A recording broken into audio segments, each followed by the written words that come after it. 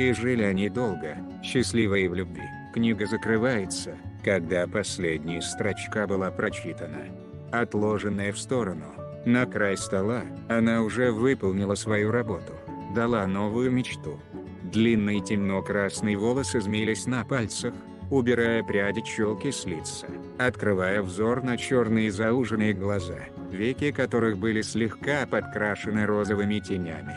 Пухловатые щеки с легким румянцем, волевой подбородок и тонкие губы, покрытые легким бальзамом. Каблучки звоном отдавались по чистому полу метро, откуда она выходила, держа наперевес маленькую сумочку. Соломенная шляпка с белой лентой на красной макушке придавали ей милости куда больше, чем нежно-розовые платья до колен. В сумке завибрировал телефон, на что девушка остановилась и, достав мобильник, раскрыла раскладушку. Пришло сообщение от Митай: «Увидимся после тренировки.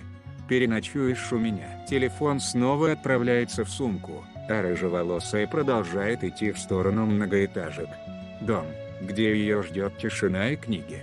Что может быть лучше для девушки, которая мечтает о храбром принце на белом коне, который разбудит ее от вечного сна темной колдуньей.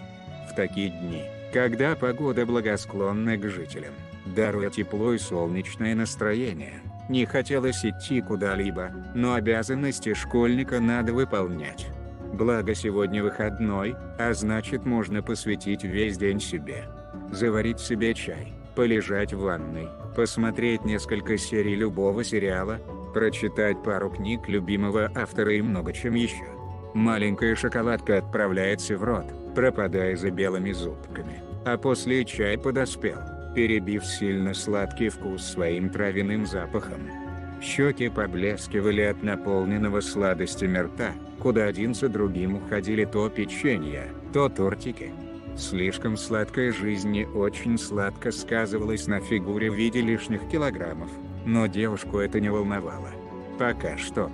Когда на часах показывали 4 часа дня, рыжеволосая снимает с себя полотенце, одевая синий сарафан поверх белой рубашки, не забыв укрыть голову соломенной шляпой. Надев легкие каблучки и, взяв сумочку, она выходит из дома, закрыв все на ключ, не спеша направляясь в Академию Сирин. Рика смотрит на секундомер, отмеряя время, за которую добежали ее подопечные.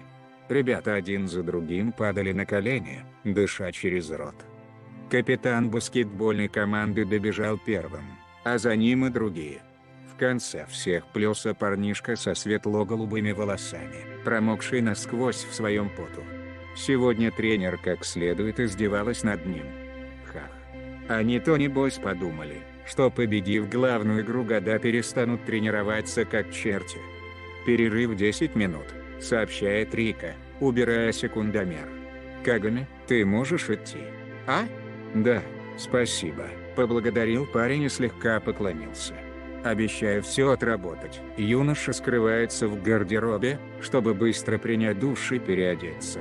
Сполоснувшись в прохладной воде, Кагами одевается в запасную спортивную форму, забирая грязные вещи и не забывая взять свой мяч темно-оранжевого цвета, который он купил на днях.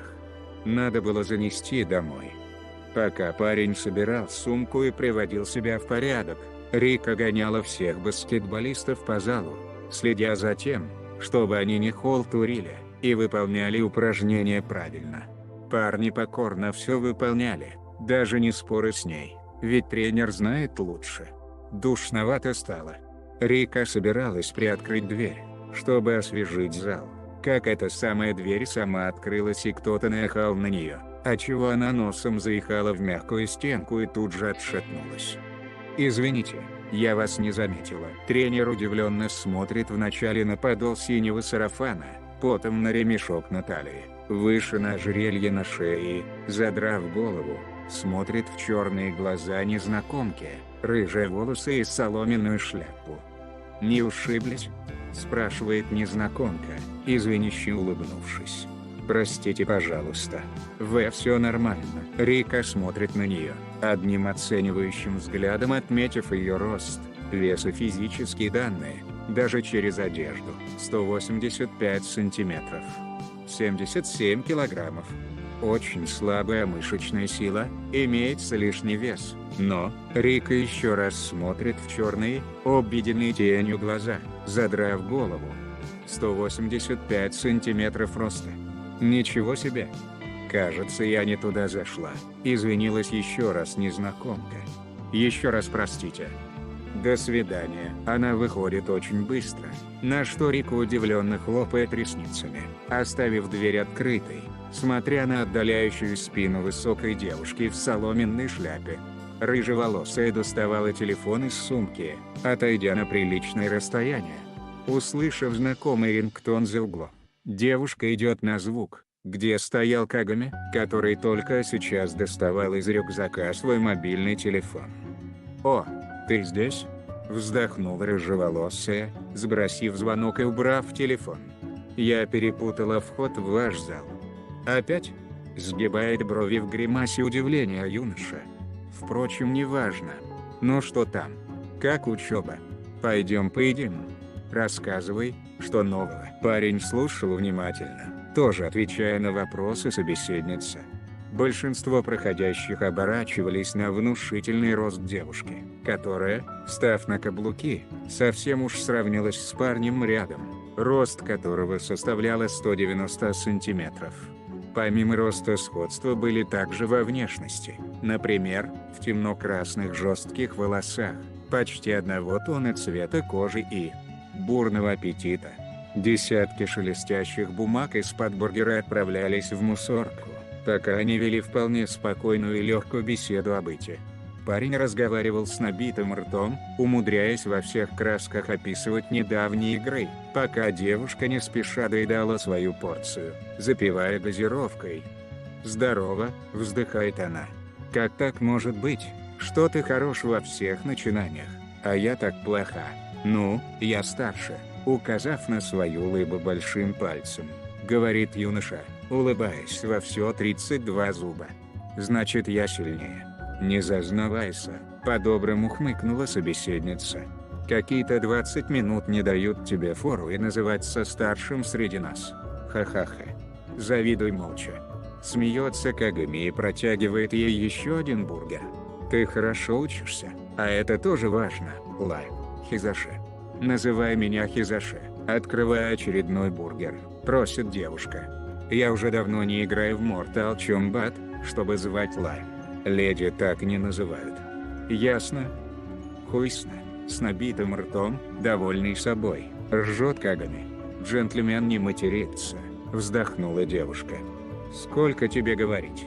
От своих книг про принцев и всякой херни ты скоро совсем с катушек съедешь, запивая все газировкой», говорит парень. «В жизни далеко не как в книгах. Одеваешься ты, кстати, тоже отстойно. Я хоть не в спортивных штанах каждый день хожу с мечом в руке», указав пальцем на его прикид, огрызается Лай. «А в милых платьях. И моему парню. Чтоб ты знал, это нравится». «Парню?» переспросил Кагами и задумался. «Надеюсь, он нормальный тип. Он просто волшебный», засияла рыжеволосая. «Высокий. Выше меня. Сильный. Такой храбрый. Настоящий рыцарь. Тебе бы взять пример с него, братец». Кагами задумчиво посмотрел на потолок, представляя себе этого парня, с зализанными по обе стороны волосами, худым, как глиста, телом и в черном смокинге. «Не, очередной чмошник по-любому», кивает своим домыслом старший среди двоих. «Увидев меня, в штаны наложит. Ну да, даже я не называю тебя своим братом, когда встречаю тебя, гуляя с подругами. Так-то твои брови за тебя многое говорят», улыбнулась девушка, на что Кагами обиженно надул губы. «Да и всех ты парней называешь так. Лучше бы занялась саморазвитием. Чем хренью мается», дает совет юноша. «Могла бы в баскетбол попробовать играть, так тот и великан в стране минипутов». Они смеялись, уплетая одно вкусные бургеры, рассказывая о случаях в своих школах, но не затрагивая личную жизнь. Кагами и Хизаши, которую он по дурости называл Лая, неспешно шли в дом парня, чтобы продолжить рассказы о всяком случившемся, пока оба были разделены в разные школы по прихоти родителей. Возможно, они думали, что дети, разделенные из-за брака, будут также относиться друг к другу, как супруги после развода. Но на их удивление близнецы ладили очень хорошо. Пусть и вкусы в разных сферах отличались, все же кровную связь просто так не разрубить. Пересмотрев несколько фильмов под шелест упаковки чипсов, брат с сестрой улеглись прямо на полу перед телевизором. Наутро Кагами просыпается от того, что Лай тычет тому в глаз. Уже одетая в школьную форму, собрав волосы и сумку, она уже готова была выходить. Только вот лентяй брат не хотел просыпаться. «Я выхожу. Не проспи, Митай, будет парню Лай. Школа близко. Я успею», — зевнул Кагами. «А ты этот, вали, не мешай спать». Закатив черные глазки, подкрашенные подводкой, придавая игривый взгляд, девушка в последний раз подходит к зеркалу, подправив высокий хвост рыжих волос, достигающих ниже лопатки.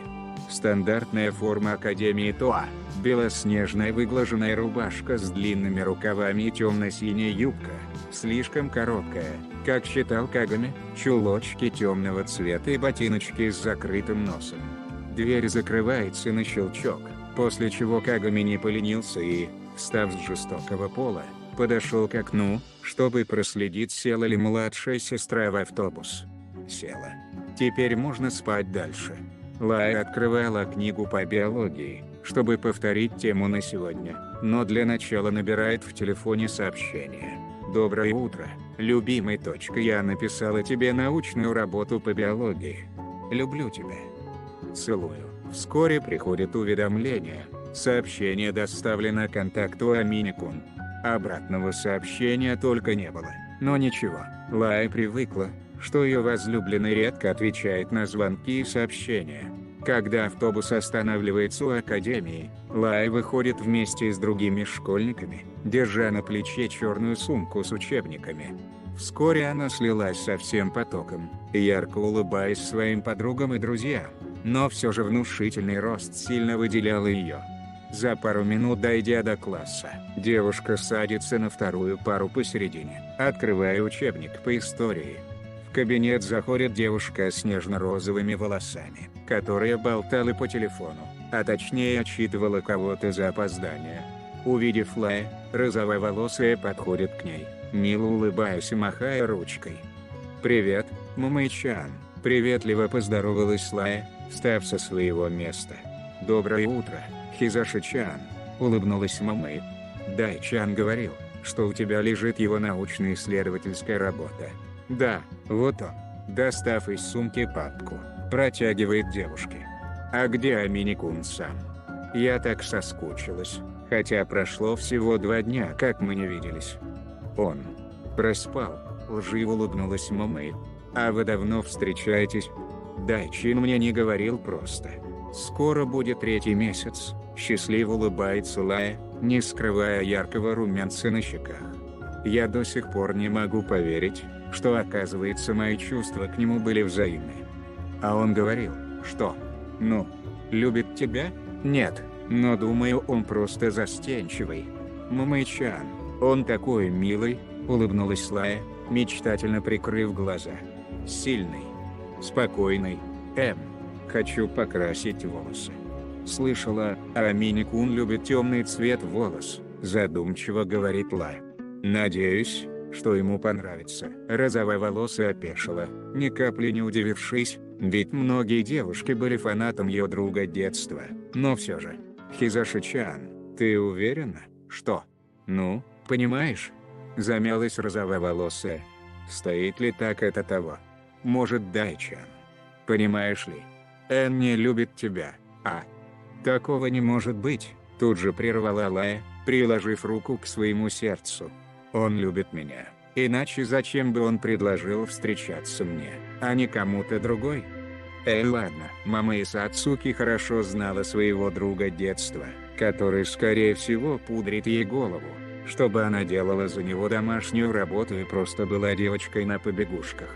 Жалко было Хизаша. Она обязательно поговорит с Амине, чтобы он прекратил использовать людей для всяких мелочей. Урок истории начинается, а Амини все еще нету.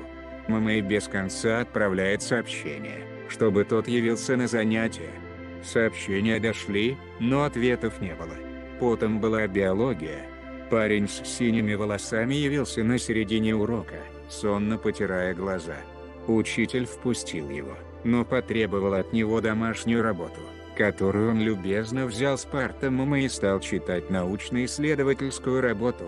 Твердая 4. Ему этого хватает.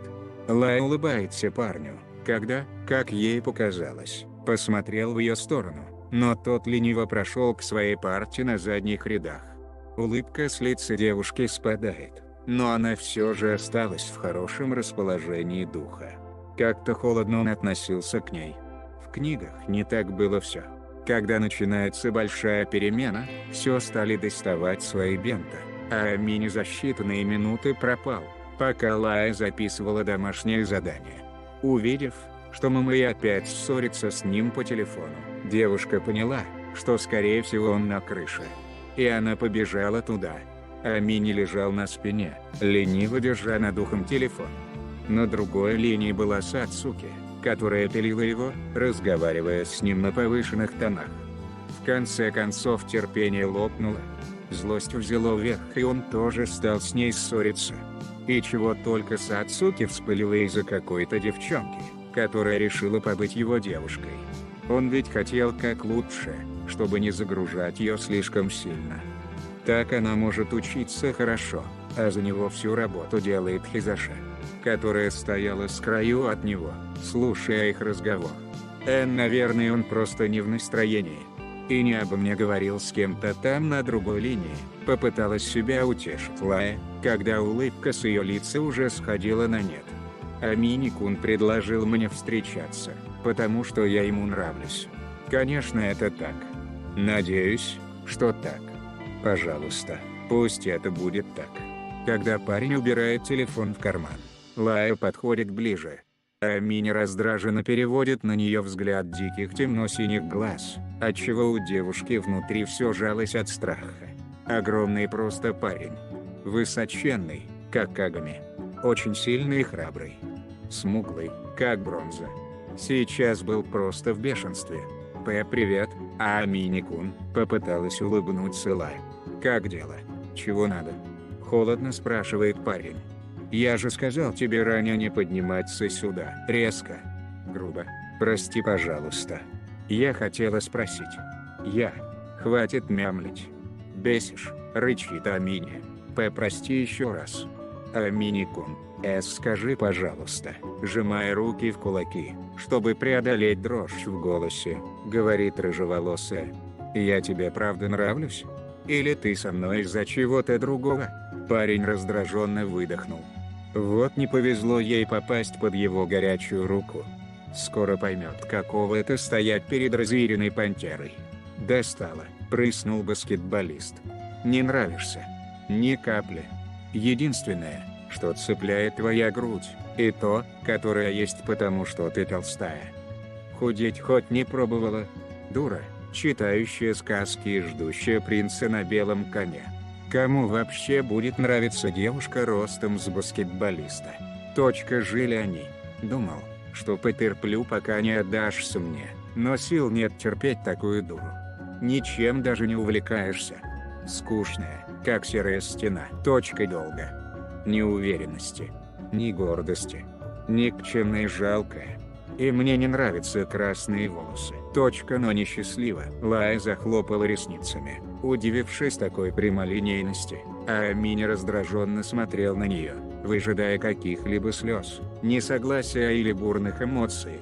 Девушка растерянно бегала глазами по полу, цепляясь то за ноги парня, то за журнал, лежащий открыто.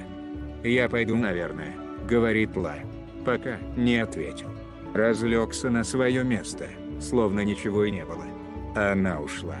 Скоро начнется геометрия. Кагами шел по тротуару, неся в руках упаковку пельменей быстрого приготовления, чтобы покушать в доме Лаи. Сегодня был тяжелый день, а под конец дня соседи решили устроить ремонт. В друзьям идти было стрёмно. Да и зачем, когда родная сестра живет в одном городе? Пусть будет сюрпризом для нее. Лая месила тесто для яблочного пирога, смотря на свое отражение в молоке. Пальцы медленно размешивали ингредиенты в белой жидкости, когда туда капнула слеза. А за ней вторая, скатываясь с щек к подбородку, а потом в посуду. Добавляя муку, девушка медленно приводила тесто в нужную консистенцию, когда за входной дверью постучались, а потом послышался звон ключа. На это Лая лениво вытирает слезы с лица полотенцем, убрав теплое место теста. Сурприсима зафака. Запятая ввалился в дом радостный Кагами, держа в руке упаковку пельменей, но, увидев опухшие от слез глаза сестры, замер. Чего случилось, Лая? Кагами был всегда вспыльчивым и резким. Узная о том, что родную сестру обидели, он пойдет разбираться даже в час ночи, а драки между двумя любимыми Лая не хотела. В книге умер мой любимый персонаж, разревелась Лая, смотря на брата. Я так любила его. Кагами непонимающе смотрит на сестру, а потом бросает на стол пельмени и, подойдя, одной рукой обнимает сестру. Заставив помыть руки, которыми она ранее месила тесто, парень промыл ее лицо от слез. Нашла из-за чего плакать, раздраженно шипит Кагами. Хватит читать эти сопливые романы. От них ты сама в соплю превращаешься. Кагами не любил пустые слезы. Черт возьми. Лая думала, что будет заниматься самобичеванием и умирать в тоске своих слез. Придется отложить все это и ждать, пока этот придурок не свалит к себе. Вдвоем они доготовили чертов пирог с яблоком, но, попробовав, Кагами тут же выбросил в мусорку. Соленое. Как он предположил, из-за слез Лая, которая так щедро наполнила тесто. Зато есть пельмешки.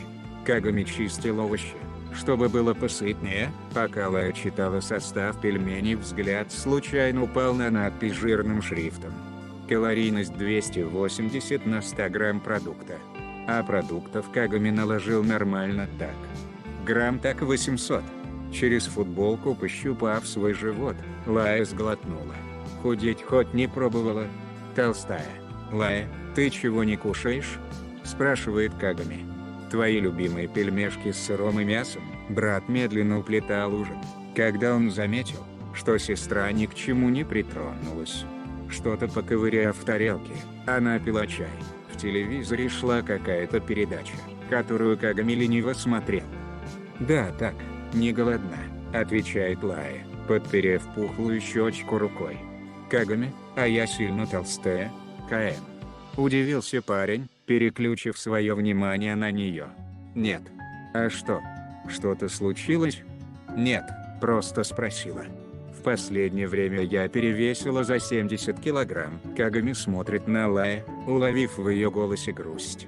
«Не неси чушь. У нас с тобой почти один рост, и я вешу 82 или 3 килограмма», — лениво отвечает парень. «Не вздумай худеть. Кому нужны палки да доски?» Лая не отвечает, смотря на книгу на краю стола. Роман, которую она дочитала. Чёртовы книги. Читаешь их, а потом веришь в чушь всякую. Например, в «Принцев и рыцарей». Любовь и прожили долго, счастливо и все такое. Взяв в руку и, лениво бросив в урну, Лая устало зевает, прикрыв рот рукой. «Выбрасываешь?» – удивился Кагами. «Думал, будешь мусолить еще месяц. В жизни ведь не как в книге». «Ты сам сказал?» – грустно отвечает Лая и лениво потянулась, разминая руки. «Пойду спать. Разбуди утром, если что». «Аха. А одеяло постирала?» «Да. В шкафу там», указав рукой на предмет, отвечает девушка. «Утром приберись за собой». «Да-да, иди уже». Пока Кагами крутил по телевизору каналы про всякую чепуху, Лая идет в комнату, где стояло огромное зеркало в целый рост. Сняв с себя футболку и оставшись в одних шортах, девушка смотрит на свою полную грудь, на почти исчезнувшую талию и свисающий живот. На боках были несколько растяжек, начинающие от бедра, заканчивающие на уровне пупка. Я вправду толстая. Он прав. Рядом с ним я просто. Глаза слезятся, а губы смыкаются. Я такая некрасивая. Такая уродина, одно неосторожно брошенное слово. Один косой взгляд. Одна насмешка.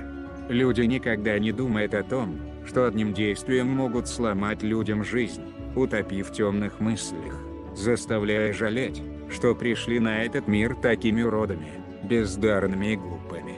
А ведь в книгах все так красиво писалось, что любовь — это так прекрасно. Ах да, любовь ведь это книга, роман. Роман — это сказка, а сказка, черт возьми, обман, хизаше, солнечный свет. Так объясни тогда, почему ты решила перевестись в середине учебного года, мам? Тяжелый и обреченный вздох.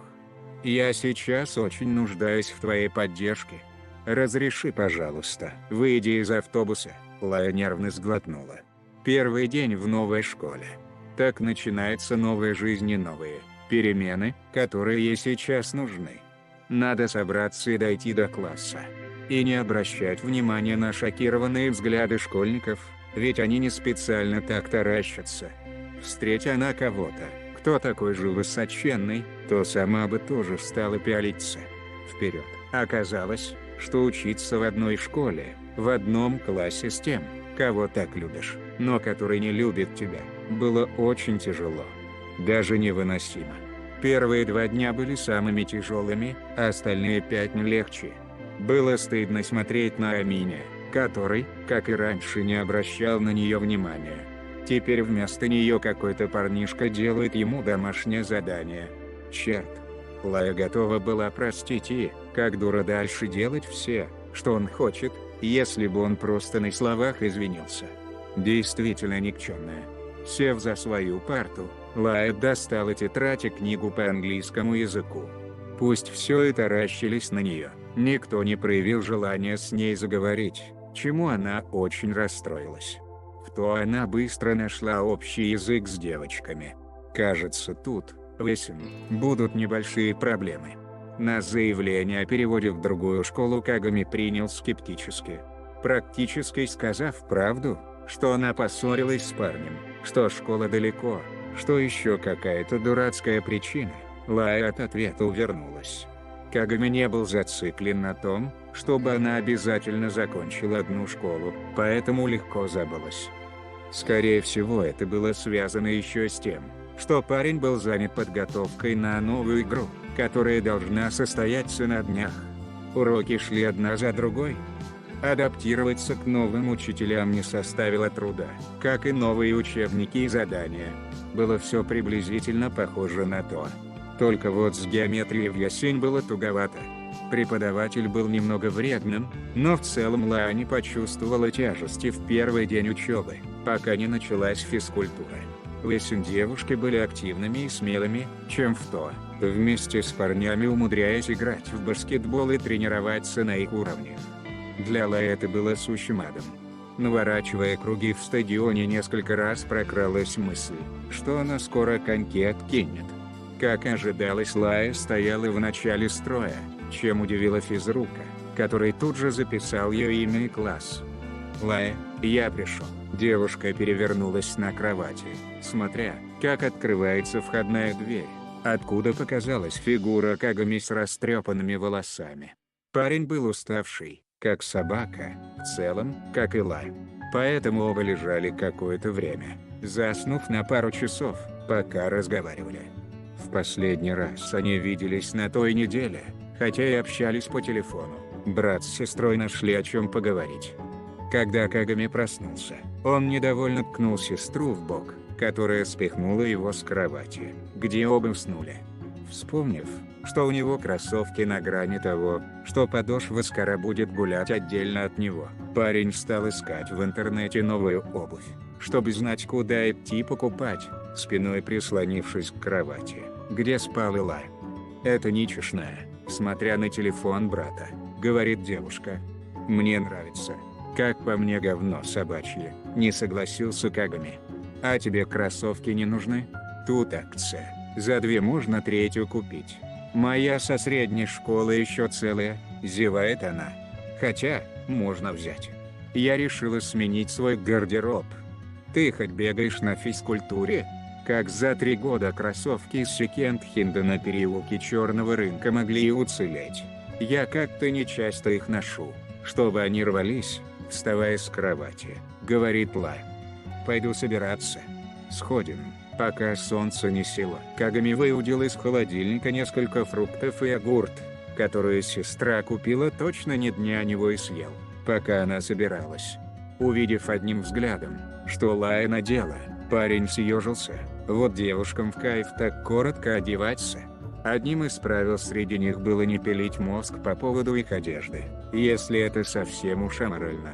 Поэтому Кагами не сразу смог сказать.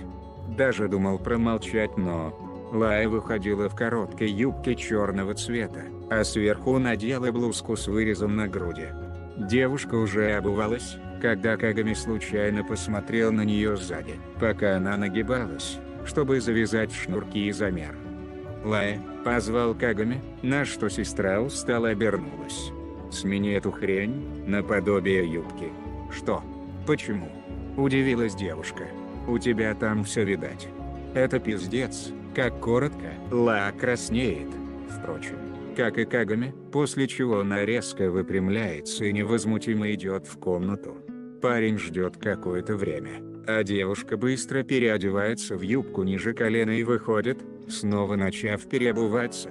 В интернете, на сайте спортивного магазина был адрес, куда можно добраться на метро, как уверяла Лая, которая получше уж знала свой район проживания. Было решено экономно ехать в толпучке людей в одном вагоне. Многовато народу было. Или Кагами так редко пользовался услугами метрополитена, что уже и забыл, какого это. Кагами отдал Лае свою сумку, усадив на свободное место, пока большинство стояли на своих ногах. Смачно зевнув, парень зачесал тыкву, когда вдруг какой-то незнакомец встал рядом с ним, предложив свое место. Он собирался сесть, но заметил, что этот парень смотрел сверху на вырез декольте Лая, откуда был хороший обзор на ее пышную грудь. «Еще раз туда посмотришь, и я снесу тебе ебальник», – прорычал Кагами, уставившись в глаза незнакомого парня. «Извините». Лая сидела в наушниках, прижав к груди рюкзак брата, отчего сверху картина стала только пикантнее. Надо будет сказать ей, чтобы носила вещи, что закрывает и зад, и перед. Извращенцев тут побольше, чем в Штатах. Да и менталитет другой. Кагами забирает свой рюкзак, когда они выходят из метрополитена, задав курс для кроссовки. Смотря на различные товары моды, брат с сестрой искали нужную обувь, когда Ла опять ухватилась за розовое платье, на что Кагами устало закатил глаза. «Ты хотела сменить свой гардероб, так какого хрена ты опять берешь такое же платье, которое у тебя есть?» В непонимании спрашивает парень. Тем более скоро похолодает. Лая вешает платье на место, согласившись с ним, переменив выбор на штаны и свободные футболки. Кагами смотрел несколько маек, чтобы можно было носить на тренировке. Когда он примерял, парень стал смотреть на свои мускулы, играя бицепсом и довольный собой, улыбаясь. «Лучше бы я этого не видела», – буркнула девушка, которая смотрела на него со стороны. «Лая, блять. Ты чего зашла в примерочную к парню?» Покраснел Кагами и вытолкал ее из кабинки. «Если бы я штаны примерял? И что?»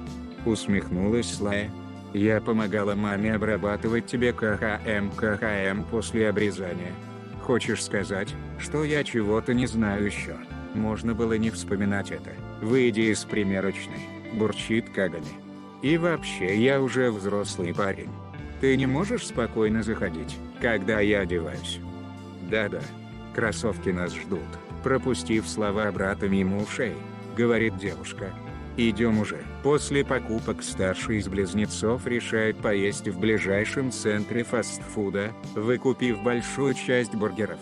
На нытье, что нужно делать уроки, Кагами издал смачную отрыжку, после чего Лая закрыла уши и вздохнула. Почему рядом с ней он ведет себя, как свинья? Кушать хотелось, но толстеть – нет. Наблюдая за тем, как Кагами съедал бургеры один за другим, девушка попивала воду, ковыряясь в телефоне. Столько фотографий Амини и его команды. Больше, чем ее собственные. Столько фотошопа, где они приклеивала свое лицо рядом с обожаемым парнем. И все это никому не сдалось. Удаляя по одному, Лая даже подумала, что стоит удалить номер Амини, но сдержалась. Вдруг между нами что-то еще будет. Усадив сестру на такси, Кагами отправился домой, где собираются его друзья, чтобы посмотреть очередную игру соперника. Слушая любимую музыку, Лая дошла до дома, чувствуя, как желудок готов сам себя переварить. Да и голова болела. Так давно она не сдерживалась от еды. Но нельзя было сдаваться, хоть голод уже заставлял мутнеть перед глазами. Литр воды был уничтожен на пару часов, а за ними несколько фруктов. Голод никак не сбил. Даже наоборот, если раньше хотелось есть, то сейчас хотелось жрать. Нужно было отвлечься на уроке, чтобы немного унять чувство голода. К утру состояние улучшилось. С ней попытались завязать разговор девочки из класса, чему она была очень рада. Завести новых друзей всегда приятно. Оказалось, что к ней присматривались, проверяя на вшивость. Лая посмеялась и отшутилась, хотя было не очень приятно, что с первого дня ее посчитали какой-то конченной. Кто же знал, что тренер баскетбольной команды решит лично посмотреть на Лая, данные которой записал физрук. Удостоверившись, что ее рост действительно больше 180 сантиметров, без ее согласия записали на тренировки. Лая не успела и слова вставить, когда ее сняли с последнего урока, забрав в спортивный зал. Быстро набирая сообщение брату, Лая билась в панике. Вот чего-чего, но играть в баскетбол ей хотелось в последнюю очередь. Чрезвычайное происшествие. Меня зовут гонять оранжевыми. Придумай оправдание, чтобы меня не приняли в баскетбольный клуб. Идем, Хизаши, зовет тренер. Я Масака Араки. Зови меня тренера или Масаки сама. Никакие другие прозвища не разрешаются. Да и не хотелось как-то. Сообщения все нет и нет, а ее уже заставляет одеваться. Форма оказалась свободной по размеру, что странно. Но потом выяснилось, что оказывается ей дали мужскую одежду, так как не было подходящего под ее рост. От этого настрой еще больше пропал. Будь собой, лажай. Тогда уж точно не возьмут. Прочитав сообщение от брата, Лая прыснула. Не так часто она уж и лажает, чтобы быть собой и делать все через жопу. Но, по словам Кагами, баскетбол очень сложная игра, хоть и интересная. Значит, Лая с легкостью будет собой и будет делать все косо и криво, как советует ей брат. П.Ф. Даже стараться не надо будет. Когда она выходит в зал, на нее обращают внимание почти что все игроки, отчего колени предательски дрожат. Тренер что-то говорила про построение и роль каждого игрока на поле, но суть в том, что Лая наслышалась от Кагами похвальных речей о баскетболе. Парни удивленно таращились на нее, без стеснения обсуждая размер ее ноги и роста сразу в метрах, отчего становилось неловко и уши краснели.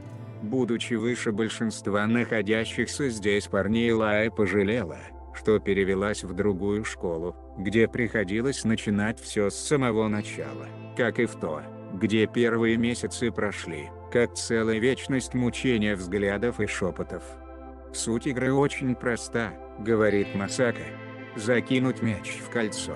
В зависимости от места, откуда бросаешь мяч, очки засчитываются от 1 до 3. Думаю, все остальное ты поймешь в самой игре. Сегодня женской команды нет. Играешь с мальчиками, твой рост тебе позволяет.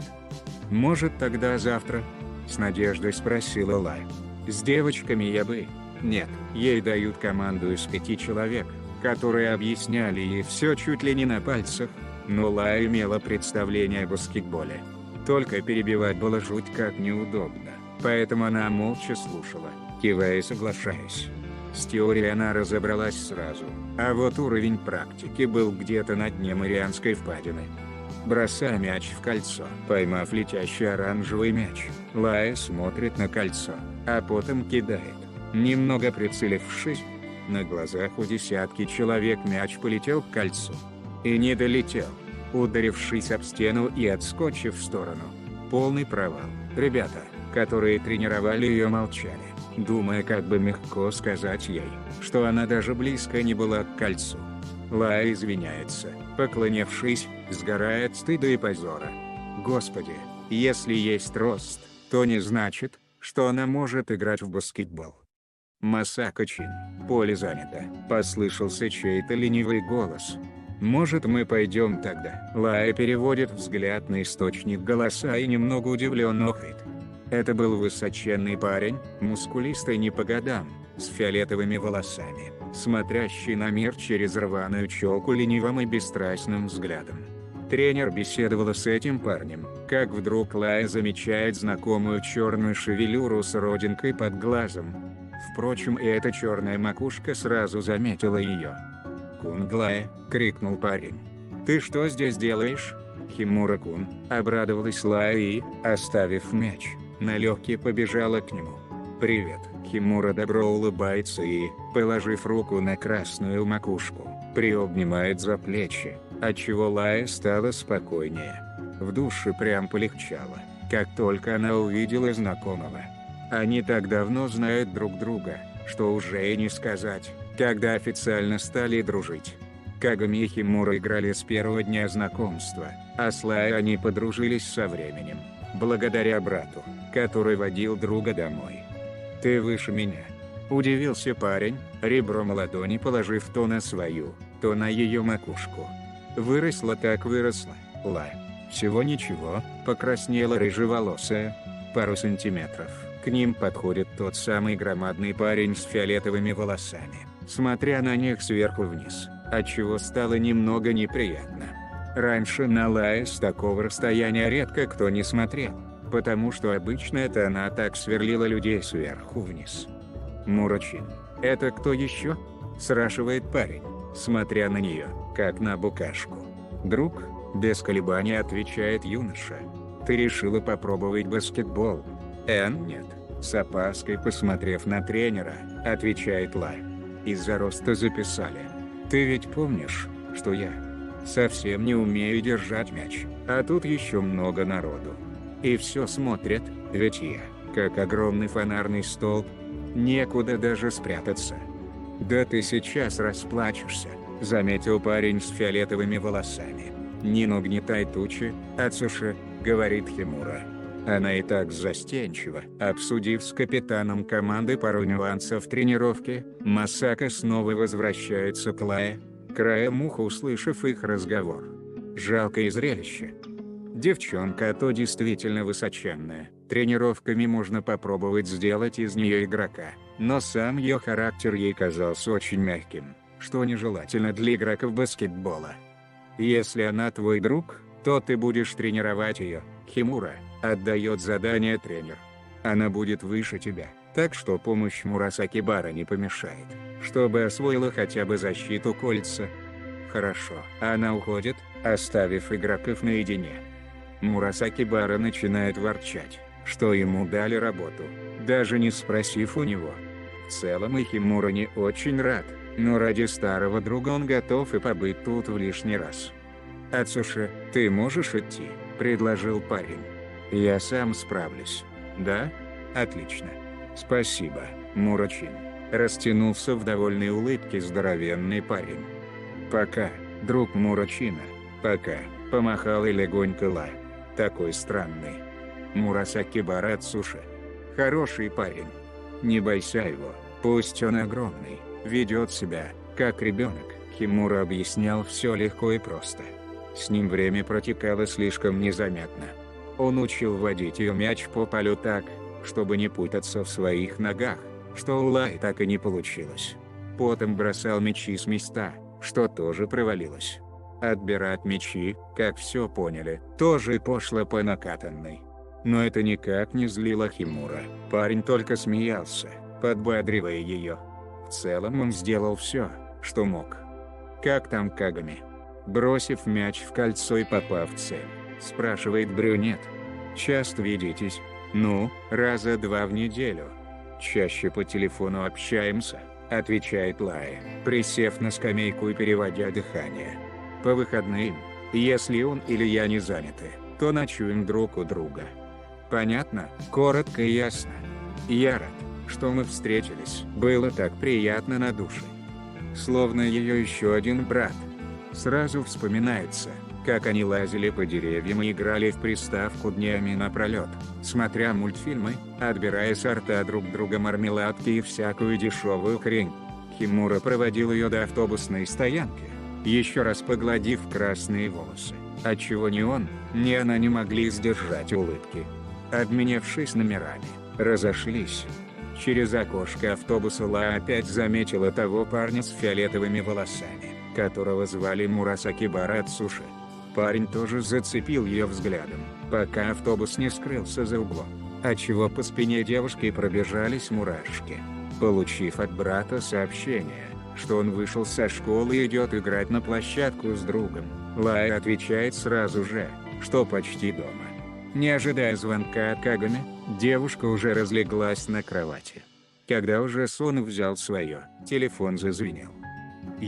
Курако позвали родители, на другой линии был недовольный Кагами.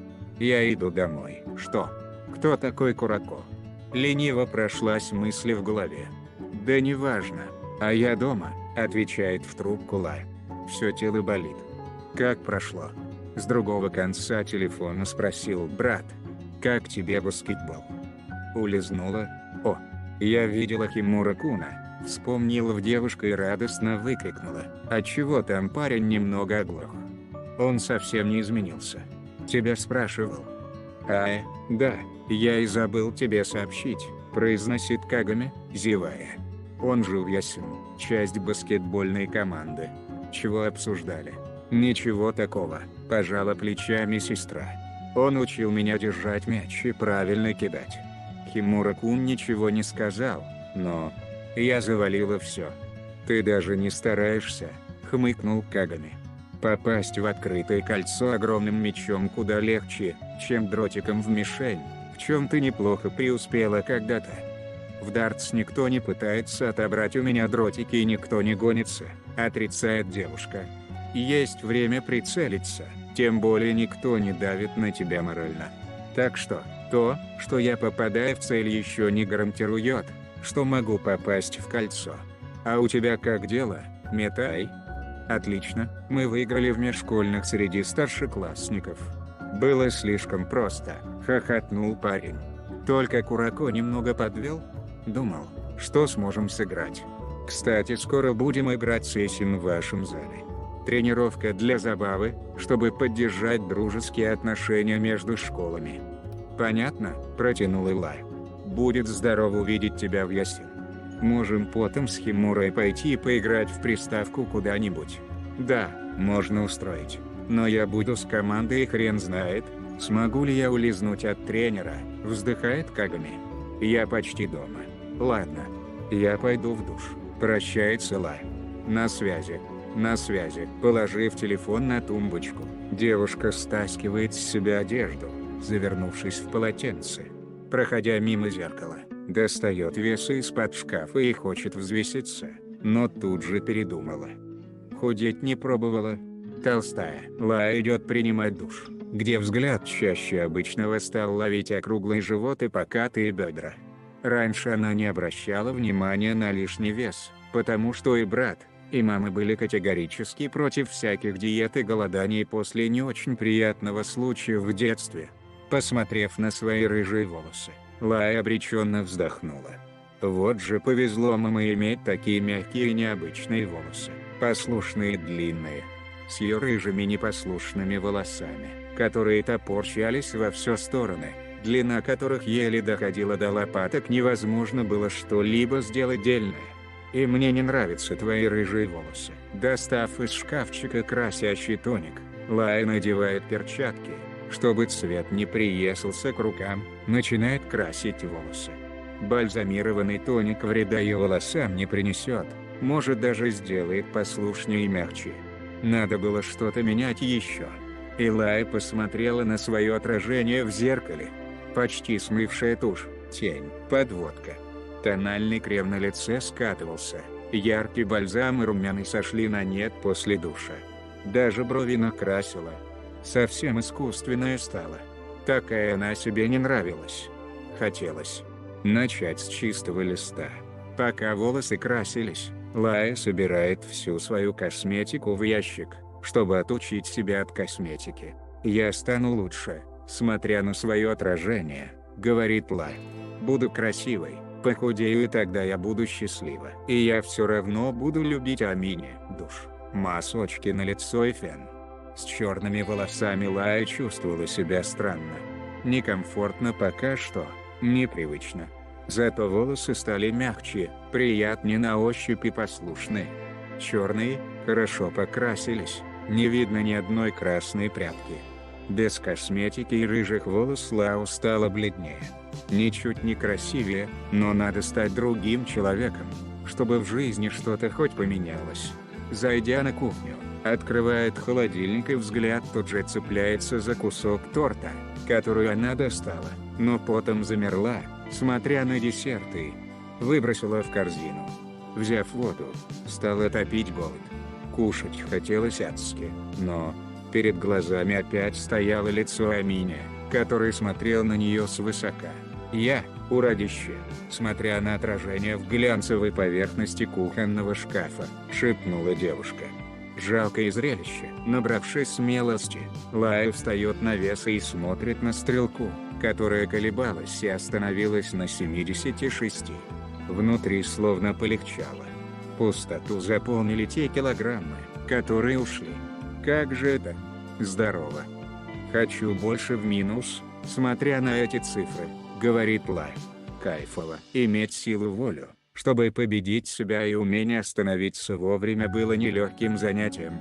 Взяв себя в руки, можно свернуть горы, но нужно еще уметь остановиться вовремя. Тетрадь по географии закрывается, куда аккуратным почерком были записаны задания на дом. Один за другим ученики выходили из класса в гардероб, чтобы сменить обувь и пойти по домам. Лая шла в сторону кондитерской, чтобы купить несколько ингредиентов для выпечки, которыми она стала увлекаться в последние месяцы. Смотря на витрину с красивыми тортами, девушка не ощущала прилив аппетита или как во рту накапливается слюна, только крутились цифры в голове с калориями, а желудок, словно от одного вида сладкого, наедался.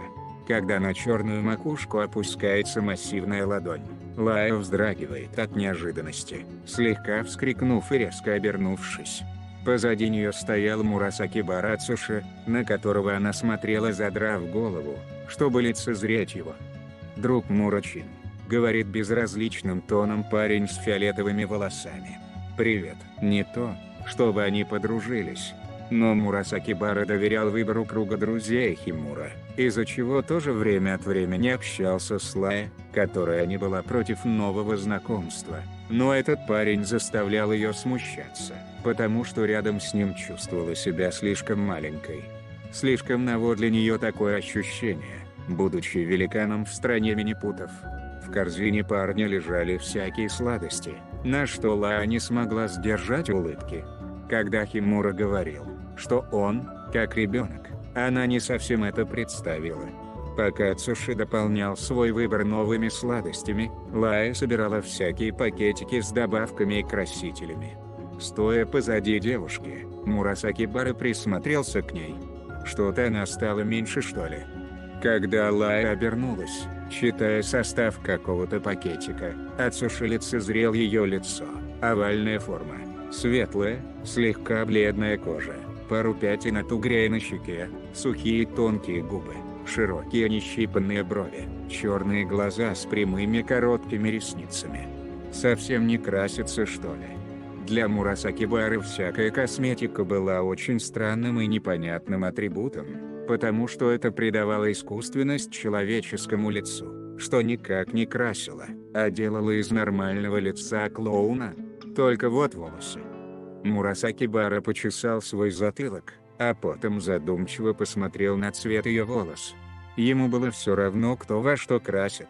Да и не собирался он говорить кому-либо, что ему идет или нет. Но, как по мне, тебе красные волосы шли больше. Почему-то он сказал это сейчас, когда Ла уже позабыла о том, что красила волосы. Еще бы, больше месяца прошло. А тут Ацуш решил признаться, что ей не стоило перекрашиваться. «А?» – удивилась девушка и, взяв прядь черных волос, отвечает так же тихо и спокойно. «Они у меня жесткие и некрасивые были, но они же были твоими собственными. Настоящая подделка вряд ли станет лучше, чем оригинал». Лай рассмеялась, отчего парень растерялся и отвел взгляд. «Легко сказать, когда по природе у тебя мягкие и светлые волосы», — улыбнулась она. «Пойдем к кассе». Подростки выходят из кондитерской, держа свои покупки. Ацуши уже раскрывал фантики шоколадок, уничтожая одного за другим, пока Лая задумалась над словами парня. И, когда он щедро предложил ей жевательные конфеты, Лая не могла не взять. Для такого человека, который так любит сладкое, делиться содержимым своего пакета было не просто внимание, а чем-то большим, чего Лая поняла сразу же. «Ты не будешь есть?» – удивился Мурасаки Бара, когда заметил, что она положила сладость в сумку. Перед обедом не хочу портить аппетит», – растерялась девушка. «Я обязательно его съем». «Ты какая-то бледная», – заметив, говорит парень. «Все окей?» «Возможно, все окей». Ацуши пожимает плечами, идя впереди, из-за чего Лая засмотрелась на его широкую спину. Он действительно большой ребенок. Курако да Курако. «Митай, кто это? Я познакомлю вас как-нибудь», — говорит брат. «Он — моя тень». «Чего?» Кукуха поехала, Кагами возмущается, что-то объясняя на второй линии, пока Лая доставала из холодильника бисквит. Слушать, как брат Яры пытается сохранить свою репутацию крутого парня, для близнеца было лучшее, что можно вообще услышать. Будучи очень вспыльчивым, Кагами, даже того не зная, мог быть подвержен манипуляции Лая, которая одним словом могла вывести его из равновесия. Разговаривать с Кагами по телефону было каким-то удовольствием, релаксом для души, которым Лао очень часто пользовалась. Украшая бисквит кремом и всякими присыпками, девушка рассказала, как прошел день, как встретила Мурасаки Бару, которого, к слову, Кагами знал с прошлогодней игры, чему она была удивлена. «Вы чего там, все друг друга знаете, что ли, по городу?» — ляпнула Лая, делая узоры кремом на торте. «Какой-то клуб фетишистов-баскетболистов. Он один из поколений чудес. Вот ты неуч», — издевался на другой линии брат. «Курако тоже. Когда-нибудь я превзойду их всех за раз, а не по отдельности». «И что это тебе даст, Ась?» «Ну, буду крутым игроком», — растерялся Кагами. «Кстати, как там твой баскетбол?» «Да ничего особенного», — прижав плечом к уху телефон, Лая ставила съедобный жемчуга на торт. Химура-кун поговорил с тренером, и она вычеркнула из списка. «В Ясен есть кружки по дартс. Не хочешь участвовать?» «Мне лень», — призналась Лая. «Не дает ничего, кроме потерь времени. Какая-то ты депрессивная стала», — хмыкнул Кагами. «Все нормально? Может, сходим в торговый центр, покушаем?» Ла улыбнулась. Все же Кагами знает ее лучше, чем кто-либо. Замечает малейшие изменения в голосе, как бы она ни старалась все скрыть. «Да нет, все отлично», — отвечает она. «Устала маленько. Ну, ладно. Отдохни тогда. На связи». На связи. Телефон ставится на стол, после чего Лай размяла затекшую шею, которая устала придерживать телефон. Закончив оформлять торт, довольная собой девушка присела за стол и, смотря на красивый яркий торт, выпила 2 стакана воды, съев четверть одного яйца. Еда через силу прошлась по пищеводу, после чего сильно затошнило, и на этот раз не пронесло. Пришлось прочистить желудок. «Что? Почему это в моем доме?» Кагами скрестил руки на груди и отвернулся. Вот уж чего. Толпу баскетболистов в дом пускать желания не было, потому что срач разбирать придется ему. А это не очень весело, как показала практика с того раза. Да и еще. Какого хрена еще Амини должен идти? Он вообще не с нашей команды. Кагами, балбес, стукнула Рика по красной голове. Амини играл уже с нашими противниками и знает их приемы. Ты же не хочешь проиграть сельским ребятам. После того, как выиграл большую игру. Аргумент. Смотря на ухмыляющего Дайки, хотелось впустить в дом, втащить ему по таблу и сбросить с верхнего этажа. «Ну давай, показывай свои хоромы», — оскалился парень с темно-синими волосами. «И еду не забудь для важного гостя, меня, Агр». Сука, как ты меня бесишь», — скрипел зубами Кагами. «Я тебе рыло начищу». «Кто кому что начистит, малыш?» — также отвечает Аминя, кровожадно улыбаясь. «А ну хватит вам». У Сацуки рука тяжелая, а Амини знал не понаслышке, сидя сейчас с шишкой на голове. Впрочем, у Рика тоже ничего, так удар Кагами ощутил на себе. Любой урок казался для Лая интересным, даже чертова информатика, где учат писать программы и что-то печатать, пока многие ноют и отлынивают от работы. Худший урок, который только может быть для человека, который физически не развит совершенно, была физкультура. Сегодня бег на 3 километра. Настоящее испытание для спортсменов, а для таких, как Лая, это уже напрямую дорога на тот свет. Добегая 6-й круг из 13, Лая замедляется, тяжело дыша и еле перебирая ногами по полу. Кроссовки словно потяжелели на десятки килограмм. Перед глазами картина смазывается, теряя свои оттенки.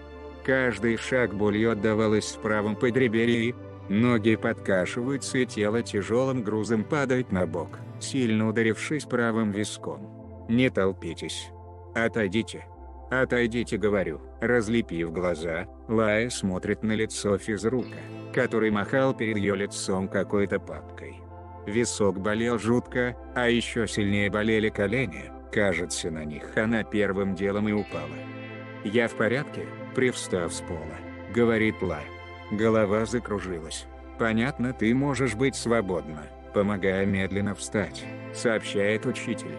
Бледная, как смерть. «Девочки помогут тебе дойти до класса». «Не нужно. Я посижу в коридоре и сама пойду». Учитель сам помогает дойти до коридора, где она присаживается на скамейку, приложив лед на слегка соднящий висок. Вскоре с улицы возвращаются баскетболисты после разминки. Увидев фиолетовую макушку, Лая тут же прячется за скамейку, чтобы он не заметил ее. Не хотелось привлекать к себе внимание. Начнет еще вопросы задавать, а врать не очень хотелось. Такого, как Ацуши, обманывать тем более не хотелось. «Ты что делаешь, Лая?» Обернувшись, девушка видит друга детства, который смотрел на нее с непониманием. Вздохнув, Лая рассказывает, как упала на физкультуре, а рассмотрев покрасневший висок, Химура вздохнул. «Лая, ты точно в порядке?» – спрашивает он, смотря на уставшие черные глаза. «Может, в больницу? На тебе лица нет». «Лица нет. Ну, косметики нет. Может, из-за этого?» Легкий смешок. «Я просто не спала ночью. Готовилась к тесту, вот и уснула на пробежке. Все хорошо, не переживай, Химура-кун. И не ела, но этого знать парню не обязательно». Химура пропускает тренировку, просидев с ней полчаса, массируя слегка отекшие голени. Держа в руках худые ноги, парень на секунду замер. «Стойте!» Лая с класса 7 весила больше среднего, смотря на разбитую коленку, подумал баскетболист. «Я точно не помню, но она вроде раньше переболела каким-то пищевым расстройством». «Ты когда кушала в последний раз?» спрашивает Химура, смотря в ее глаза прямо. «Утром». «А что?» Как ни в чем не бывало, вопросом на вопрос отвечает Лая. «Да так, ничего. Питайся хорошо», говорит парень и все же недоверчиво добавляет в шуточной форме. «Иначе придется сообщить Кагами, что тебя ветром сдуло». Лая обманчиво смеется, вставая со скамейки. Поняв его угрозу. «Да все хорошо, Химура-кун», уверяла она. «Я и так пойду к Кагами сегодня. Мне уже лучше». «Спасибо. Я тебя провожу». «Не стоит», улыбнулась Лая. «И так задержала тебя от тренировки. Извини. Я пошла».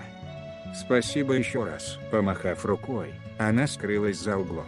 А Химура ушел в свои мысли. В детстве Кагами говорил, что Ла болеет каким-то пищевым расстройством, и это он помнит прекрасно, потому что Кагами часто навещал ее в больнице. Слишком давно было. Сейчас и не вспомнить совсем, чем она болела. Но он обязательно спросит у Кагами, если не забудет. Сегодня было холодно.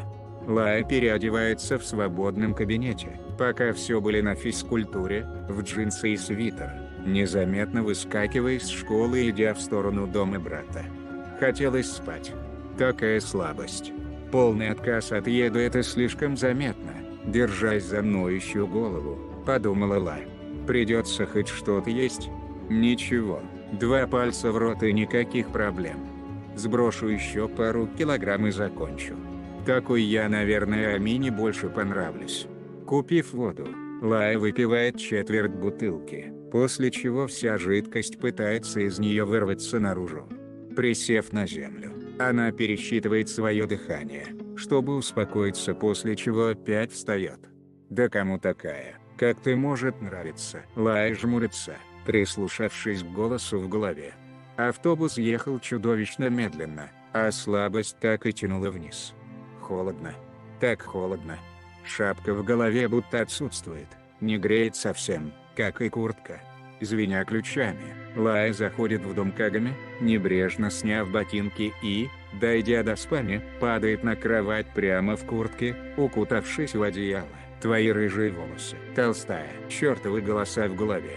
Как же унять их, чтобы наконец-то отдохнуть? Лая мучилась десяток минут, пока сильная усталость не выключила ее совсем. Девушка просыпается от громких голосов в гостиной и садится на кровать, держась за больную голову.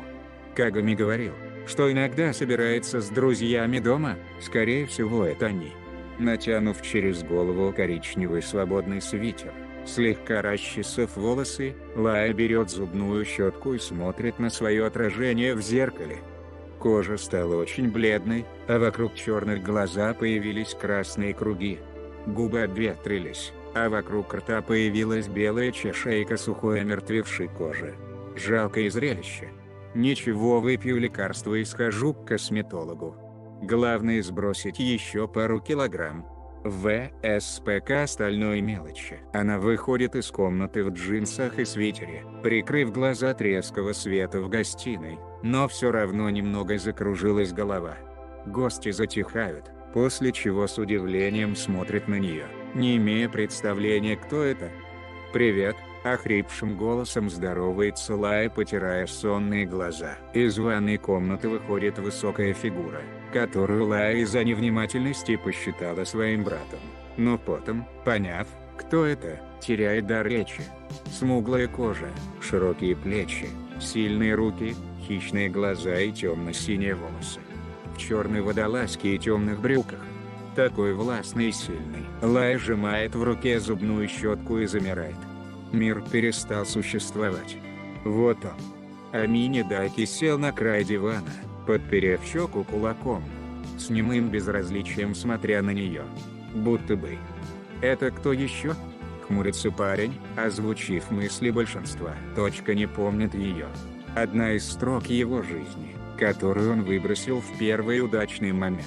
Из кухни выходит Кагами и, увидев сестру, кинул на ее голову полотенце, которую она тут же сняла и устало посмотрела на него. «Ты дома, что ли, была?» — обратился к ней Кагами. «Садись. Как раз скоро есть будем. Я поем у себя». Хочет ускользнуть от трапезы она. «Хочу добраться до дома, пока не стемнело». В гостиную заходят Рика и Мамы, которые несли распакованные суши и газировки. При виде Лая, Сацуки какое-то время смотрела на нее, будто вспоминая, где ее видела, но потом улыбнулась и поздоровалась. «Такси закажу», силком усадив ее за маленький стол на полу, надавив на плечо, говорит Кагами. «Давно не ели вместе. Как раз познакомишься с моей командой. Какой-то там Курако, Рика и Тепей. Еще несколько лиц, которые для Ла были безразличны». Ребята ей улыбались, показывая, что рады знакомству, а Лая пыталась не сойти с катушек. Амине Дайки и мама и Сацуки, указал рукой на смуглого парня брат. Хреново играет, тащит только Сацуки. Много из себя строит, черт знает, как его вообще терпит. Выкрикнула Амине, сжав челюсти. Кто тут еще играть не умеет? Заткни свой хавальник, пока я не... Ай, зажала рот другу детства мамы, нависнув на его спину. Хватит материться. Лая слегла, улыбнулась, опустив голову. Приятно было видеть его снова. Такой красивый и сильный. Настоящее наслаждение для глаз эстета. Рядом с таким, как он, стоять было преступлением для такой, как она. А это мой близнец, навалившись на плечи сестры, довольный собой говорит Кагами. Такая же крутая, как я. Лая вздохнула и, оттолкнув морду брата от себя, посмотрела на тарелки с едой. Брат уже вел оживленную беседу с друзьями, все время задевая Дайки так, чтобы парень злился на пустом месте, который тянулся через весь стол, чтобы удавить его. Если бы не мамы, то скорее всего у него бы получилось. Кагами наложил в ее тарелку 5 ролл, попутно разговаривая с друзьями, пока Амини смотрел на нее так, будто хотел проделать в ней дыру. Мама о чем-то беседовала с парнями, звонко хохоча, пока другие уплетали ужин. Некуда деться. Надо есть. Кагами может заподозрить что-то неладное, тогда будет только хуже. Надо съесть хоть что-то. Смех его друзей звенел в голове, как и чавканье из их рта. Надо есть. Крошки риса вокруг губ и рыба, застрявшие в зубах.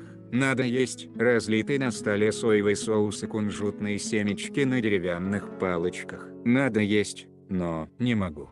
Не хочу. Сглатывает слюну Лая. Амини здесь. Что же ты думаешь обо мне, когда не помнишь меня? Для тебя я сейчас новый человек. Стал ли лучше хотя бы немного или... Нет, я по-прежнему толстая, как ты и говорил. Лая, он слишком хорош для меня. О чем я только думала. Я недостойна быть просто рядом с ним. Уродище такое, Лая, еще похудею. Тогда я буду красива. Тогда он меня заметит. Полюбит. Я буду счастлива. Лая, черт возьми. Ты где витаешь? Толкнул за плечо Кагами, встряхнув ее мысли. Ешь давай. Десятки лиц и глаз. Смотрит. Смотрит на то, как она будет есть. Ожидают, что она сейчас съест, но я не могу. После сна не очень с аппетитом, говорит девушка, положив палочки на соусницу. Возьму домой, если останется. Кагами пожимает плечами, переключив внимание на парня с голубыми волосами. А Лао с облегчением вздохнула. Когда она собиралась встать, Амини прожег ее взглядом, отчего Лао тут же перевела взгляд на парня. За долю секунды ей показалось, что она снова стоит на крыше школы той перед Амини, осознав то, что повлияло на ее жизнь кардинально. Зайдя в комнату, Лая сжала ткань толстого свитера, пытаясь унять сердцебиение. Как же плохо на душе. Как же хреново сейчас. Хотелось разрыдаться, выговориться. Телефон зазвонил, отчего Лая вздрогнула и, увидев на экране имя баскетболиста Асин, она подняла Мурасаки Бара. «Эй, я пришел к тебе. Хотел занести тетради», — говорит на второй линии от Суши. «Тебя дома нет?» «От Суши. На второй линии собеседник насторожился. «Все хорошо?» «Нет. Нет, ни капли. Я поделюсь с тобой. Сегодня. Я скоро буду, собирая наспех сумку», — отвечает девушка. «Подожди меня, пожалуйста. Я быстро. Обещаю». На второй линии парень удивился такому ответу, но промолчал, а Лая, еле сдерживая слезы, накинула на себя куртку. «Я знаю, кто может меня понять. Я иду. Нет, я бегу. Я расскажу тебе все». От Суши, вылетев из комнаты, Лая наспех взяла свои книги с полки на глазах удивленных друзей брата и Амини, на которого она старалась не смотреть, чтобы не расплакаться здесь и сейчас от осознавания того, что за все это время она не приблизилась ни на шаг к тому, чтобы стать достаточно красивой, дабы быть просто рядом с ним. Метай. Я пошла, выхватив из стола зубную щетку. Лая побежала обуваться в кроссовки. Одноклассник пришел занести мои вещи. Такси поймаю на улице. Стой. Ты не взяла поесть, остановил брат, но... Давай в следующий раз. На связи. Ну, на связи. Кагами подошел к окну, смотря, как сестра ловит такси, чуть ли не прыгнув на дорогу, чувствуя, что что-то не так с ней. Такое рвение что-то делать или куда-то пойти в ней редко наблюдались. А тут, словно в нее кто-то другой вселился. Ты поймешь. Я чувствую. Ты сможешь мне помочь. Ацуши-кун. Ночные фонари горели за окном городского такси, как ей показались, слишком медленно в эту ночь. Я все расскажу, как есть. Кагами допивает свою газировку и, решив поговорить с сестрой завтра, продолжает общаться со своей командой, которая бурно обсуждала игру. «Мне кажется, или я ее где-то видела уже», задумчиво говорит Муми, держа над губой палочки для еды. «Не могу никак вспомнить». «Да, тоже такое чувство», — согласился Амини. С небитым ртом промычал Кагами. Лай училась в ТО, где-то месяца 4 назад. Наверное, виделись. Она видная с ростом под 185 сантиметров. Точка. Она рыжая была, перекрасилась на какой-то хрен, говорил Кагами. И подстриглась. Хизаши. Кагами Хизаши. Мамы вздрагивает, воронив палочки, а Амини хмыкнул, наконец-то вспомнив ее. Розововолосая с осторожностью смотрела на Кагами Амини, боясь, что сейчас они подерутся. Но друг ее детства оставался спокойным, холодно смотря перед собой, даже не вспомнив, что он сказал ей в последний раз. Только вот мама и помнила от слов Амини все. И прекрасно знала, как он резонно может отвечать, что сердце насквозь пробивает одним лишь словом. Алла уже выходила из такси и бежала в сторону многоэтажек, да куда такси не мог проехать. Сжимая рюкзак сильнее к груди, уже не чувствуя под ногами землю, девушка неслась к Ацуши, словно вот-вот ее сердце остановится, если не успеет за считанные секунды добраться. Поднявшись на лифте до 4-го этажа, Лая, задыхаясь, прошла к своей двери и... Родители на машине забрали по пути с работы. Тетрадь в почтовом ящике. «Спасибо». Прочитав записку, которую Мурасаки Бара приклеил к двери, Лая обреченно выдохнула. Достав ключи из сумки, медленно открыла дверь, сорвав чертов листок и кинув куда-то в сторону. Куртка небрежно падает с плеч на пол, как и свободный вязаный свитер, оставшись в одной майке, которая свободно висела на тонких плечах. Оголяя торчащие ключицы, острые углы локтей и тонкие бруски костей плеча и предплечья. Ноги машинально ведут к весам, на которые она встает и замирает. 67 килограмм. Смотрит на свое отражение в зеркале, видя, как смазывается картина, превращая торчащие кости в складки жира и растяжки. Да, кому такая, как я.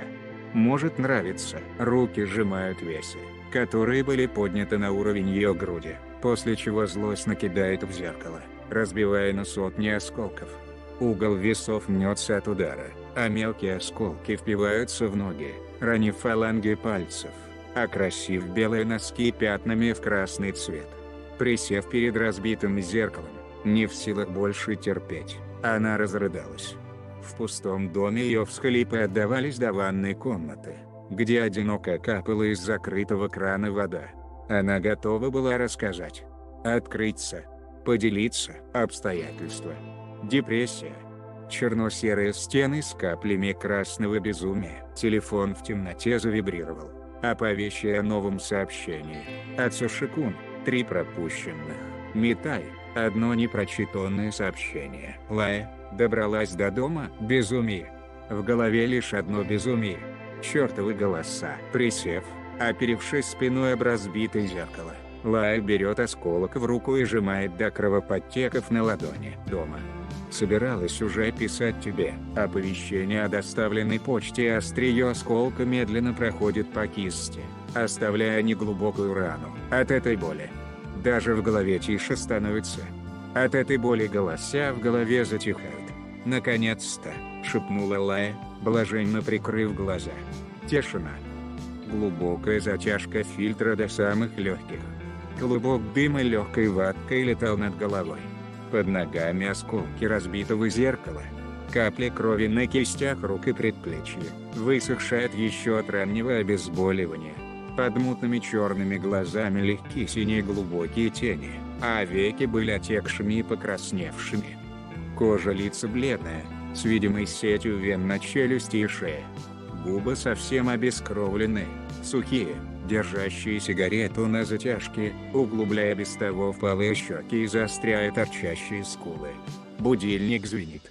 В такое время она должна была проснуться, если бы вообще спала, но сейчас уже поздно ложиться спать.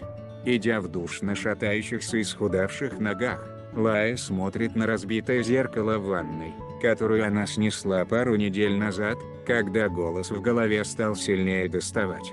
Тогда-то она и познакомилась с сигаретой. Хоть какая-то польза от роста в 185 сантиметров. Лая аккуратно обматывает кисть бинтом, чтобы никто не заметил и не задавал вопросы.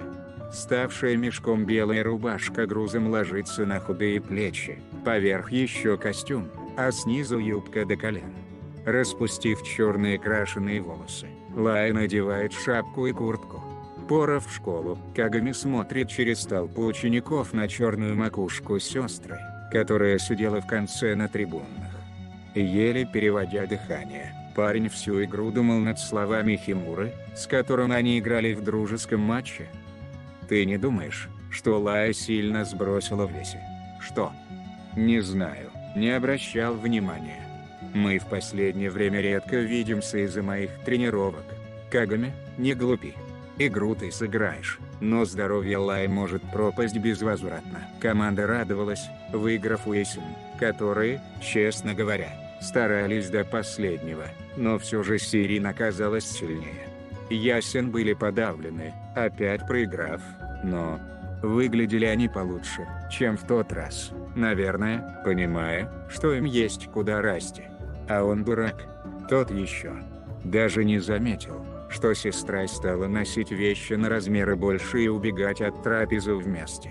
Все ведь было очевидно. И сейчас, смотря на нее рядом с Химурой, Кагами готов был дать себе подзатыльник. Ноги худющие, огромная куртка на ней ходуном ходит. Даже шаги ее стали другими. Координация хромала, из-за чего казалось, что ее шатает. «Эй, Лая!» – позвал Кагами. «Пойдем покушаем. Я не голодна». На перемене поела, отмахнулась девушка и ускорилась. «И мне надо домой». На завтра задали кучу домашки. Химура в 2 шага догоняет Лаю и, перекинув руку через ее плечо, прижал к себе, не давая ей уйти. «Домашка подождет», ведя ее в сторону закусочной, говорит брюнет. «Составь нам компанию». 100 лет не обедали вместе. Лая пыталась остановить друга детства, затормозив ногами, но мужская сила все равно превосходит, без особого усилия толкая в кафе, где обедали баскетболисты после игры. Кагами шел позади, смотря на худые ноги сестры, на которых были надеты теплые колготки. А ведь сегодня даже теплее, чем обычно. И перед глазами стояло иссохшее тело с торчащими костями. Те самые впалые черные глаза со слезами и зондовая трубка в уголке рта. Плач эхом отдавался в голосе, заглушая настоящее, заставив пережить прошлое заново. «Не хочу. Мама, вытащи это из моего желудка», истошный крик, слезы и истерика. «Помоги мне, Кагами. Кагами. Кагами. Кагами». Парень вздрогнул, когда его толкнул Химура, всунув в его руку меню. Оглядевшись, он только сейчас обратил внимание, что сидят в кафе, отдельно от других баскетболистов и знакомых. «Я не хочу есть. Чего вы пристали только?» Злилась Лая. «У меня дел по горло. Я соседям сегодня пеку торт. А вы тут задерживаете меня». Кагами поджал губы и опустил голову, на что Химура прикрыл глаза, сильнее держа Лая за тонкую иссохшую кисть. Он вчера читал про таких, как она.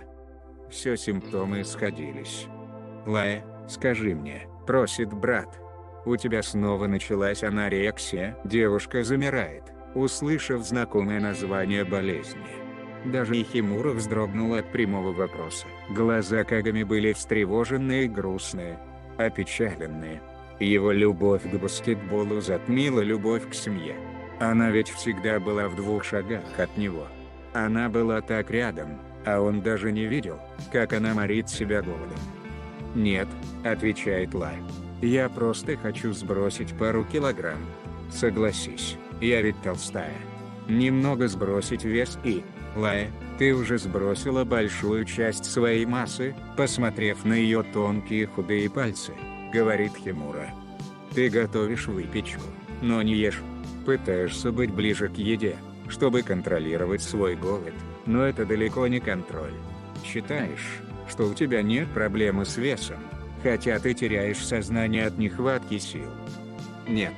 Я готовлю, потому что мне нравится», — отрицает девушка, пытаясь вырвать руку из лап друга. «Отпусти, Химура-кун. У меня все под контролем. Даже физрук сказал, что у меня проблемы с весом. Это вы двое слепые». «Да, у тебя есть проблемы с весом, Лая», — согласился Кагами. «Но не с перевесом, а с недовесом. И ты съешь все, что будет на столе, или мы идем в психиатрическую клинику и начнем лечение заново, как раньше». «Ты не можешь мне угрожать», — разозлилась близнец. «И это не твое дело. Я никуда не пойду и ничего не съем». Официант приносил жареные кальмары в соусе, лапшу и овощной салат. Кагами ставит еду перед ней, скрести руки на груди. Он был настроен решительно. В целом Лай тоже не сахарная. От его взгляда не растает. «Кагами, хватит устраивать этот цирк», — шипит девушка. «Не лезь в мою жизнь. Мы же договорились». «Да. Я не лезу в твою жизнь, пока с тобой все хорошо. А сейчас у тебя проблемы. Ешь», — непреклонно говорит Кагами, передвинув к ней тарелку. «Лая, не зли меня». «Не злить? Тебя?» — заскрипела зубами девушка, сжав руку в кулак. «Кто кого здесь еще злит?» Встав из-за стола, Лай выпутала свою руку из схватки Химуры и, смотря на брата черными глазами, в которых плясали адские огни, схватилась за край стола и опрокинула его на Кагами. Парни тут же вскочили на ноги, чтобы не испачкать одежду, но красноволосым уже было поздно, так как большая часть еды свалилась на его куртку. Поднялся шум битой посуды, и вскоре из соседних стен стали выкрикивать вопросы: что случилось и все ли живы. Кагами, злой Кагами, сверля сестру темно-красными глазами, встал на ноги, на полголовы возвышаясь над ней, и еле сдерживая гнев, чтобы не влепить ей, сжимая руки в плотный кулак. Напряжение между близнецами росло, на что Химура попытался сгладить углы, но тут же усажен обратно сильным давлением на плечи рукой Лай. «Ты вынуждаешь меня на крайние меры», — рычит старший брат. «Какого хрена, Хизаши? Какого, мать твою, хрена ты противишься? Хочешь сдохнуть от голода?» Лай не успел ответить, так как в их кабинку заглядывает фиолетовая голова баскетболиста, отчего тут же все обратили на него внимание. Ацуши удивленно смотрел на перевернутый стол и на близнецов, которые готовы были друг на друга накинуться. Вы чего?» — будничным тоном спросил Мурасакибара. Лая, поняв, что это шанс убежать, перепрыгнула Химуру и, схватив Ацуши за руку, спряталась за его широкую спину, приложившись лбом к его лопатке. На такой жест парень был шокирован, но никак не оттолкнул. Кагами, бешеный, как адский пес, пинает перевернутый стол и орет на них. «Пошел нахер отсюда, Мурасакибара. А ты сядь на место». Ацуши не любил, когда на него поднимают голос без причин. Лучше бы тайга придержал коней. «Ацуши-кун, помоги мне, пожалуйста», — сильнее сжав руку парня, чуть ли не плача, просила Лай. Внутри, где-то там под грудной клеткой жалось большое и сильное сердце баскетболиста Академии Аси. Так трепетно она пряталась за ним, что Ацуши не мог дать ее в обиду. Вот-вот и она готова была лезть на его спину и разрыдаться. Терпение Кагами как всегда его подвело. Решив, что пора это заканчивать, близнец схватил сестру за худенькую кисть, чтобы потянуть на себя и закончить разговор здесь и сейчас, но не учел, что Мурасаки Бара будет конкретно так против этого. Почему? Просто так. Потому что, левой рукой толкнув Кагами за плечи, Ацуши жал огромную ладонь в крепкий кулак, в половину своих возможностей вмазав по лицу разъяренного близнеца. Кагами падает на сиденье, шокированный от внезапного удара больше, чем от боли на щеке, уставившись в горящие от злости глаза Ацуши и испуганное лицо Лая. На крики и шум прибежала команда с Ириной несколько рабочих заведения, шокированно смотря на всю картину.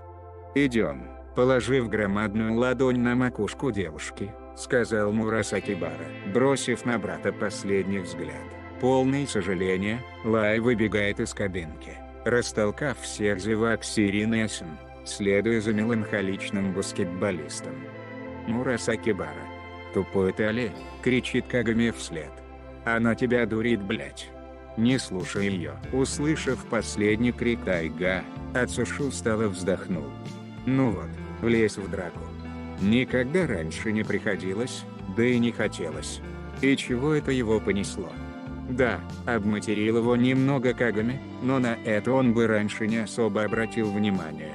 А сейчас, посмотрев на рядом идущую девушку, Ацуши обратил внимание на покрасневшую кисть правой руки, за которую Кагами ухватился.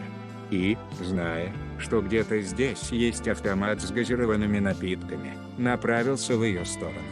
Пока Лая сидела на скамейке, Ацуши купил холодную банку минералки и протянул ей. «Приложи холод. Больно выглядит». «Спасибо». Взяв напиток, она последовала совету, не смея поднять на парня глаза. Она прекрасно знала, что за драку или за малейшую стычку могут исключить из Академии Аси. Она устроила там дебош, да и втянула самого бесстрастного игрока баскетбола в передрягу. «Извини, теперь у нас проблема из-за меня», извиняется Лая, смотря на покрасневшую руку. Хотя, думаю, что Кагами возьмет на себя всю ответственность. «Что было, то было. Оставь», хмыкнул парень, присев рядом с ней. «А что случилось-то? Ах да, он же даже не знает, за что влез в передрягу из-за близнецов. Помог, даже не зная виновного, просто так, услышав мольбу о защите. Настоящий рыцарь». Даже заставил Элла улыбнуться. «Кагами считает, что у меня анорексия. И я считаю, что он перегибает палку», отвечает Лай. «Я победила анорексию раньше, и я сейчас не больна. А он пытался силком меня накормить». Мурасаки Бара посмотрел на Лая еще раз. Кажется, она не ведает, что говорит, и полностью отрицает действительное. Потому что он сам уже догадывался об этом, смотря на то, как тает на глазах с каждой неделей, падая в обморок почти на каждой физкультуре. Хизачин впервые обратился к ней по имени Ацуши. «Зачем ты не поела тогда, если ты не больна?» «Потому что не хочу. Я на диете». «Что тут такого?» – вспылила девушка. «Все в мире худеют, но никто не пытается насильно их покормить или закинуть в психушку». Да, методы у Кагами были паршивые. «А зачем тебе худеть?» – спросил Мурасаки Бара, поймав взгляд черных глаз. «Ты и так стройная». «Нет, вы все так говорите, хотя не считаете так», – отвела взгляд в сторону Лая и сжала алюминиевую банку в руке. «Я не симпатична и далеко не красавица. У меня рост под 190 почти. Мои рыжие волосы ужасны, жесткие и непослушные. Такая, как я, не может нравиться кому-либо. Это факт». Ацуши встает на ноги и, немного потянув девушку за руку, поднял ее, чтобы она уравнялась с ним ростом. Положив ребром ладони на ее макушку и проведя горизонтальную линию до своей груди, он обратно положил свою руку на ее черную макушку, на что Ла удивленно захлопала глазами. «Скорее большинство вокруг низкорослые», — хмыкнул Ацуши. «У меня рост в 2 метра и 8 сантиметров, Так что не такая ты уж и высокая. Точка. И волосы твои не ужасны. Я говорил ведь, что красные тебе идут больше. Красивая ты или нет, я не скажу точно. Не разбираюсь в этом, но для меня лучше то лицо, которое чисто без краски, чем намазюканное косметикой в 3 слоя. Слушая такой монотонный и спокойный голос, Лая на минуту даже перестала дышать. А когда осознала смысл сказанного, слегка покраснела и отвела взгляд от глаз парня, чуть сильнее сжав банку минералки в руке. Как настоящий рыцарь, Ацуши провожает ее до дома, немного смущаясь того, что он сказал. Впрочем, сама девушка не затрагивала эту тему, хотя Мурасаки Бара не отрицал того факта, что ей нужна помощь специалиста. Кажется, ему самому сейчас нужна помощь специалиста, чтобы разобраться с тем, что у него творится в голове и на сердце, просто смотря на нее. «Сацуки, ты достала». Девушка замирает, поджав губы. На что Амини раздраженно выдыхает, укрывшись одеялом и отвернувшись. Пришла, значит, и пилит. Только ведь с уроков вышли, она не дает даже передышка. Надоело. «Ты также накричал на Хизаши», все же отвечает Сацуки. «И ты даже не извинился». «Я ничего такого ей не говорил». «Отстань. Дай поспать». «Ты дурак, Дайчан». Сацуки выходит из его комнаты, хлопнув дверью. Наконец-то ушла, можно и отдохнуть. И что она прилипла с этой Хизаши? Ну, сказал, наверное, пару слов в гневе. С кем не бывают? Близнецы. Кто же мог знать, что он бок о бок учился с половинкой Кагами? В целом можно было бы догадаться. Одна фамилия и черты лица очень схожи. Но ему было как-то плевать. Если честно, Кагами – игрок, дающий хорошие перспективы, а его сестра, как ему память не изменяет, была полной противоположностью. Ладно, училась может быть лучше, чем брат, но это уже куром на смех. Он вроде переписывался с ней пару раз, после чего решил, что не помешает помощь в школе. Да и сама она предложила, никого он не заставлял. Потом какие-то намеки на то, что ей нравится. В шутку, когда настроение было на высоте, он ляпнул бред собачий, которую она посчитала по-своему, что они теперь встречаются. Ему было ни горячо, ни холодно, пока его школьная забота не заботила его. Раз Кагами еще не пришел выбивать ему зубы, а Амини был уверен, что ему она не донесла о том, что было. Скорее всего, Кагами даже не знает, что они якобы мутили. «Нет, я не закончила», — выкрикнула Сацуки и с ноги открыла дверь. «Дайчан, ты извинишься перед Хизаши. Иначе я не дам тебе сейчас отдохнуть». Амини стянул одеяло с лица, недовольно смотря на подругу детства. Вот сейчас бы он ей врезал, если бы она была парнем. «Я ни в чем не виноват. Извиняться не буду». «Дайчан», — кричит мама и, подойдя, срывает с его головы клок волос. От злости, конечно. Больно же. «Ты погуляешь с ней, извинишься», — уперлась девушка. «Ты должен с ней хотя бы поговорить. Я слышал, что она сейчас болеет чем-то. Сегодня вечером. И точка». Вредная Сацуки. Бесячая Сацуки. «И зачем?» — спросил Дайки. «Совесть не дает спать? Ты тут при чем? Даже если и сказал что-то, то это сделал я, а не ты. Извинишься. Хотя бы сходишь к ней и извинишься». Вредная Сацуки. Бесячая Сацуки. Даже адрес где-то откопала.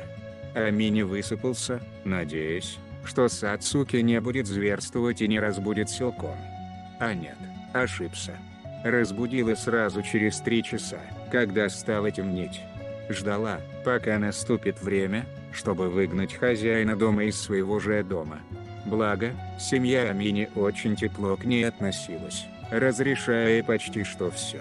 Проклиная весь мир и всех подряд на своем пути, Дайки заходит в магазин, чтобы купить чего-нибудь. Хотя бы шоколадку себе. Адрес был для него знакомым. Даже недалеко, можно и пешком, но слишком лень. Лучше уж на автобусе.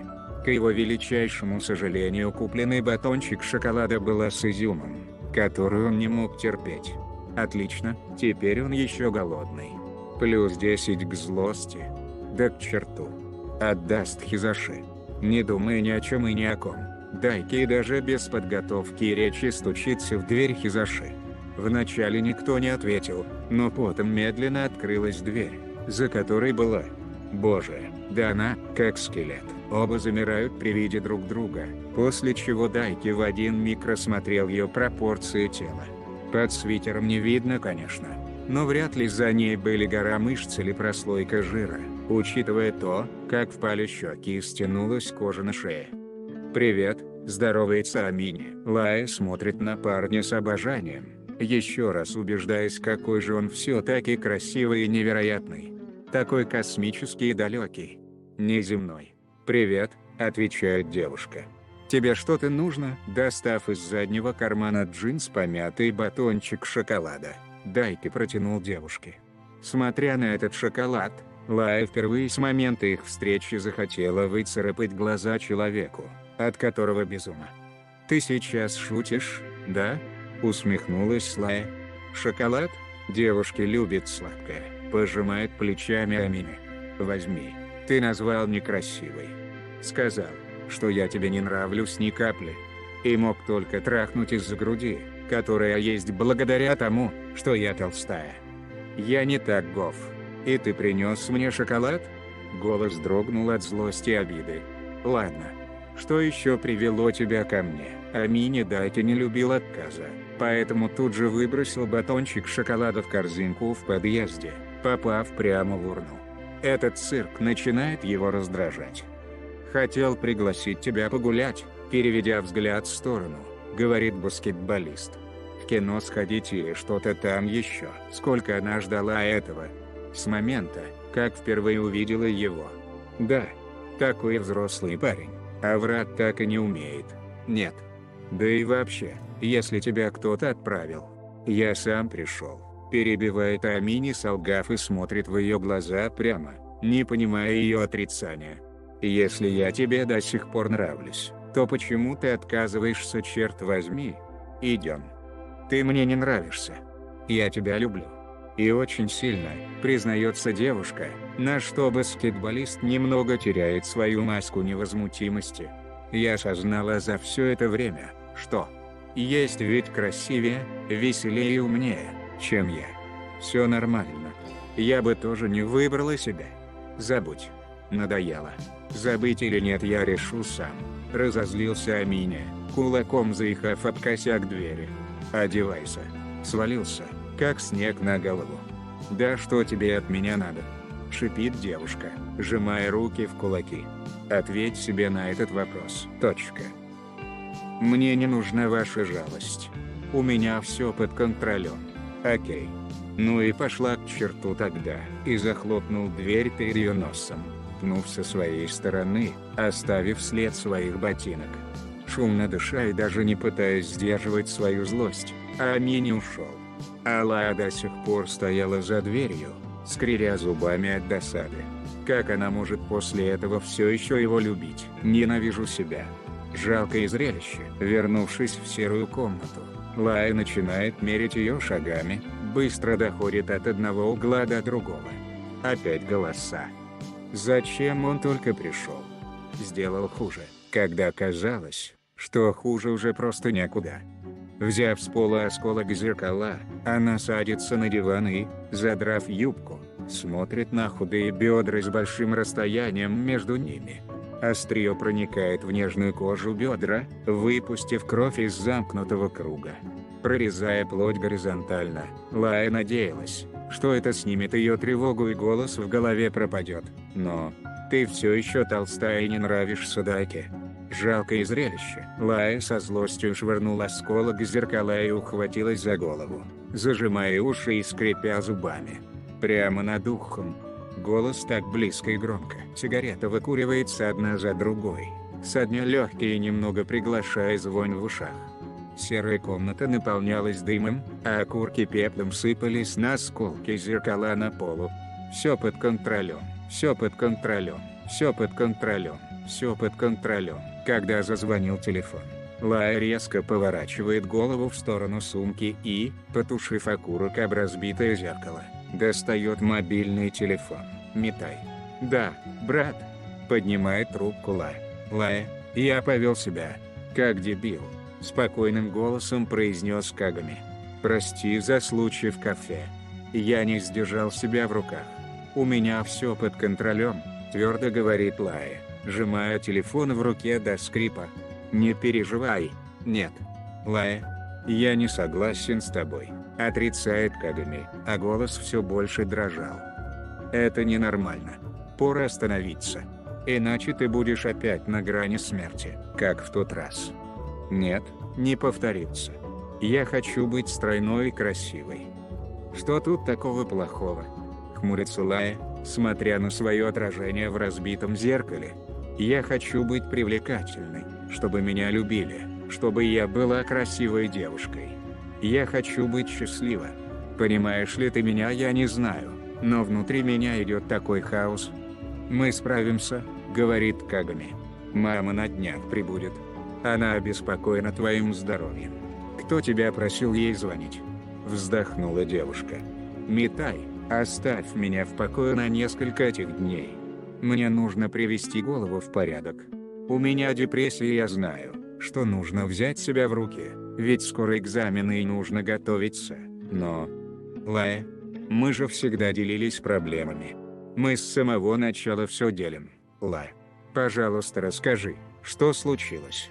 Что случилось такого, что ты свернула не туда? Я помогу тебе. У меня все под контролем. Я иду спать. Понял?» Лая зовет Кагами и вздыхает. «На связи. На связи, Митай». Когда свернула не туда? Когда это произошло?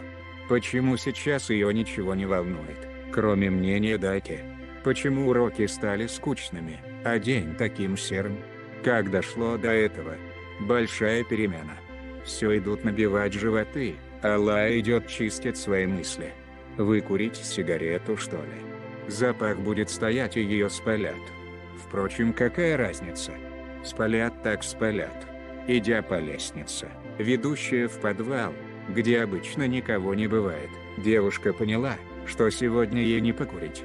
Навстречу ей шел баскетболист Ясин, на что Лая опускает голову, желая молча пройти, но парень остановил ее, осторожно взяв за прохладную руку. Сомкнув свои пальцы с ее в замок, Ацуша погладил ее по макушке, слегка притянув к себе и бережно прижав к груди. Он был теплый, так пах сладко, чем-то непонятным и знакомым. Лая прикрывает глаза, ощутив тишину у себя в голове. Так спокойно рядом с ним. Так хорошо. Огромная ладонь на макушке приятно грела голову, словно она в самых охраняемых руках, которые никогда не дадут в обиду. «Почему ты себя изводишь?» – спрашивает Ацуша, смотря на красные круги под глазами. «Ты себя так ненавидишь? У меня все под контролем». Мурасаки Бара берет ее за левую руку и, убрав рукав рубашки, показывает ей самые старые и новые порезы. Лая отводит взгляд и закрывает руку, сделав шаг назад от парня. «Это ты назовешь контролем?» – спросил Ацуша. «Ты считаешь, что высушить себя голодом до костей красиво? У меня все под контролем», – заверила девушка и, обойдя его, открывает дверь. «Ты не понимаешь. Я просто хочу быть счастлива. И как тебе это поможет?» «Мне легче так», – признается Лая. «От телесной боли я не слышу голос в голове. Я хочу быть красивой, чтобы тот, кого я люблю, тоже полюбил меня. Точка. Я виновата в том, что хочу его внимания», – закричала Лая, а из глаз потекли слезы. «Я ненавижу себя. Что такая уродина? Я ненавижу весь этот мир, потому что я сгораю в нем». Она хочет уйти, но парень все же озвучил свои мысли. «Хизачин, тебе нужно лечиться», – подвел итоги Ацуша и осторожно протянул ей руку. «Закрой дверь и не надо выходить. Тебе нужна помощь.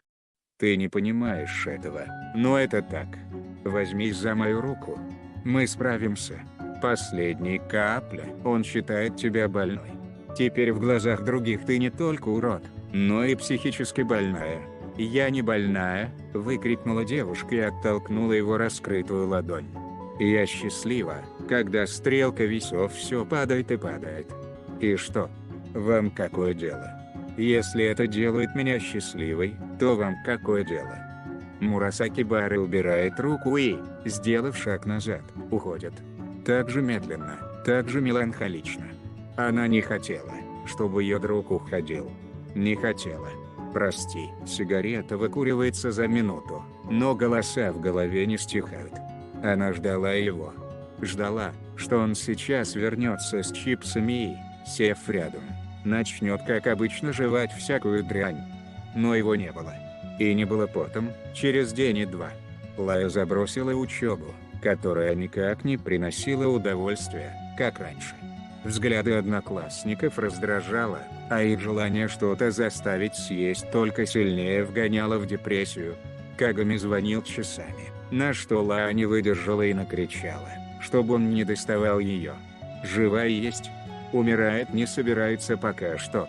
Прогнал брата, который стоял на пороге, чтобы увидеться. Не хотелось его видеть. Точнее, не хотелось видеть сожаления в его глазах. И он позвал к себе, пообещав, что не будет заставлять есть что-то без ее ведома. Лая пришла, и как же была удивлена, когда дверь открыл не Кагами, а мама. Перед ней стояла статная высокая женщина, ростом в 173 сантиметра, с собранными в хвост черными волосами и ярко-красными глазами. Мягкие черты лица с небольшими морщинками. Красивая стройная фигура под мешковатым костюмом можно было оценить даже издали. Настоящая красота. Позади стоял Кагами, чувствуя, как сейчас Лая его ненавидит. Он впутывает мать, чтобы помочь ей, но сейчас вряд ли Лая может трезво мыслить. Она размышляет по-другому, считая, что попусту мешает матери работать, которая уже десятки лет нашла свое призвание в сфере полиции в Штатах, полностью посвятив себя народу. Смотря на свою девочку, которая еле стоит на ногах, любая мать будет плакать кровавыми слезами. Такое видеть тяжело. С таким жить невозможно. «Девочка моя», — шепчет мать, еле сдерживая слезы. «Ты словно призрак». Она аккуратно обнимает, придерживая ее голову, целуя впалые щеки, задевая пальцами торчащие позвонки под толстым слоем свитера. В мягкое женское тело впивались острые плечи и ключница, на что мать разрыдалась, обнимая свою дочь, за которой она опять не уследила. «Хизаша, девочка моя», она гладила ее по тусклым ее волосам, целуя в висок. «Доченька». «Мама, хватит», — шепчет Лая. «У меня все хорошо. Хватит драматизировать. Если все хорошо, доченька моя, для моего спокойствия, пожалуйста. Молю тебя, пойдем в больницу», — просит мать, целуя дочь за худые пальцы, чтобы успокоить меня. «Я не хочу». «Да хватит. Почему вы меня заставляете делать то, чего я не хочу?» Разозлилась девушка. Мать вздрогнула, не узнав даже голоса своей дочери. «Эта болезнь говорит в тебе. Мы справимся. Мы сможем. Пойдем, птенчик мой». «Нет, пожалуйста», — молила женщина, плача от безвыходности. «Обещаю, даже отец прилетит». Точка. «Да. Скажи, Кагами», — обратилась она к сыну. «Ведь папа приедет». «Да-да, конечно», — закивал старший брат. «Вы меня за дуру держите», — выкрикнула Лая. «Он не приедет. И я прекрасно знаю, что он вы дурите меня. Я обещаю, солнце мое. Поверь мне, для успокоения. Или, чтобы просто увидеть отца еще раз. Чёртова больница, которую Лая терпеть не может».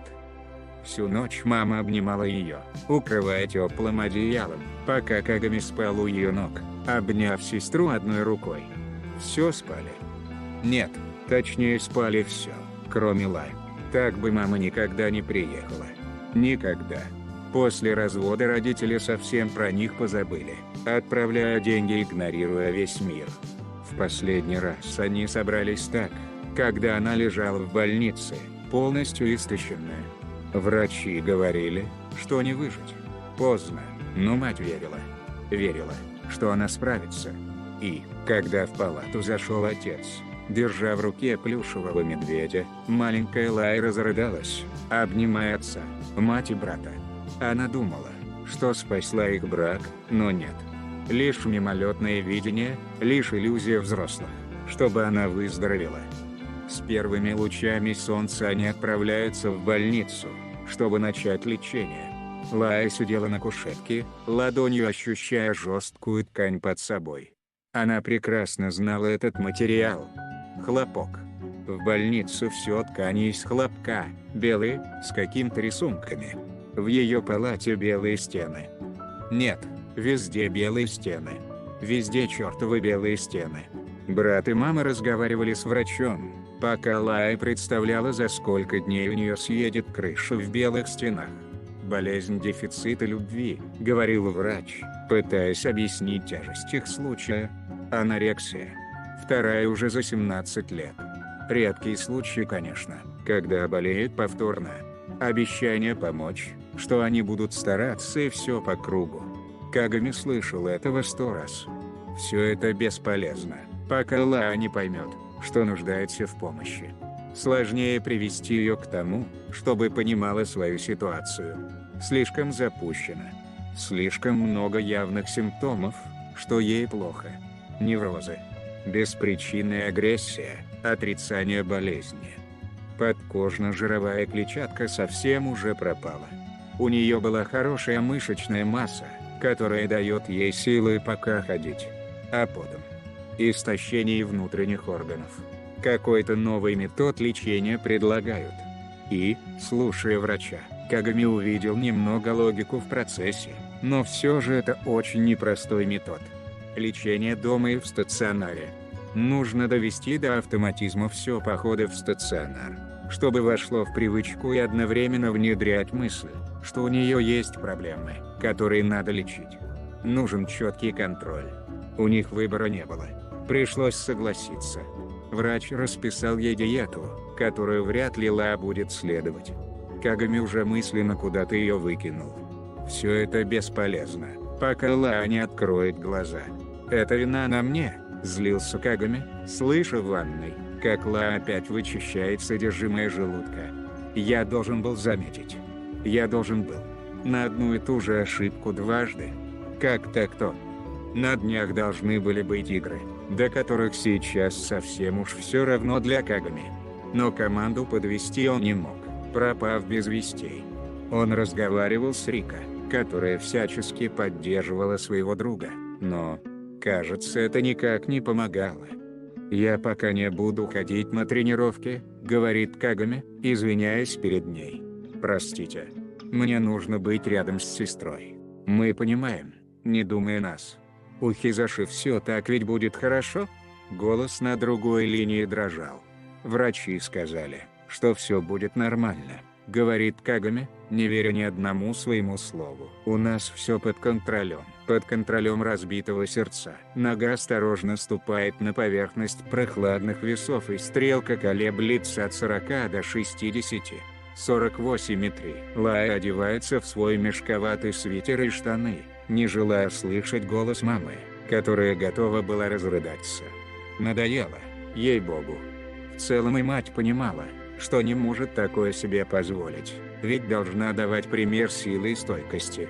Лечение, называемое базовой терапией, началась на следующий же день. Кагами следил за тем, чтобы она не пропускала, ходила, отсиживалась. Ее сняли с уроков, а его нет, так что не всегда получилось, благо, ради этого он мать и позвал. «Идем, сеанс начинается». Перед глазами все поплыло, когда девушка встала со скамейки, после чего тут же полетела вниз, теряя равновесие, но тут же была остановлена крепкими руками брата, который осторожно усадил ее обратно, слегка прижав к груди. Он не даст ей пасть. Лечение шло полным ходом, но результата видно не было. Лая не могла контролировать желание блевать после каждого крохотного приема пищи. Не заставить человека жить, когда он не хочет. «Мы справимся», обещает Кагами. Разговоры в клубе анонимных врунов, как говорила сама Лая, были пустой тратой времени. Десятки человек, сидящие за одним столом, держа за руки, делились своими секретами, обманывая всех, себя, что готовы менять и любить этот мир. Лая знала, прекрасно знала, что это брехня. Если бы они готовы были любить этот мир, то не нуждались бы в помощи мозгоправа. Она прошла через это и знает, что никак не поможет. Все должно идти изнутри. Должно появиться желание остановиться, а пока в ней этого желания не было. Хотелось сбрасывать и сбрасывать, чтобы просто так. «Как вы себя чувствуете?» – спрашивает психолог, обращаясь к Лае. «Вы новенькая у нас. Не хотите поделиться или сказать чего-нибудь?» «Вы все идиоты», – отвечает девушка, чем удивила всех сидящих. «Я знаю, чем вы займетесь, как выйдете отсюда. Будете давиться зубной щеткой, выворачивая желудок, как и я в целом». «Значит, у вас сильная депрессия?» – спросил врач. «Мы поможем вам, если вы поделитесь». «Вы не поможете», – хмыкнула Лая и обратилась к другим больным. «И вам он не поможет. Корень зла в голове. Желание сбросить вес у каждого своя. И никто из вас не сказал правду ему, потому что вы не верите в то, что вы вылечитесь. Вы здесь из-за своих близких, которых жалко, ведь они тратят на вас время, силы и деньги. Живите с этим». После такого заявления ее сняли с общей психотерапии, предложив на лечение частного специалиста, на что Лай только посмеялась. Слабоватый психолог. Кагами видел, как она не хочет лечиться. Видел, как она издевается над врачами, придуриваясь, что ничего не понимает, а потом в голос смеялась от их умных слов, которыми они хотели ее взбодрить. Его начало раздражать то, во что она одета, желая вернуть дурацкие розовые платья и каблуки на нее. Его стали раздражать ее кулинарные выпечки, которым она хотела быть ближе к еде и контролировать ситуацию, но все уже отбилось с рук. Его начали раздражать ее выходки, вроде тех, что она начала курить. Но ничего сказать не мог. Пусть уж курит, чем режет себе руки. Локтевой сгиб был в проколах от игл системы, которую она получала в стационаре. Какие-то витамины и минералы, чтобы поддерживать организм. Эти чертовы пузырьки в пластиковых баллонах давали ей силы, но и возвращали вес, чем Лая была далеко неприятно удивлена. И началась истерика, нежелание лечиться. Настоящее мучение в слезах. У Кагами сердце разрывалось, когда видел, как ее связывают, чтобы она не сорвала иглу и не повредила вену. Ужасно. Лая решила все быстро, занявшись легким спортом. Запираясь в ванной и приседая, подтягиваясь на турнике брата, девушка со временем вернула свою худобу. Не хотелось лечиться. Не хотелось видеть, как опять возвращаются килограммы. Еще немного сброшу. И все. Они сидели и ужинали, когда Кагами захотел поднять разговор о баскетболе. Мама слушала с удовольствием, гордясь сыном, который играл не хуже игроков НБА, как она считала. В какой-то момент показалось, что они даже вместе, как семья. «Мои друзья завтра прибудут к обеду», — говорит Кагами. «Мы играем с Академией ТОА против двух неслабых команд. Хотим разобрать матч». «Хорошо, сынок», — улыбнулась мать. «Я буду в команде, чтобы не мешать вам». «Значит, Амини Дайки прибудет. Или нет? В любом случае не хотелось пока видеться. Я хочу поехать к себе тогда», — говорит Лай. «Буду посещать стационар. Обещаю». «Нет, исключено», — тут же отказалась мать. «Ты же там без нас. Хизаши, за тобой нужен контроль. Хватит». «Мама», — вздыхает девушка, перебирая свой салат вилкой. «Я в порядке. Ты еще не понимаешь, что нуждаешься в помощи и...» «Ай да, хватит», — взревела Лая, ударив по столу, заткнув мать и удивив брата. «Я понимаю, что нужна помощь, но я не хочу ее получать. Есть разница, которую вы не видите». «Надоело», — вздохнула она и попыталась успокоиться. Я не получаю удовольствия от того, что вес падает и падает. Мне кажется, что моя цель за вот этой цифрой, но, когда стрелка весов показывает его, понимаю, что этого недостаточно. Сигареты не убирают шум в голове, и голоса так и рвутся через меня. Депрессия давит в землю, а тут ты еще постоянно жужжишь. Лая, смирит он, говорит Кагами. Серьезно? Ты думаешь, что ей есть до нас дело? Саркастично спрашивает девушка у брата и обращается к матери. А где она тогда была все это время? Где вы с отцом были, когда думали о разводе? Для вас мы не существовали. Спихнули к Японию, чтобы сбросить груз ответственности от себя. За все это время, мама, хоть раз ты звонила самостоятельно? Я работала и... Жалкие оправдания, перебивает Лай. Отец? Я даже не знаю, жив ли он, так давно я его не видела. Прикольно, да, решила за мной ухаживать, когда поняла, что умираю. Вспомнила, что я есть у тебя, точка. Ты не нужна мне, холодно говорит Лай. У меня есть Митай. И твои попытки заполнить то время, которое ты могла просто не пропустить и быть рядом, уже никогда не принесут своих результатов. Знаешь почему?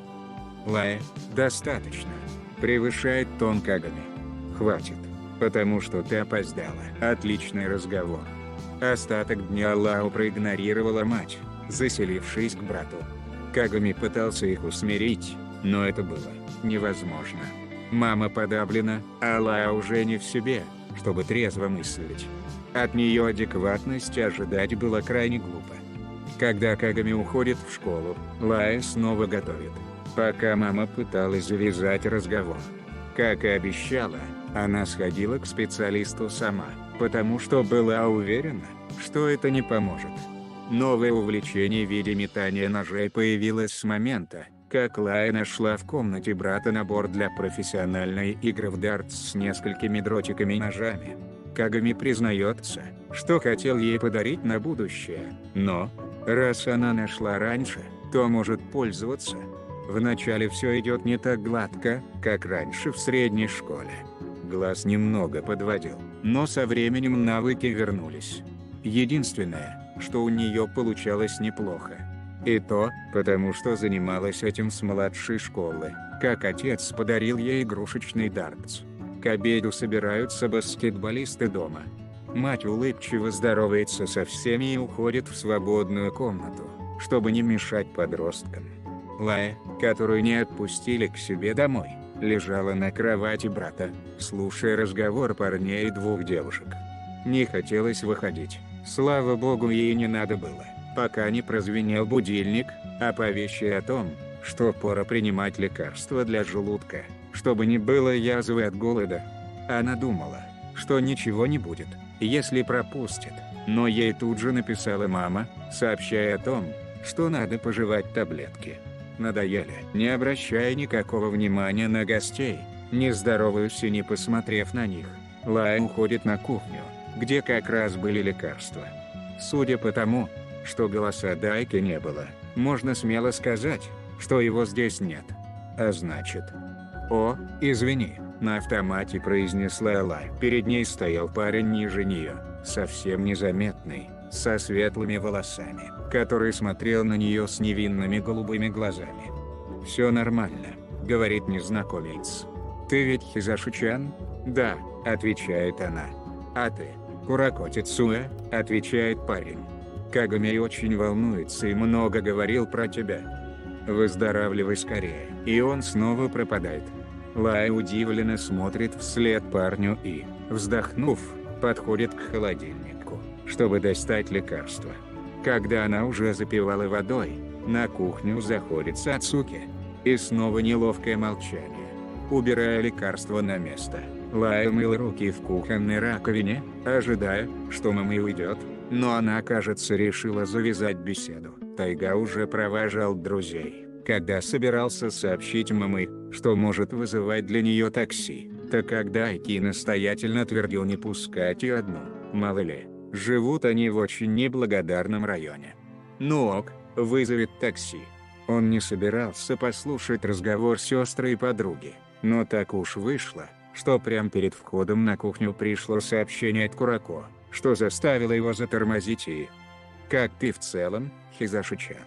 Слабенько улыбается Момэй. «Ты так. Я хотела извиниться за Дайчана». Кагами замер, навострив уши, не понимая связи между Амини и сестрой, перед которой он должен извиниться. «За что?» «За то, что люблю его», — спрашивает Лая, на что Кагами вздрагивает. «Момэй-чан, забудь все, что было, я не держу зла». Тем более, он прав оказался, ведь кому такая дылда может только нравиться. «Что?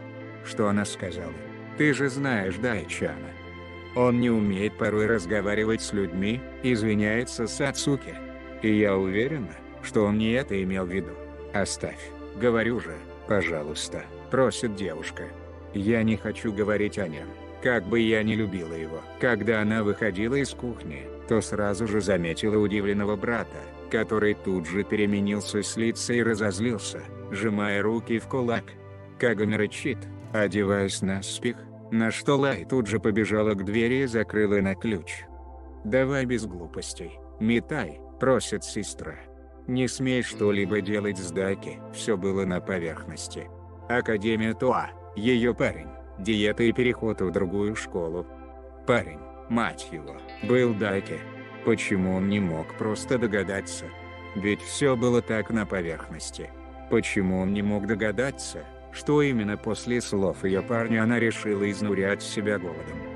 «Лая, уйди, пока не пострадала», обувшись, говорит Кагами. «Дай пройти. Ты услышал то, чего не стоило. Я не виню его. Пожалуйста, Митай, не надо». Из кухни выходила Сацуки. Сожаление, что решила вот все сказать, когда Тайга был рядом. Как же было глупо. «Это ведь он?» спрашивает Кагами. «Аминя ведь сказал тебе, что ты недостаточно красива, верно? А потом и начались эти голодания. Это не все так просто и... да. Или... нет?» Ла молчит, отводит взгляд в сторону, после чего Кагами совсем слетел с катушек, схватив ее за ткань свитера на груди двумя руками и, злобно смотря на нее, хотел закричать, ударить и сказать, какая же она дура, ведь могла рассказать ему. Он бы все решил. Он бы набил рыло этому ублюдку. Он бы помог ей. Кагами оставляет сестру в покое, одной рукой оттолкнув от двери и, открыв ее, ушел.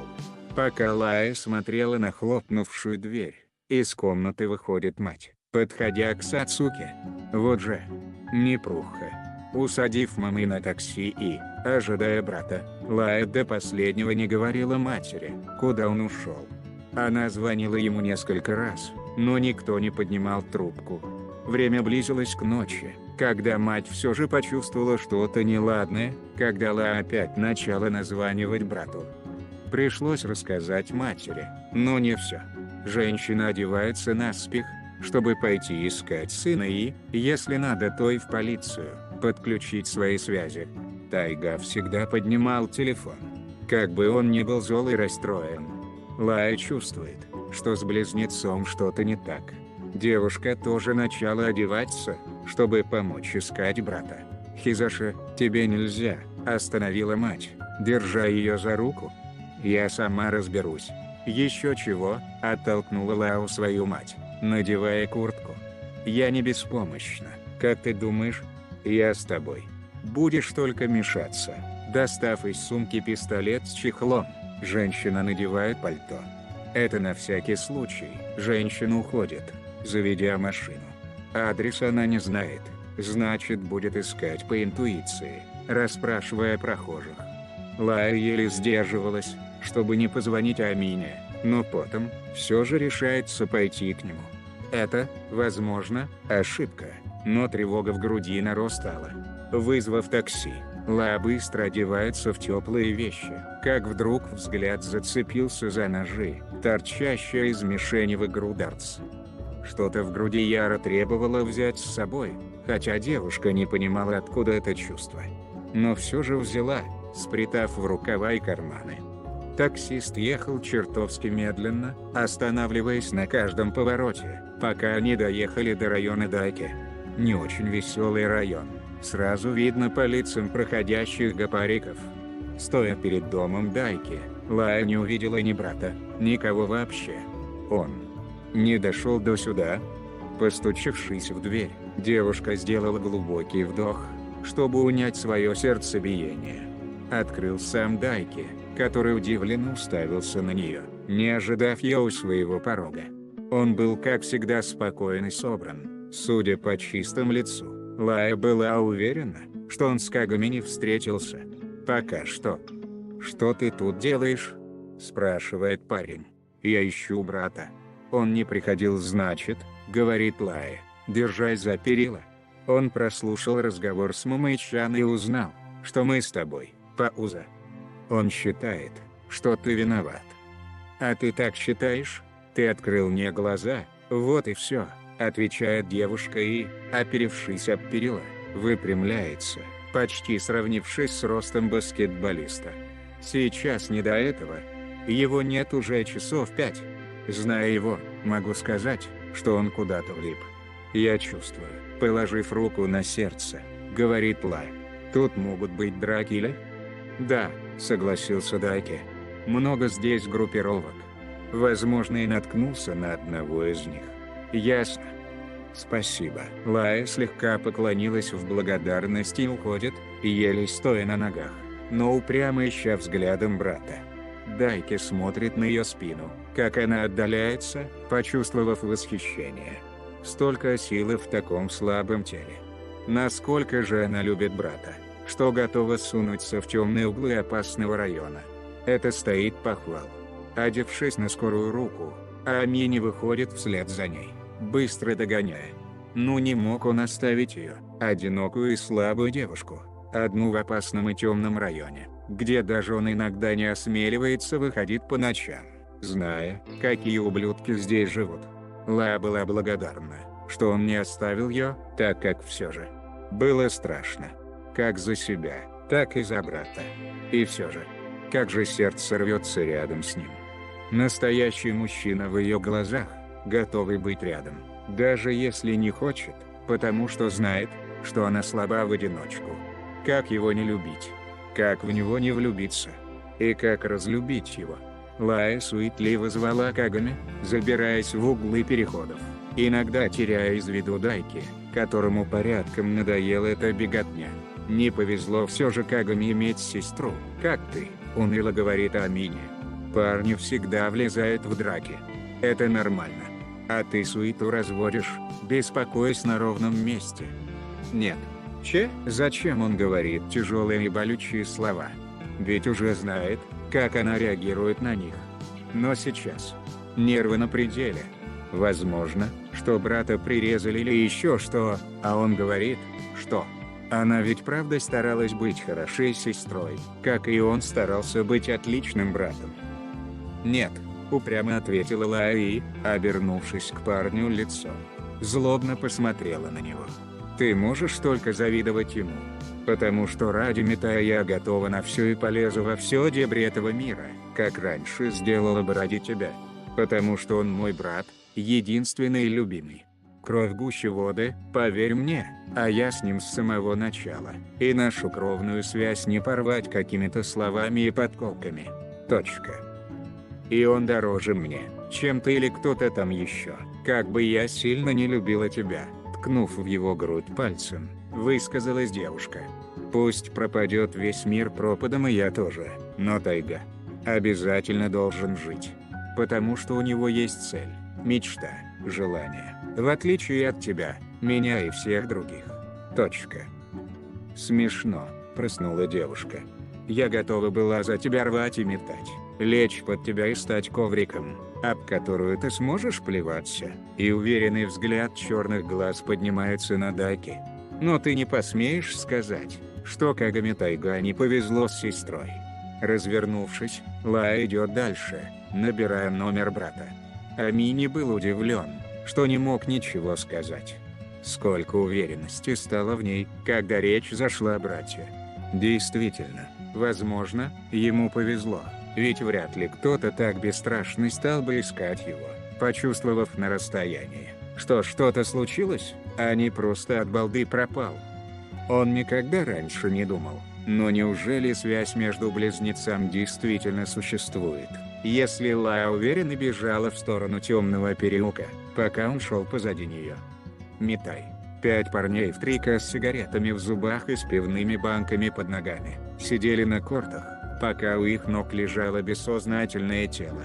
Лая замирает, смотря на пыльные красные волосы, прикрытые отекшие от синяка глаза, порванная куртка и раздолбанный телефон рядом.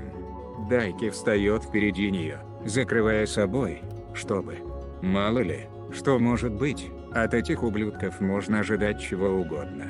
Незнакомые им парни смотрят на Амини и Хизаши с ухмылкой, порадовавшись новому улову денег и может быть чего-то еще. «Что вы сделали с Тайга?» – орёт Дайки.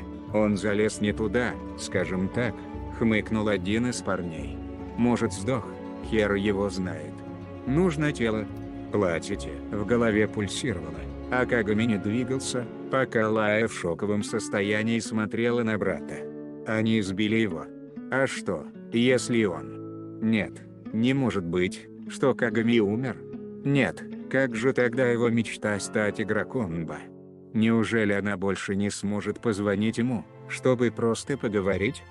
«Мне нужен мой брат», — говорит Лая. «Я очень прошу вас отдать его. Он залез на нашу территорию, сучка ты тупая», — орёт один из парней и ржет. «Платите, иначе мы из него сделаем путан». Когда лежащего в синяках Кагами смачно пинают по животу, а Амини не выдержал, набросившись на 5 с кулаками. Это было очень глупо, но храбро. Достав из рукава один из ножей для метания, Лая встает в удобную стойку, прицелившись на свою цель. 6 пар ног кружилось вокруг Кагами. Один из них нога Дайки. Нужно осторожнее. Вдох. Выдох. Вдох. Блестящий нож со свистом проносится по воздуху. Слегка задев куртку, Амини проткнул левое бедро одного из парней. Крику было, что оглохнуть можно. Парни испуганно отошли от Дайки и Кагами, а раненый ублюдок схватился за кровоточащую ногу. «Я еще раз прошу вас, доставая еще один нож», — говорит Лай. «Он единственный мой брат. И вы его». На эмоциях один из парней кинулся на нее, не желая слушать ее. Дайки пытался остановить, но вылетевший из худых рук нож тут же остановил их всех. Бежавший в ее сторону с кулаками парень схватился за правое кровящее ухо, которое было надвое порезано ножом, который воткнулся в стену, прямо у глаза другого ублюдка. «Следующий будет в глаз, надеюсь», доставая еще один нож. Безэмоциональным голосом говорит Лая, смотря в пустоту перед собой. «Хочется посмотреть, как вы покричите». Амини замирает, не понимая, с какими эмоциями она это говорит. Словно в трансе, Лая не слышала ни его голоса, который пытался остановить, ни парней, которые готовы были уйти, лишь бы она опустила нож. Слава богу, они ушли вовремя, а девушка не успела метнуть следующий нож. Дайки подходит к лежащему Кагами, проверяя пульс. Живой. Господи, как он рад, что этот идиот не умер. Лая убирает оружие и, подойдя к брату, поднимает его веки, смотря на зрачки, реагирует ли на свет фонарика. Все нормально, он жив. Перепугалась. Чуть не потеряла брата. Она бы никогда себе не простила, если бы это произошло. Вызвав скорую, Лая едет с ним в больницу, а Дайки все же решает пойти домой, так как не предупредил родителей, которые, наверное, скоро начнут его искать. Девушка благодарит его, поклонившись, хотя Амини прекрасно понимал, что ничего он не сделал. Это она перепугала парней своей аурой безумия. Да уж, жуткое явление. Позвонив матери, что нашла брата, Лая ожидала врача в коридоре, смотря на свои руки. Что это было, черт возьми? Она метала ножи в них, будто перед ней деревянная мишень дартс. Ее даже не мучила совесть, хотя ее же глаза видели кровь в руках тех парней. Если бы они остались, то неужели бы продолжила? Знать хотелось, но был отнюдь неспокойно от ответа. С Кагами было все стабильно, без повреждения внутренних органов и кровотечения. Лишь ссадины и сильные кровоподтеки на теле. Не опасно. Мама уладила все вопросы с полицией, закрыв дело так, чтобы его не поднимали, так как могли быть проблемы в школе. Отправив дочь домой, чтобы она отдохнула, оставил ее в покое, вкратце расспросив, как она нашла его и где. На следующий день ей звонит Дайки, чтобы узнать, все ли нормально с этим идиотом, но она не подняла трубку, не желая говорить с кем-либо.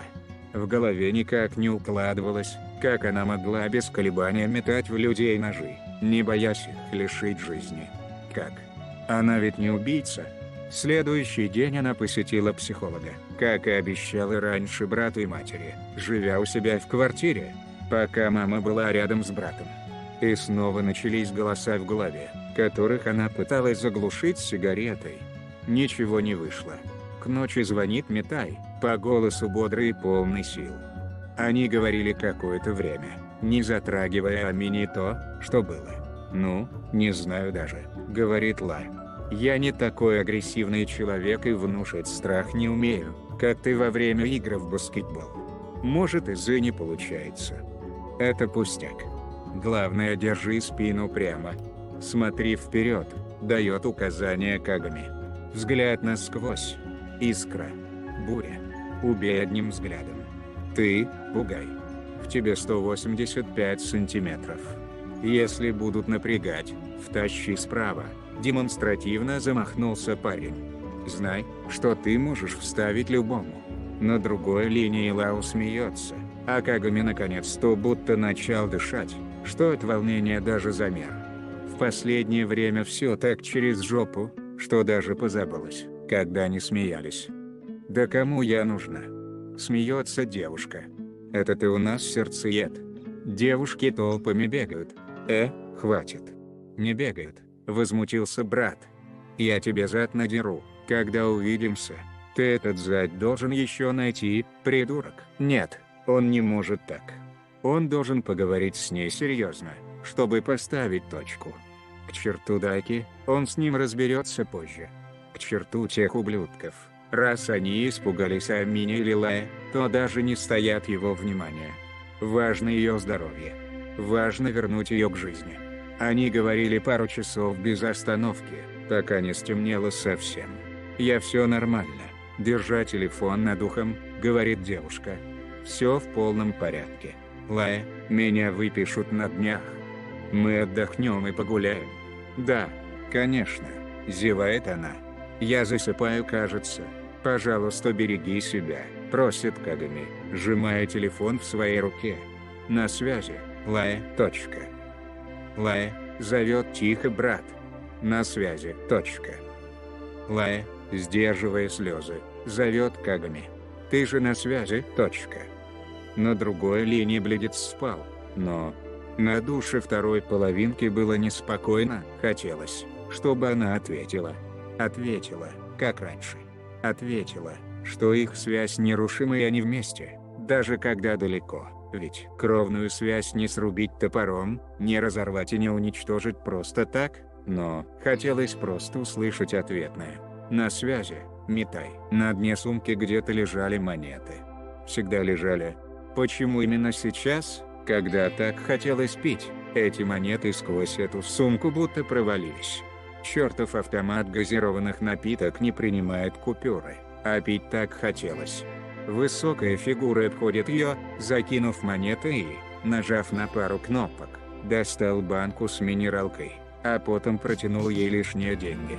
«Возьми». Лая поднимает взгляд на этого парня, который спасает от весьма неприятной ситуации. Короткие темно-синие волосы и такие же глаза на фоне смуглой кожи лица. Стандартная форма той лениво брошенная на плечо сумка. «Ты ведь Амини Дайки из баскетбольной команды Академии ТОА», — с трепетом говорит она, улыбнувшись. «Впервые вижу тебя так близко. Ты вправду невероятный». Парень изгнул бровь в удивлении и, хмыкнув, стал допивать свою банку минералки. а девушка протянула раскрытую ладонь для рукопожатия, радостно произнеся. Легкий румянец загорелся на щеках, а Миня видит на другом конце коридора своих одноклассников. Отвлекшись на них, тем самым не услышав, что девушка сказала. Кто-то что-то кричал про тренировку сегодня днем, про которую он совсем забыл, тем самым не взяв спортивную форму. «Покеда», – махнул рукой парень, идя в сторону своих знакомых. Рука осталась висеть в воздухе, после чего слегка жалась в кулак и опустилась. Они не познакомились. Медсестра аккуратно снимает с щеки парня пластыри, убедившись, что рана затянулась, обработала место. Тайга немного хмурится от жжения, но терпит, раз сказали, что надо. Последние процедуры его выпишут сегодня. Его команда была до смерти перепугана, даже больше, чем мама, которая понимала, что ничего серьезного нет, ведь, работая в правоохранительной сфере, знала, что опасно, а что нет.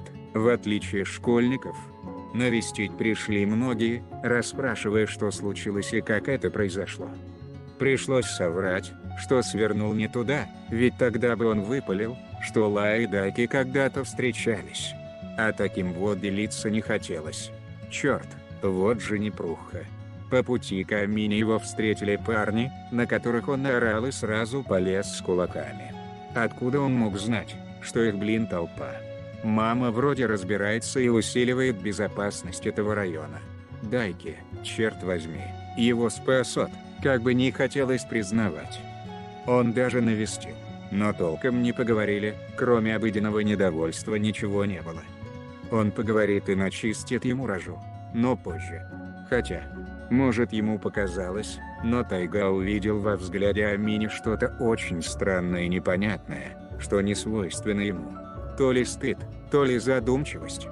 Пока мама занималась всякими делами, которые навалились после того, как его избили, Лая стала жить у себя, сменив замок, чтобы ни мать, ни брат не полезли к ней. Ну, она посещает курсы психотерапевта. Уже хорошо. Дело дошло до автоматизма, как доктор и говорил, но результата как нет, так и не было. Лая надевает поверх свитера кожаную куртку и, обувшись в ботинки, выходит из дома, держа на плече легкий рюкзак. Натянув шапку на голову, корни волос которых стали снова красными, а кончики пока хранили темный цвет краски, собиралась набирать номер брата, как на нее наткнулся какой-то парень. Такой же худой, как она, бледный, но с каким-то нездоровым блеском в глазах. «Эй, не хочешь купить этот, чтобы штырило?» – спрашивает он, на что девушка непонимающе хмурится. Ну и глуп. «Я не наркоман», – прямо говорит Лая и хотела уже обойти, но ее снова остановили. «А ты попробуй». Релакс обеспечен. Сунув в ее карман шприц с веществом, быстро говорит незнакомец. «Я видел, как ты посещала мозгоправо. Анорексия? Шум в голове мешает? Точка. Снимет с полдозы», – обещает парень. «Если надо будет еще, то приходи на 5-й этаж. Возьми деньги. Первая доза бесплатна». Лая хочет отдать шприц обратно, но незнакомец тут же скрылся за углом. А, увидев сирену полицейской машины, девушка не решилась достать и выкинуть. Отлично. Теперь в ее кармане наркотик. Прекрасно. Сами нашли ее. Амини Дайки не любил попусту тратить время, но дома сидеть уже сил не было. Мама переехала к нему домой, чтобы помочь матери с готовкой, а значит еще один повод солить его мозги. Ноги куда-то вели сами, а глаза бегло смотрели на окружающих людей. Какие-то подростки играли в баскетбол, как он посчитал, слишком убого, чтобы проявить у него желание присоединиться. И Дайки вздрогнул, когда увидел красную шевелюру в толпе. Мимо него прошел Тайга, кажется, даже не заметив его. Пройдя в магазин медицинских товаров, баскетболист был с сестрой, которая устало сидела на инвалидной коляске. Посмотрев на ее ноги, Амини нахмурился, совсем, как щепки стали, худющая. Она вроде принимала лечение, Неужели не помогает? Невооруженным глазом видно, что ей не лучше, а куда хуже. Девушка смеялась над чем-то, но Дайки не слышал в ее смехе искренности. Стеклянные черные глаза и выцвевшие черные волосы, в некоторых местах которых виделись красные пряди. Смех. Самая стойкая и правдоподобная маска, которая может обмануть кого угодно. Когда брат с сестрой выходит из магазина, Дайки подходит к ним, на что девушка удивленно смотрит в его сторону. А потом и близнец обратил на него внимание и направился в его сторону быстрыми агрессивными шагами, сжимая кулаки, оставив сестру сидеть в коляске. «Йо, хотел было поздороваться Дайки. Я хочу поговорить с Хизаши. А я не хочу, чтобы ты говорил с ней», — толкнул двумя руками парня за плечи Тайга. «Пошел ты, пока цел. Кагами, я еле себя сдерживаю, чтобы тебе не врезать», — прорычала Аминя, немного отшатнувшись назад. «Дай мне поговорить с ней. Раз встретил ее. Слушай, нас связывает баскетбол и курако», — говорит Тайга, вплотную встав к Дайке. «Но не смей подходить к моей сестре. Ты сделал для нее достаточно. Имей сраную свою совесть и не делай хуже, раз не можешь сделать лучше». «Это у вас семейное, кажется», — усмехнулся парень. «Вы яро защищаете друг друга. Скажи, она всегда такая безбашенная?» Тайга переводит взгляд на сестру, которая наблюдала за ними позади, а потом снова посмотрел на Амини. В 10 лет она забралась в горящий дом соседа, чтобы спасти канарейку, и спрыгнула с 3-го этажа, получив перелом обеих ног, пока я стоял в ступоре. Думаешь, что может быть что-то, что удивит в ее поведении? Да, она безбашенная, храбрая девочка с огромным сердцем. И ты не стоишь даже ее ноготка. Я хочу поговорить с ней. И все. Даже баскетбол не сохранит наши хлипкие отношения дружбы, если ты подойдешь к ней, рычит Кагами, не скрывая угрозы. Клянусь богом, я не дам тебе снова сделать ей больно. И Тайга уходит, чтобы больше не соблазнять свой кулак, который яро желал его носа. Дайки понял. Он бы сам так поступил на его месте. Кагами Тайга был искренен с ним, прямо жесток. Браво. Амини под впечатлением. Кагами толкал коляску, на которой сидела Лая, горя от злости, желая вернуться и все же врезать ему. Она сидела молча, сжимая свою руку перед собой, наблюдая за тем, как брат ведет ее в кафе. Тайга берет 2 чая, садясь напротив нее. Вздохнув, парень попытался улыбнуться. «Все хорошо. Главное, что он сейчас рядом и сам может наблюдать за динамикой ее лечения. Взбодрись, Лая», — улыбнулся брат. «Ты прошла 1-й курс лечения. Дальше обязательно будет результат. И не думай о всяком говне. Все нормально.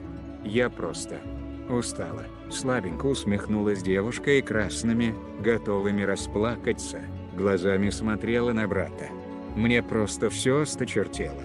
Думала, что отосплюсь и станет легче. И так уже полгода.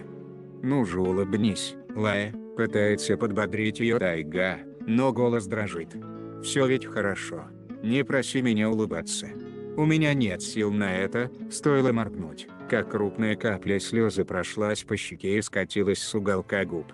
Устала от этой фальши. «Лая?» «Нет», — мотнула головой девушка и, шмыгнув носом, сглотнула слюну. «Ничего не говори. Я просто устала и все. От улыбки через силу, от забот о цифрах вокруг и от любви. Да, наверное, надо просто поспать. Вдруг на этот раз поможет. Точка. Ты пережил развод родителей, стал хорошим игроком в баскетбол, нашел столько друзей и свое призвание. Ты научился заглушать это, указав на свою голову пальцем, говорит Ла. У меня он затихает, когда я ем, курю и причиняю себе боль, но есть я больше не могу. А ты большой молодец. Они гуляют часами, кормят голубей, слушают уличную музыку, смотрят уличный баскетбол. Кагами даже поиграл с парнями, пока Лая смотрела со стороны, наблюдая за его счастливой улыбкой, когда он забивал в корзину. Ему это помогает. Кажется, Тайга оживал, когда держал в руке оранжевый пупырчатый тяжелый мяч. Как же найти то, что тебе помогает, если ты плох во всем? Что делать, если не хотелось лечиться? Даже страшно признать тот факт, что и желания жить осталось-то не так много. Врачи говорят, что это депрессия, а значит лекарства ее волочат. Но разве вылечить сердце таблеткой? Рука держит вилку с ножом перед тарелкой вареных овощей и салата, а глаза устало смотрят в пустоту перед собой. Тайга сидел напротив нее и кушал свою порцию макарон, которых он сам приготовил в доме Лаи, где сейчас и проводили время. Как ей показалось, это была самая скучная прогулка с братом. Таких никогда не было. Видать, проблема в ней. Тайга следил за тем, чтобы Лая съела хотя бы половину овощей в тарелке. На этот раз все прошло нормально, так как девушка все же съела несколько вареных брокколи и фасоли. На вкус, как резина, подумал сразу Тайга. В целом Лая была с ним согласна. «Ты уверена?» – спрашивает Тайга. «Может, я останусь?» «Нет, Митай, не переживай. Я иду спать и утром в больницу. Все нормально». Лая настаивала на уединении, а брат был против, но все же согласился, доверившись ей, так как обещание она выполняла всегда. Тайга уходит к себе домой, где, наверное, и мама пришла после работы. Серая комната стала совсем уже родной. Хотелось только сидеть перед разбитым зеркалом, курить и слушать музыку. И сколько бы ни сидела, все равно кажется, что не помешает еще 5 минут. Так могло продолжалось долго. Время показывало 11 часов ночи. Полночь, 2 часа ночи, 3 часа. В дверь стучатся, тем самым оборвав поток мыслей. Лая удивленно смотрит в сторону двери, потом все же идет, бросив окурок в сторону и, посмотрев через глазок, удивляется еще больше. Там стоял Дайки, смотря куда-то в сторону, а когда Лая открыла дверь, парень перевел на нее взгляд синих глаз. Девушка могла поклясться, но что-то во взгляде Амини было не так, как раньше. Он будто оттаял. «Привет, Хизаши», – здоровается Дайки, на что Лая не отвечает, молча сверля его взглядом. «Не хочешь прогуляться? 3 часа ночи на дворе», – прислонившись об косяк двери, говорит Лая. «Что на этот раз привело тебя?» «Мимо проходил». Вот и, на самом деле он не врал, но не понимал, почему его ноги привела сюда. «Нам надо бы поговорить». «Зачем?» «Я ни в чем тебя не виню. Пожалуйста, живи своей жизнью», – искренне желала девушка, показывая все свои эмоции на измученном лице. «Оставь меня в покое. Ты прекрасно жил, когда не знал ничего обо мне. Живи так дальше». «Я знаю, просто уходи», – просит Лай. Все. Это конец. Дверь закрывается перед лицом Аминя, на что парень раздраженно выдохнул. Не получилось поговорить. Он надеялся, что получится хотя бы зайти в дом. Все остальное можно было бы решить позже. Пройдя в серую комнату, девушка ищет пачку сигарет, лежащую обычно в кармане, но на этот раз ничего не было. Но рука на ощупь нашла. Шприц, а ведь чего терять? Один раз попробует и все. Может, действительно шум в голове пройдет, голоса стихнут и мысли прояснятся. Амини уже стоял на автобусной остановке, когда он почувствовал что-то сильное и жгучее в груди. Автобус приехал, водитель кричит, чтобы он садился, если ему нужно ехать, но ноги не слушаются. Это конец. Все. Нет, он должен с ней увидеться. И Амини идет в сторону ее дома, надеясь, что она откроет? Не откроет, он точно в этом уверен. А значит, посмотрев на многоэтажное здание, баскетболист вздохнул, предполагая, как попасть к ней домой. Лая сидела перед разбитым зеркалом, держа в руке шприц с иглой. Острие так и норовило ранить кожу и вены. Дай только волю. Признай, ты ведь не красавица. Ты уродлива. Ты толстая и несчастная. Дай только волю. Игла снимет боль. Да и голос пропадет в голове. Ты же хочешь тишину, дать волю. Зачем тянуть? Да и кому ты такая вообще можешь понравиться? Да, шепчет Лая, сжимая шприц и разогнув руку. Я хочу тишины. Синяя венка на локтевом сгибе боязливо дрожала, не желая быть проткнутой, но игла близится, как опасная змея, готовая прыснуть яд. Ей дали волю. Бам! Лая вздрагивает, когда что-то сильное ударилось об стекло.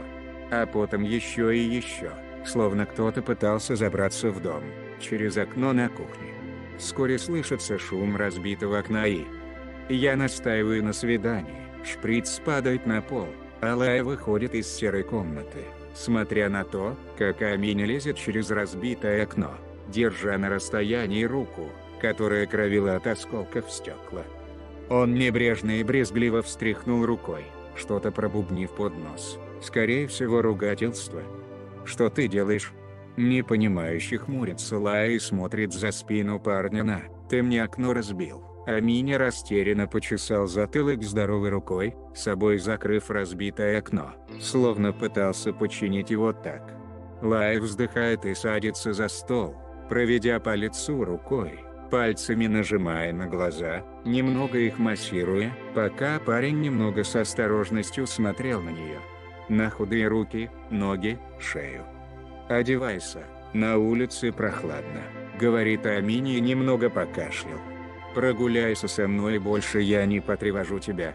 «Да хватит, это уже не смешно», — заныла девушка. «Уходи. Ты сходишь со мной на свидание», — настоял Аминя и не сильно ударил руками по столу, после чего пожалел. «Ай, рука. Забыл про нее. Я принесу аптечку». Пока он промывал рану под проточной водой, Лая принесла бинт и спирт, готовя для раненой руки повязку. Аминя сидел тихо, иногда шипя от боли, пока девушка осторожно заматывала бинтом его руку, тонкими фалангами ловко орудуя марлей, завязав на кисти бантик и спрятав хвосты. Аминя посмотрел на забинтованную руку, а Лая убирала аптеку на место, после чего парень снова переключил внимание на нее. «Спасибо», — поблагодарил баскетболист. «Идем, одевайся. Ты понимаешь, что ты сейчас делаешь?» Хмурится Лая, из-за чего темные круги под глазами углубляются. «Ты залез в мой дом, разбил окно и требуешь пойти с тобой гулять. На улице уже 3 часа ночи, может быть, не знаешь?» «Знаю. Так идем». «Нет, я могу умереть и...» «Не бойся», — уверенно перебивает парень. «Все будет нормально. Я могу умереть от малейшей нагрузки», — дополняет Лая. «От холода, от ветра, от усталости. Я на предпоследней стадии болезни и не должна даже сидеть, потому что для меня это нагрузка. Мое сердце бьется через силу и может остановиться в любой момент. Я буду рядом», — обещает Аминя. «Я видел тебя в коляске. Я буду тебя катать на ней». «Зачем?» — не понимает она. «Зачем ты это делаешь?» «Просто хочу». «Не знаю. Почувствовал, что если уйду, то сделаю самую большую ошибку в жизни. Дать волю игле. Или дать волю Амине». Девушка поднимается и уходит в гостиную, где был слышен шорох одежды и куртки, а когда возвращается, надевает шапку, рукой махнув в сторону двери. Аминя тут же встает на ноги, идя в указанную сторону, где стояла инвалидная коляска, которую он вынес на улицу, а Лая медленно шла позади, опираясь на перила, пока не дошла до лифта. И села на коляску. Лифт медленно спускался, а Аминя надевал перчатки и после накинул на ноги плед, который он выхватил с коридора. «Ты этот, если холодно будет или чай, скажи мне обязательно», — говорит Аминя, когда выходит на улицу. «А то сегодня прохладно». «Хорошо». Токио ночью — это отдельный мир красок и огня. Машины как всегда спешили, даже не зная, что уже глубокая ночь, как и люди, которые вели беседу по телефону, бежали и суетились. Аминя толкал коляску, смотря на город вокруг себя, ощущая, будто впервые здесь. Вся жизнь до этого словно пролетала мимо него, куда-то в сторону, оставляя его где-то позади. И лишь сейчас он слышит, видит, чувствует. «Ты помнишь, как мы познакомились?» – спрашивает Лая, но тут же мотает головой. «Нет. Забудь. Неважно». Амини смотрит на ее шапку, снова почувствовав щипок под сердцем. «Автомат с газировкой в ТОА», – говорит парень монотонно. «Я дал тебе мелочи, когда не хватило». Помнит, колеса крутились, а она ехала, пока он толкал не сильно. Кто-то пел для публики, где они остановились, чтобы послушать живую музыку. Амини даже подкинул пару монет, что лежали в кармане, когда увидел, что Лао с улыбкой на лице аплодирует певцу. Ночью выходила вся молодежь, танцуя на полупустых улицах хип-хоп, на полную врубив какую-то музыку. Влюбленные выпускали бумажные фонарики, танцуя вальс под пение скрипки в руках скрипача. Амини даже не знал, что ночью здесь так оживленно. Он привык, что в его районе ночью начинаются драки и перестрелки, а тут будто совсем другая вселенная. Он и не узнал бы, если не настоял на том, чтобы. «Тебе не холодно?» – спрашивает он. Немного. Подойдя к лавке с напитками, Дайки покупает 2 чая в толстых стаканчиках. Он знал, что Ла не выпьет скорее всего, но на всякий взял с сахаром и лимоном ей, а себе сладкий кофе. На его удивление девушка приняла горячий напиток, грея белый картонный стаканчик пальцы в перчатках. С маленького отверстия на зеленой крышке поднимался тонкий сладкий дым лимона, отчего она в наслаждении вдохнула ее. Дайки по глотку пил кофе, чувствуя, как горячий напиток греет его изнутри, чуть ли не прожигая пищевод. Никогда раньше не думал, что кофе ночью может быть таким вкусным, а горы, на которые он смотрел все свои 17 лет, такие величественные и невероятно далекие. Посмотрев на девушку, наблюдающую за огнями машин где-то далеко, Амини снял перчатку и неловко, даже слишком осторожно для себя, положил смуглую руку на шапку Ла, ладонью погладив макушку и взяв прядь волос. На этот жест она немного удивилась, но руку его не убрала. А волосы у нее были жесткие, но почему-то ему казались, что они красивые. «Я очень много думал», — нарушает тишину парень. «О том, какой я человек. Прокручивал всю свою жизнь с момента, как помню себя. И, может, я ошибаюсь, но показалось, что раньше я был другим». Пауза. «Я изменился. Стал тем еще уродом. После того, как разочаровался в баскетболе». «Что ты хочешь сказать?» Немного поторопил Илай. «Как ты можешь любить меня, когда я так? Когда я довел тебя до такого состояния?» С дрожью в голосе спрашивает Амини и, убрав руку с ее волос, отвел взгляд. «Не понимаю просто. Любой бы разозлился, возненавидел и разочаровался бы, но почему ты до сих пор меня? Если бы ты любил кого-то так же, как я тебя, то понял бы, что это такое», — шепчет девушка. «Я не должен был срывать злость на тебе, когда ты готова была быть до самого конца. Ведь я мог сказать мягче, а не так, как было, что аж пробил тебя насквозь, доведя до того, что ты еле стоишь на ногах. Точка. И мне нравятся твои волосы. Не потому, что они черные или рыжие, мягкие или длинные, а потому что они твои», — сглатывает слюну Аминя, сжимая силиконовые ручки коляски. «Я не считаю, что ты никому не можешь нравиться. Я считаю, что я не должен кому-либо нравиться, особенно тебе. Считаю, что ты достойна большего, чем есть в этом мире». Дайки не стоит. «Я не...» «Нет, да слушай», — слегка выкрикнул парень. «Я хочу сказать, что... Я никогда не просил кого-то быть рядом, но я готов стать лучше, если ты останешься в моей жизни. Если ты решишь продинамить, подумаешь, что так мне и надо, что я заслуживаю страдания, то я не скажу ни слова». Пауза. «Потому что я реально поступил, как урод. И я очень сожалею». Лай осторожно встает с коляски, на что Амини тут же подставляет руки вокруг нее, подстраховав, если она упадет, Но она простояла уверенно, смотря в его глаза неотрывно, и наконец-то увидев то, что так давно искала. Искренность. Обойдя коляску, Лая снимает перчатку и протягивает худенькую прохладную руку. Ты ведь Амини Дайки из баскетбольной команды Академии ТО. Впервые вижу тебя так близко. Ты вправду невероятен. Меня зовут Хизаши Тайга, дрожащим голосом произнесла девушка, смотря на собеседника блестящими от слез глазами. Не против дружить со мной?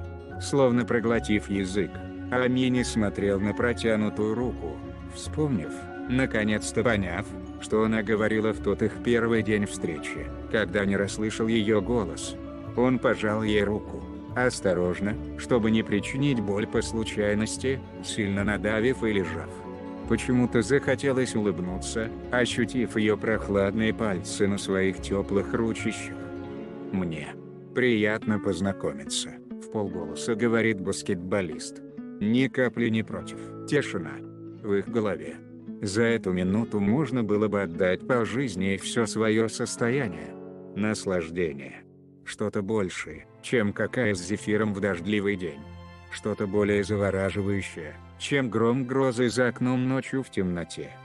Словно тысячи ярких звезд внутри один за другим, как фейерверк, взрывались яркими красками. Это не бабочки в животе, это прощение. «Лая, ты мне очень нравишься». Девушка удивленно смотрит на исписанную огромными буквами классную доску зеленого цвета, вокруг которой собрались десятки учеников. Все шушукались, смеялись и игриво шутили, но никто и не знал, кто же этот Лай. Кроме самой девушки, к которой так обращался только брат и друг детства. Что ж, у нее появился тайный поклонник. Очень мило, но сама Лай только и думала о том, кто это мог быть. Кто-то решил пошутить, но ведь почти никто не знает, что ее имя, Хизаши Тайга, можно звать и по-другому. Тайга прыгает и забивает мяч в кольцо, после чего радостно сжимает руку в кулак перед носом.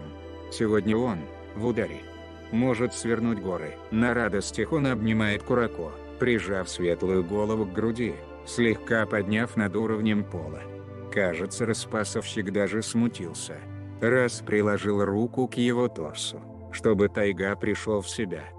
Он извиняется, подумав, что переборщил с силой, но потом расстроился, когда пришлось отойти от друга. Курако лишь улыбнулся, замяв неловкую ситуацию. В гардеробе команда одевается, что-то бурно обсуждая, пока Тайга сидел на скамейке, разминая ноги, которые слегка побаливали. Когда он потянулся за водой, видит, что Курако стоит без верхней футболки, в одних шортах и загляделся. Какой он изящный. Тайга отводит взгляд моментально, покраснев от своих мыслей.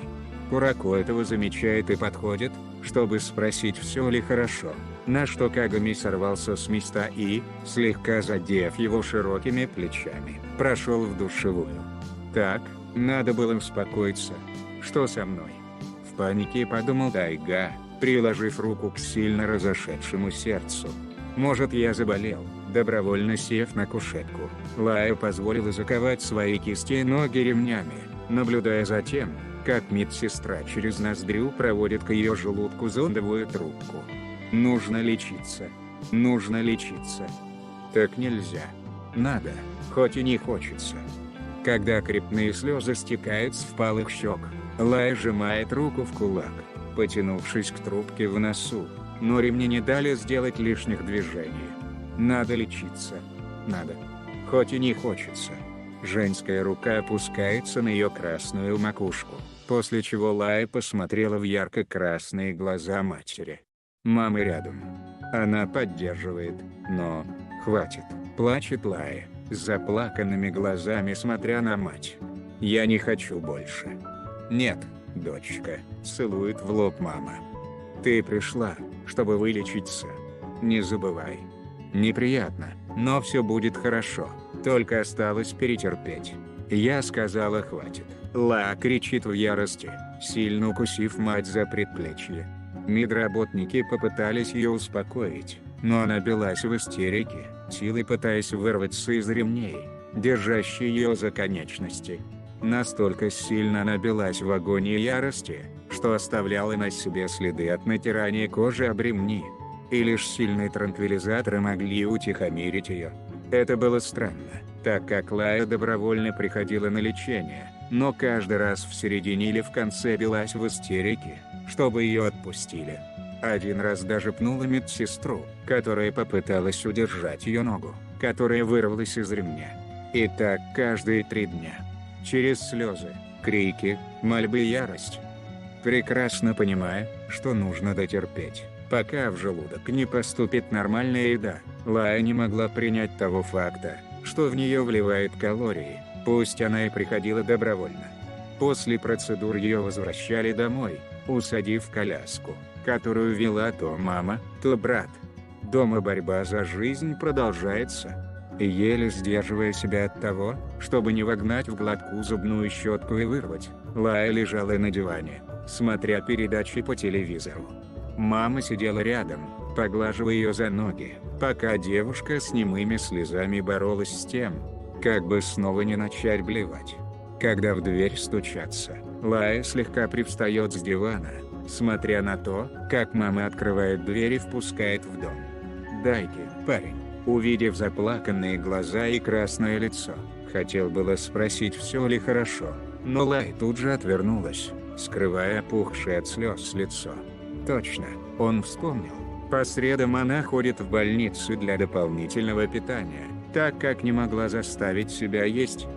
«Привет, Хизаши», – здоровается Амини. «Хотел предложить тебе прогуляться, если ты не против». Лая вытирает с лица остатки слез, вставая с дивана. Она слегка улыбается, соглашаясь, после чего медленно идет в комнату одеваться. Мама девушки предлагает Амине чего-нибудь попить, на что он отказался, решив дождаться в коридоре, пока она оденется. Лая выходит в теплых джинсах и толстовке, надевая на голову шапку. Мама помогала Дайке достать коляску, хотя сама девушка уверяла, что ходить может. Спускаясь по лифту вниз, Лая укутала ноги в одеяле, пока баскетболист не спеша толкал коляску. «Зачем ты приходишь, Дайки-кун?» – спрашивает Лая, когда они гуляют по парку. «Ты не обязан быть моей сиделкой. То, что ты поговорил со мной на чистоту, хватает сполна. Я правда. Я просто хочу», – прервала Амини и поглядел на ее макушку темно-синими глазами. «Мне приятно проводить с тобой время». Она понимает. Прекрасно понимает, что это не любовь, но все равно так приятно. Быть рядом с тем, к кому сердце тянется, было настоящим подарком судьбы. «Как твое лечение?» – спрашивает Дайки. «Тяжело, но мы справляемся», – призналась она. «Спасибо тебе.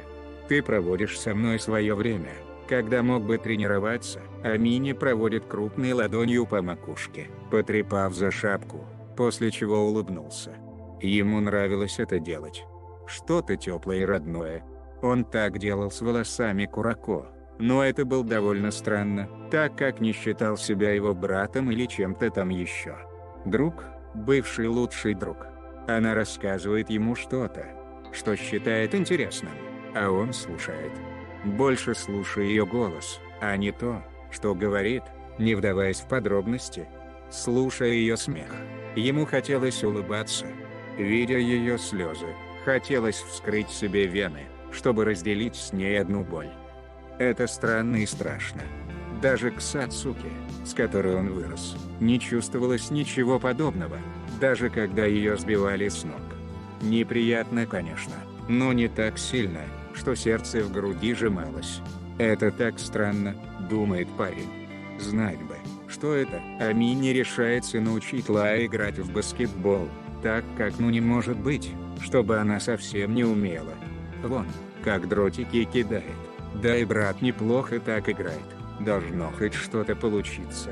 Она вставала с коляски, взяв мяч, который кто-то оставил на площадке, спрятав в кустах. Амини ее подстраховывал, идя следом, пока Лая целилась в кольцо и закидывала. Все равно не попала, а стоило Дайке кинуть, даже несмотря в сторону кольца, как мяч плавно упал через сетку вниз. Это реально талант. Лая медленно ведет мяч, пока Амини шел рядом, и, дождавшись, пока она бросит в кольцо, сам подпрыгнул, чтобы добросить ее мяч. Потом он стал играть сам, мячем творя невероятное, отчего Лая улыбалась и смеялась, хлопая в ладоши, пока мяч бегал вокруг нее и Даки, словно имел свою волю. Так ловко он орудовал им, что прям невероятно. Так плавно пружинил с мячом, словно его магнитом тянуло к его ладони. Отдав мяч в ее руки, Амини подхватывает ее ниже пояса, отчего Лая негромко завизжала от такого расстояния до земли, но, кидая в кольцо, девушка послушно бросила мяч в цель, и он плавно упал в кольцо. Ну, тут нереально было промазать, так как кольцо было прямо у ее носа. Дайки опускает ее на землю и подвешивает свою руку на ее плечо, слегка приобняв. Так приятно ощущать его рядом, слышать его дыхание и видеть ослепительную улыбку на смуглой коже лица. Тихо-тихо, Амини подхватил обмякшее тело девушки и снова усадил на коляску. Лая держалась за голову, которая резко закружилась, а Дайки сидел перед ней на коленях, отправляя за ушко прядь волос. Просто голова закружилась, слабо улыбается она. «Извини, ты все еще слишком слаба», — говорит Амини, погладив за худые коленки, и усмехнулся. «Хороший баскетболист должен есть так же хорошо. Куда уж мне до тебя», — улыбнулась Лая. «Оставлю этот баскетбол лучше вам, дни летят почти незаметно». Лая опять восстановилась в школе, только учиться пришлось в коляске. Все старались помогать, особенно одноклассники, что было очень приятно. Ее возили из класса в класс, а на физкультуре ждала окончания тренировки в сторонке. К ней подходил Химура, чтобы погладить по голове и обнять, а вот Мурасакибара провожал только взглядом, потом вовсе пропадал. В классе опять появилась запись на доске белым мелом: «Лая, я люблю тебя», и было уже даже страшно, так как адресата она не знала. Химура отнекивался, что не он, так как сказал бы, что любит ее прямо, как брат-сестру, естественно. И в один из обычных дней, когда она ждала мать у ворот школы, видит Ацуши, который хотел было пройти мимо, но Лая, встав с коляски, останавливает, загородив путь собой. Парень был, как всегда, спокоен и расслаблен, а глаза пустые и холодны. Он не видел никакого прогресса в ее лечении. Такие же впалые щеки, серая кожа и худое тело, на котором школьная форма висела мешком, и как всегда Мурасакибара что-то ел, держа пакет прижав к себе. «Это сырные палочки?» – спрашивает Лая, смотря на пакетик в руке парня. «Да, выглядит аппетитно», – улыбнулась девушка. «Можно попробовать?» Мурасакибара смотрит на нее вначале удивленно, но потом прижимает к себе хрустяшку и бурчит: «Нет, это эксклюзивный выпуск. Хотя бы одну штучку». Улыбнулась Лая и, подойдя ближе, встала на носочки, положив ладонь на его фиолетовую макушку. Только одну. Лая достает из протянутого пакета одну палочку с ярко-оранжевой присыпкой, то ли специи, то ли краситель, после чего осторожно откусила, пока Ацуши внимательно наблюдал за ней. Язык уловил сильные усилители вкуса, а после недолгого жевания было проглочено. Мурасакибара хмыкнул, так как думал, что она выплюнет. Видимо, она действительно крепко взялась за лечение. Похвально. Посмотрев на оранжевые пальцы после сырной палочки, Лая сглотнула от небольшого отвращения. Увидев это, Ацуши достает из сумки влажную салфетку и сам стирает с ее пальца оранжевые приправы. У него огромные, больше, чем у Амини, руки, но прохладные, совсем, как у нее самой. «Эй, Хизачин, ты с Дайчин встречаешься, да?» Вдруг спрашивает Ацуши, держа Лая за руку, вытирая остаток специи. «Понятно», – протянул Ацуши. «Значит, шансов не было с самого начала. Или он есть, он знает?» «Откуда?» Тайга бы никому не рассказал, как и сам Даки. Взгляд черных глаз стыдливо опускается на асфальт, выдавая ее с головой. а сам парень слегка сжимает ее пальцы. Прочитав в ее мимике все, никто не говорил мне. Видел вас на улице несколько раз. Часто гуляете? ХМ. Я понял, что, к сожалению, говорит Мурасаки Бара, отводит взгляд. За то, что ушел в тот раз в школе, когда ты нуждалась во мне. Я обиделся, хотя понимал, что в тебе это говорит болезнь. Нет, я сама хотела извиниться. Нет, прервал он. Если бы я остался, взял тебя за руку, как сейчас, забрал бы в тот момент в другое место, хотя бы обнял, то, задумался парень и грустно вздохнул. Я впервые завидую Дайчину. Мы можем стать отличными друзьями. Ацуша хочет утешить Лай. Я не хочу быть рядом, как друг, когда ты будешь рядом со своим парнем, который является моим другом. Это тяжело, слишком серьезно для самого себя, говорит баскетболист. И я боюсь, что сорвусь. Он думает, что они с Дайки встречаются. Все равно так стыдно. Так ужасно на душе. Лая знала, каково это любить кого-то безответно.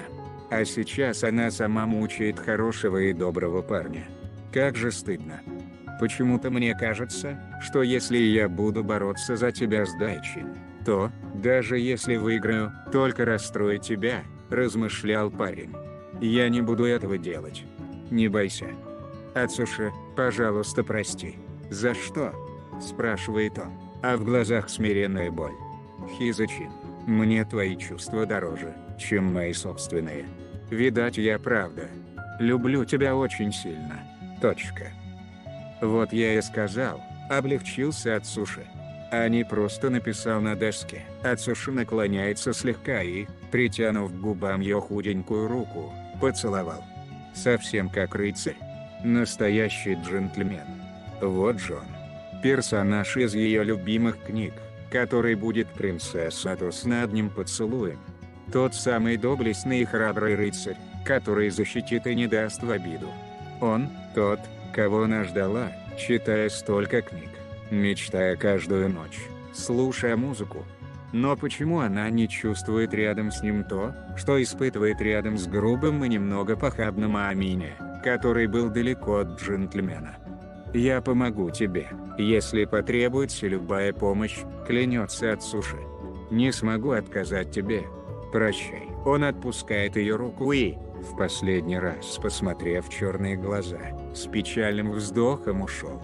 Его широкая спина отдалялась, а в глазах сильно жжет. И она плачет, ненавидя себя в этот момент. Сожалея, что так произошло. Любить кого-то безответно тяжело. Но когда подвергаешь кого-то другого таким же мукам, то хочется вскрыть себе вены, выложить ребра и вытащить сердце, которое болезненно бьется внутри. Нужно выбирать того, кто тебя любит. Столько раз Лая читала эти слова в книгах, но все равно не может последовать совету автора. Что уж сделать, если сердце тянется к другому, который еще не любит тебя. Тайга был честен с собой и принял себя. Попытался сблизиться с Курако, хоть и не понимал, что делать и как поступить. Тяга парня к парню. Гомосексуализм, вроде. Тайга никогда бы не подумал, что он один из тех людей, которые отличаются половой ориентацией. Теперь понятно, почему обнаженные фотографии Алекс никак не могли вызвать у подростка выброса энергии и желания. Черт, Тайга прячет лицо в своих ладонях, чтобы скрыть красноту лица. Не хотелось, чтобы Лая узнала, ведь вдруг она осудит. Человек, который долгое время любил кого-то, не может сразу понять, каково это, когда тебя тянет к человеку твоего пола. По крайней мере, он так думал. После школы Тайга идет с Курако на площадку. Сегодня тренировки нет, а значит, можно просто погонять мяч. Как всегда, невидимый игрок был молчалив и тих, а он не мог что-либо сказать, так как страх, что его лучший друг посмеется или скажет, что он ненормальный, было просто удушающим. Он должен был давно уже догадаться, что дышит Курако далеко не равно, ведь он сам постоянно лез к нему помогать. А что, если... Тайга посмотрел на Курако, который вел мяч, чтобы забросить в корзину, после чего помотал головой. То, что Курако тоже, как он гомосексуалист, было почти что невозможным. Такого не бывает, что полюбив парня, этот парень ответит взаимностью.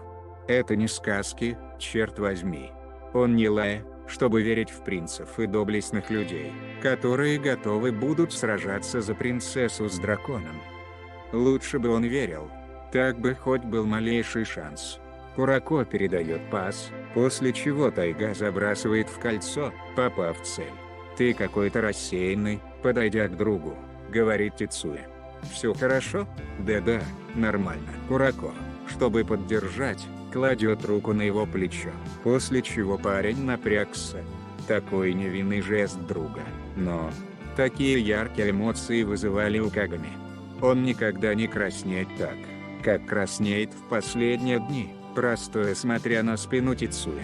Маленького призрачного игрока любили все. Все. Не только он. Все пытались погладить его по голове, потрепать за щеку, обнять.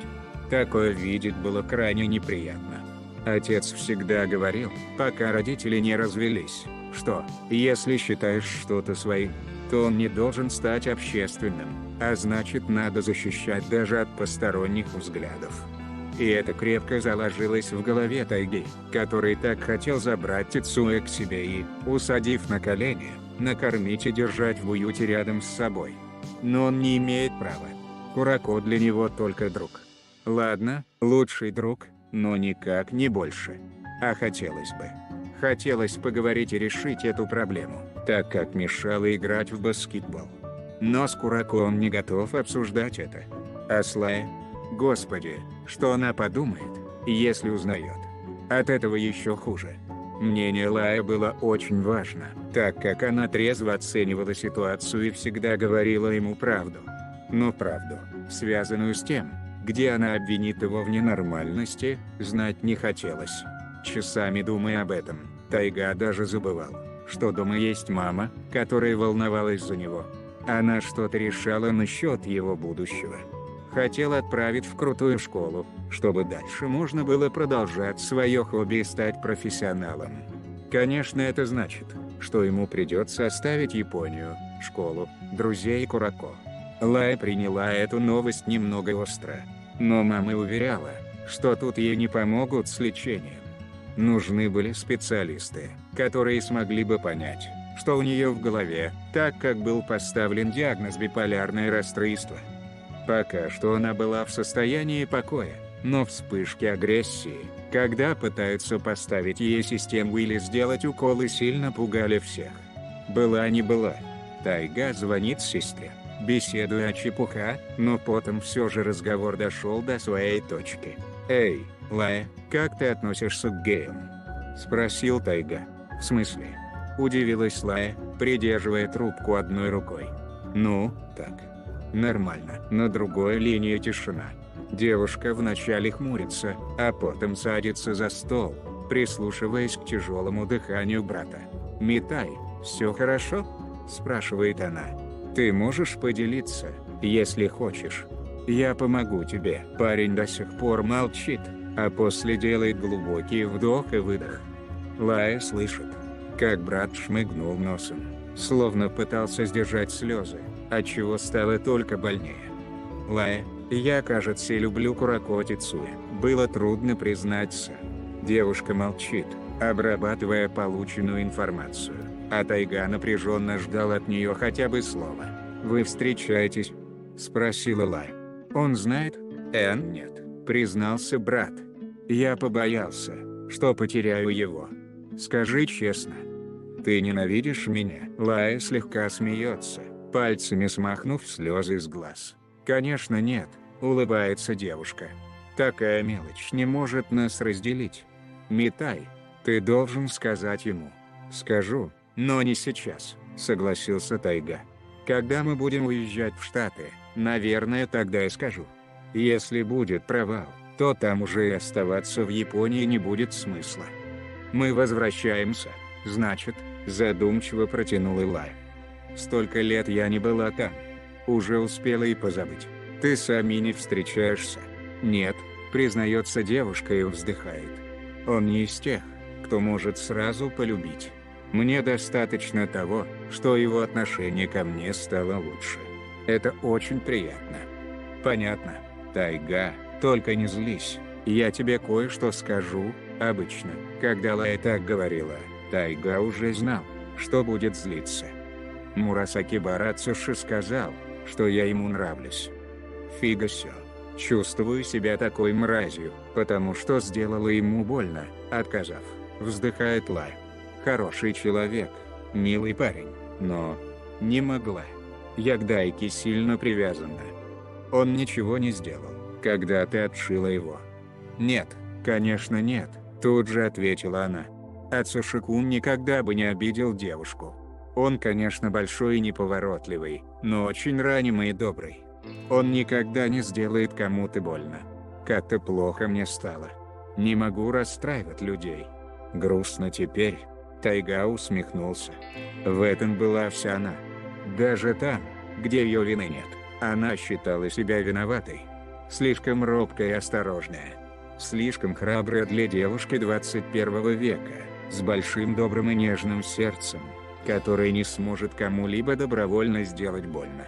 Неудивительно, что Ацуши, человек с душой ребенка, так тянется к ней, видимо чувствует доброту ее сердца и искренность. А Дайки, идиот, все еще принюхивается к ней, выискивая подвох. Но подвоха нет. Она такая. В этом вся она. С добрым чутким сердцем. Тайга даже больше, чем обычно уверен, что Амини недостоин такого внимания к себе. Уродец. Ему так повезло, что кто-то, как Лао, желает его внимания вот уже больше года, смиренно выжидая, когда же он скажет те самые заветные слова любви. Много чего произошло за это время. Тайга с поколением чудес сыграли против Джаберовых, где Ацуши получил травму. Лао плакала, он помнит. Тогда незнакомые ей поколение чудес удивленно смотрели на нее, ну кроме Амини, так как понятия не имели, кто она вообще такая. Глаза у Акаши были пронзительные и очень внимательные, что не нравилось Тайге, так как он слишком внимательно рассматривал Лая, которая до сих пор сидела на коляске. «Эй, хватит вам на нее смотреть», – разозлился Тайга, закрывая сестру собой. «Я отвезу тебя домой, Лай». Дайки удивился, в принципе как и все остальные. Так сильно он любил свою сестру, что ревновал ко всем, не желая, чтобы на нее смотрели. Амини был под впечатлением, снова. Тайга действительно на него похож. Он бы тоже был против того, чтобы на самое его дорогое и бесценное вот так вот пялились. После этого она не виделась с поколением чудес, ну кроме Ацуши и Дайки, одного из которых она часто посещала с разными вкусностями, чтобы тот быстрее поправлялся, а другим просто проводила время на улице. Мурасакибара был очень рад, что все же она приходит, когда он уверял, что ей не стоит этого делать. Господи, она такая добрая. Приходила в коляске к нему домой, иногда из Дайки, с которым не очень получалось вести разговор. Как же он ревновал ее. Как же он хотел ударить Амине, чтобы тот не трогал ее за волосы и не гладил по макушке. Невыносимо. Но хорошо, что эмоции Ацуши скрывать умеет. Так бы и с другом попрощался бы. Тайга долгое время крутился вокруг Курако, пытаясь понять, как он относится к гомосексуализму. Он отвечал слишком смазанно и непонятно. Даже на его дне рождения. Тайга пытался намекнуть, что он не просто друг, но так и не смог ничего толком сказать. Как же Тайга был удивлен, когда на его день рождения в августе собрались его друзья. Поколение чудес, Мумы, Рика, Химура и несколько игроков из Сирины Шутоку стояли перед ним, когда он открыл входную дверь. «Вы пришли на день рождения?» – удивился Кагами.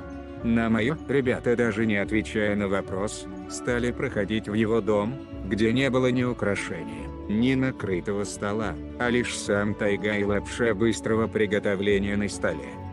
«Худенько так ты празднуешь», – протянул Кисей и улыбнулся. «Может, закажем чего-нибудь пожевать?» «Ну, в целом стол накрытый есть», – говорит именинник. Только не здесь. Все удивленно уставились на него, после чего Дайки хлопнул себя по лбу. Господи, дебил. Если Тайга близнец Хизаши, то у них одно день рождения на двоих.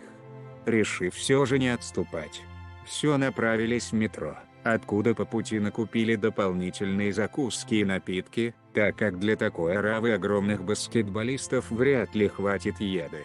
Ацуши не горел желанием идти туда, где будет Дайки и Хизачин в одном доме, но отказ был бы очень странным. Сам же Аминя, неся коробки пиццы, думал о том, что не купил подарка для нее. Отлично, он никогда не думал о такой хрени, а сейчас, как тёлка заморачивается. Фуф. Открыв дверь, Тайга проходит первым, а за ним и все остальные. Где-то на кухне слышались легкие шаги, а значит, Лая действительно накрывает стол.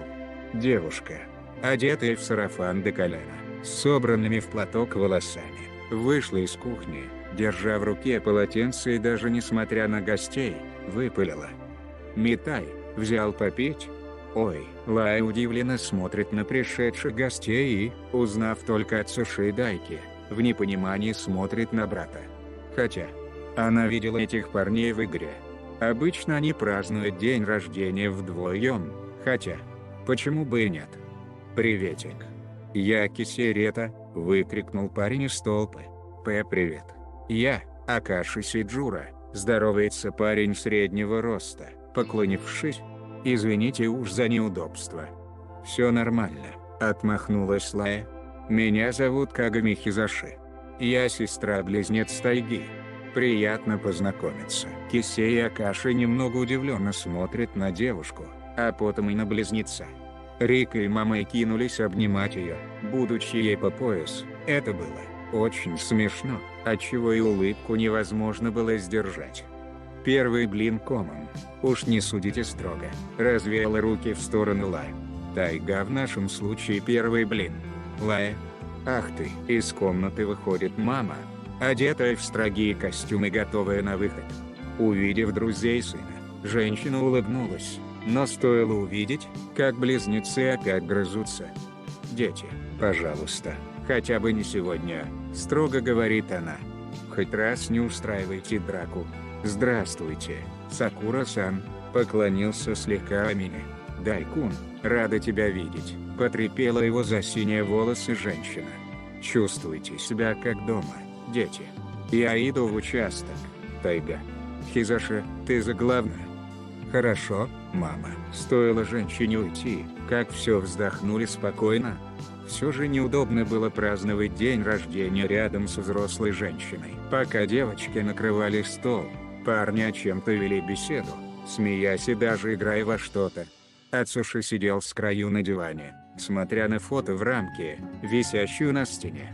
Там было изображение близнецов и Химуры, которые сидели на полу с джойстиками. Сам Химура сейчас ничуть не изменился, как и Тайга, только Хизаши стала сильно худее. Как бы лечение не проводили, Лая продолжала блевать, что никак не хорошо. Такими темпами она не наберет весовой, ходить стала реже, чем обычно, пользуясь коляской. Даже сейчас она устало сидела на полу, пока Рика и мамы быстро перетаскивали еду. Вон Тайга пытается поговорить с Курако, чтобы узнать, какие ему девушки нравятся. На что шестой игрок удивленно отвечал, что никогда не думал об этом. И зачем Кагами знать, какие женщины нравятся ему? Для Ацуши это было загадкой. Лая ест очень мало, но было видно, что старается подавить чувство рвоты. Пока все смеялись и шутили, Мурасаки-бара неотрывно смотрел в черные глаза, которые были слишком уставшие и мутные. Видать, даже не отдыхала. Захотелось забрать с собой куда-то, чтобы дать ей отоспаться. Он бы любил ее сильно, обнимал бы крепко и не давал бы в обиду никому, даже себе. Но она любит другого. Словно смертный приговор для него. Взяв палочкой один ролл, Дайки поднимает его к лицу Лая, на что она непонимающе смотрит на него. «Скажи, а это было слишком мило». Лая не смогла отказать. Под пристальным взглядом Тайги и Ацуши, девушка медленно съела кушанье, запив водой. А после она услышала треск сломанных палочек для еда в руках Мурасаки Бары.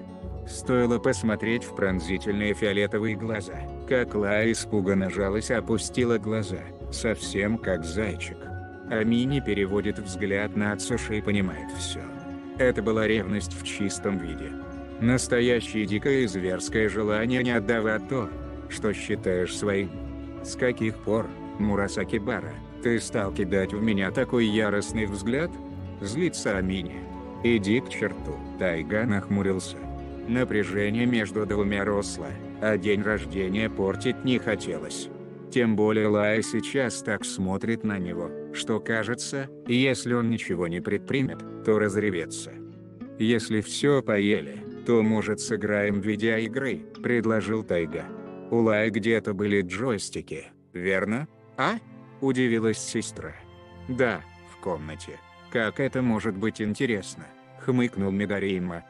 «Лучше поговорить уж о будущих планах. Тебе зачем переживать?» – рассмеялся Кисе.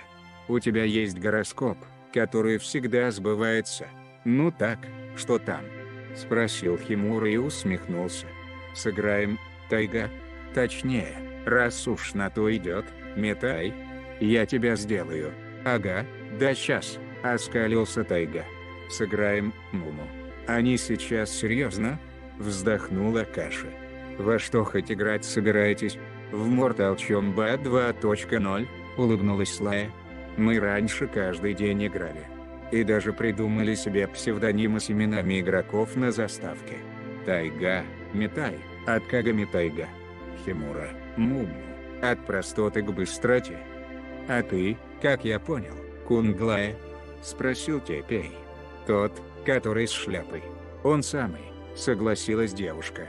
Я пошла и с приставкой. Забиваем очередь. Игра была интересной.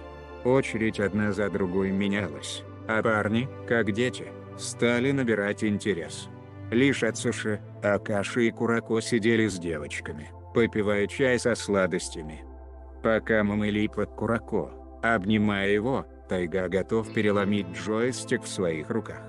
Благо скучное лицо Курако говорило о том, что ему не очень нравится. А значит, не все так плохо. В определенный момент Дайки не замечает за игрой, что Лая и Ацуши нет в общей комнате. Парень тут же направляется на кухню, где и нашел этих двоих.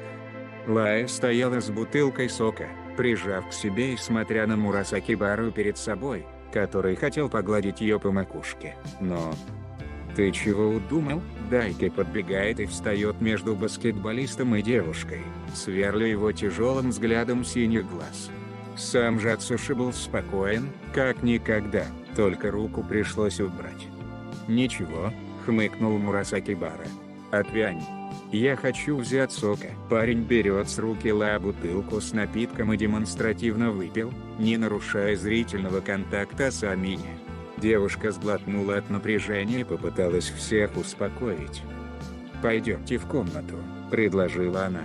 «Что тут стоять?» Амини берет ее за руку, отчего Ацуши тут же хмурится, и увел из кухни обратно в комнату. Мурасаки Бара скрипнул зубами, подавив агрессию, понимая, что так сделает только хуже. Тем более он обещал. Он не будет лезть в ее жизнь. Остаток праздника прошло на удивление спокойно. Гости к концу дня разошлись, пока девушки быстро все не убрали. Тайга решил проводить Курако, чтобы... Мало ли. Ведь он лично влез в драку в тот раз. Кто же? Хотелось побыть с ним подольше. Пока не было брата и вообще все разошлись, Лая с Дайки решили прогуляться по городу, попить чай и расслабиться. Сейчас было начало августа и погода довольно теплая, но девушка все равно носила на плечах легкую ветровку, пока сама Амини щеголял в легкой футболке, показывая миру свои смуглые ручища и мускулы. Коляска каталась по тротуару, пока Амини разгонялся, делая забег, отчего Лая хваталась подлокотники немного напуганно. Дайки смеялся, словно это его катали, а не он ее. Было весело, как и ему казалось, совсем как в аттракционе, с чем растрепанная девушка не была согласна, хотя весело, конечно, было. На площадке, где играли подростки в баскетбол. Дайки решился изволить показать, как играет профессионал, пока Лая ждала на стороне, снимая на видео в телефоне. Амини легко и виртуозно владел мячом, в одиночку закидывая данки, один за другим набивая очки. «Зачем снимать?» – спрашивает Дайки, подходя к ней. «На память», – улыбнулась девушка и сменила видео на камеру. «Сделаем селфи». Амини не очень понимает, зачем это, но садится рядом с коляской, пока Лая настраивала камеру. На экране парень не помещался, на что Дайки сам взял в руку телефон и, обняв девушку одной рукой за плечи, прижавшись к ее голове своим виском, сдалил снимок. Белоснежная улыбка на его смуглой коже его и растерянное выражение ее лица. Эта фотография несомненно станет одной из любимых в памяти Хизаши. Они продолжают гулять, пока улицы заполнялись музыкантами, которых Дайки научился слушать с удовольствием. Скрипка приятно ласкала слух, отчего он даже расслабился и закрыл глаза, пока Лая вставала с коляски. Взяв его за руку, девушка слегка притянула к себе, отчего Амини растерялся. Положив его широкие ладони себе на талию, Лая кладет свои руки на его плечи, медленно задавая темп танцу под пение скрипки в умелых руках скрипача. Лая прикрывает глаза, наслаждаясь этим моментом, а Дайки смотрел на нее своими темно-синими глазами, чувствуя под своими ладонями ее тепло, ощущая ее еле уловимый запах ванили, ощущая, как ему хочется жить, когда смотрит на нее такую простую, храбрую, сильную и красивую.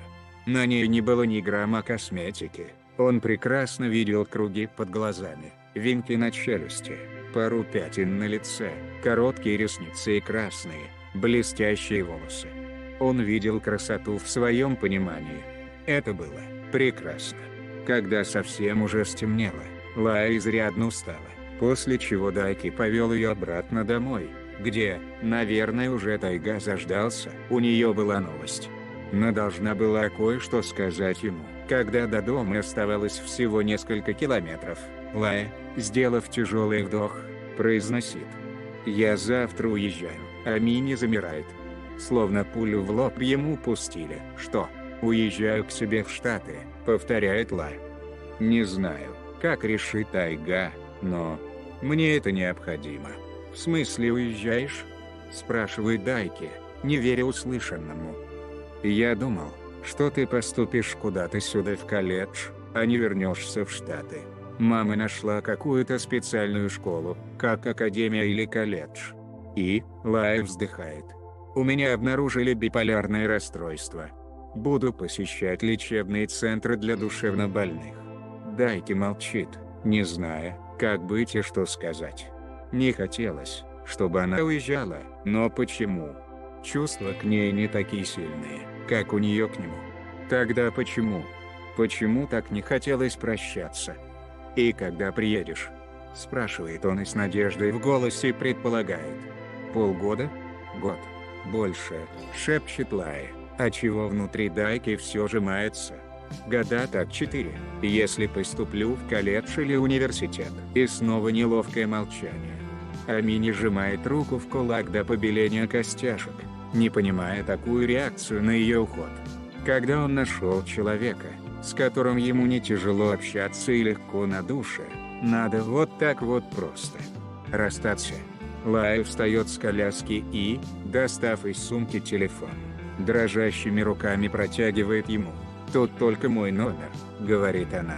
«Мне нельзя будет пользоваться средствами связи, чтобы лечение было эффективнее. Но я буду знать, где этот телефон по ГПС, пока он цел. Когда-нибудь. Дайки-кун, когда-нибудь я обязательно позвоню на этот телефон. Если ты будешь ждать меня». «Ты будешь меня ждать?» Что делать? Взять. Дать ей надежду. А он будет ждать? Что он к ней чувствует? Готов ли он быть с ней? Он хотел знать ответ. Но откуда? Дайки берет телефон с ее руки, смотря на нее неуверенно и немного растерянно. Слишком большая ответственность для школьника. Он дать ей надежду, что будет ждать. Что? Если он полюбит кого-то другого и забудет про нее, пока она будет думать о нем каждый день, каждый час и каждый раз, когда будет смотреть на брата, который играл в баскетбол. Если вдруг ты передумаешь, Дайки-кун, выбрось этот телефон, просит Лая и смаргивает крупные капли слез. Я буду ждать, пока он высвечивается на ГПС. А если пропадет? Я буду ждать. Он сам удивляется своему ответу, отчего вздрагивает, а Лая облегченно вздыхает. Выкрикнул, даже не подумав как следует. Возможно, что дал ложную надежду. Но, если она нуждается в этом, то пусть. Ты вправду невероятен, сквозь слезы улыбается Лая. Амини Дайки. Спасибо тебе за все, слов нет. Одни эмоции. Амини провожает ее до дома, ведя какую-то беседу о баскетболе, но все мысли были о ее отъезде и об обещании. Лая что-то говорила и даже смеялась, но ее голос был слишком далек от его мыслей. Впервые он не готов отпускать кого-то из своей жизни. И кого же? Девчонку, которую сам же чуть в могилу не завел. А она все еще любит его. Трепетно обещает, что будет ждать, а он достоин кого-то, кто готов его ждать. Дойдя до дверей квартиры, Лая замолкает, сильно сжавшись, понимая, что потом не встретится. В целом, как и Дайки, это последний день. Завтра она уезжает и черт знает, когда вернется. А он обещал ее ждать. Да он никогда, стыдно признаться, ничего не ждал. Все приходило само или уходило. А тут ждать. Ждать телефонного звонка ее. Парень садится перед коляской, аккуратно взяв прохладные ручки в свои теплые, смотря в черные глаза, в которых не было видно и зрачка, настолько они бездонны. И он утонул в них. Лая сжимает его пальцы своими и, наклонившись, коснулась лбом его лба, прикрыв глаза. Он такой теплый. «Я буду помнить тебя всегда», — слетает шепот с девичьих губ. «Чего бы ни было. Знай, что ты очень хороший человек. Добейся всего, чего ты хочешь. Поступи в хорошее учебное заведение. Точка. Пока, Дайки». Он помогает ей зайти в дом, после чего обнял, вжимая хрупкое тело к себе, носом вдыхая странный запах солнца, ванили и лекарств. Любовь ли это? Или нет? Ее встречает тайга, который хмыкнул в лицо Дайки и захлопнул дверь перед его носом. Амини выходит из подъезда и стоит, смотря на горящий свет в ее квартире. Столько всего он хотел сказать.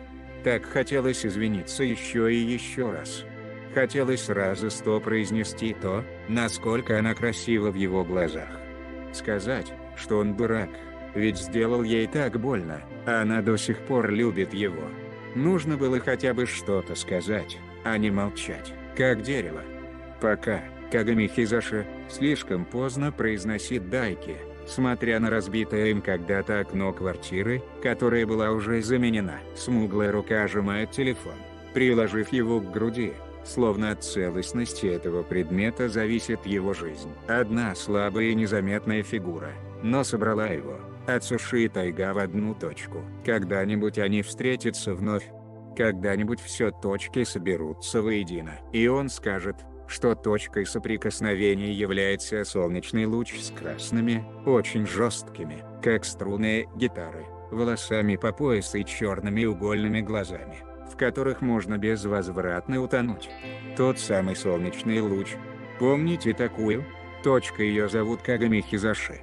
Где-то там, потрепанный в царапинах телефон-раскладушка лежала на рабочем столе, пока мужчина, орудуя ручкой, заполнял каждодневные документы.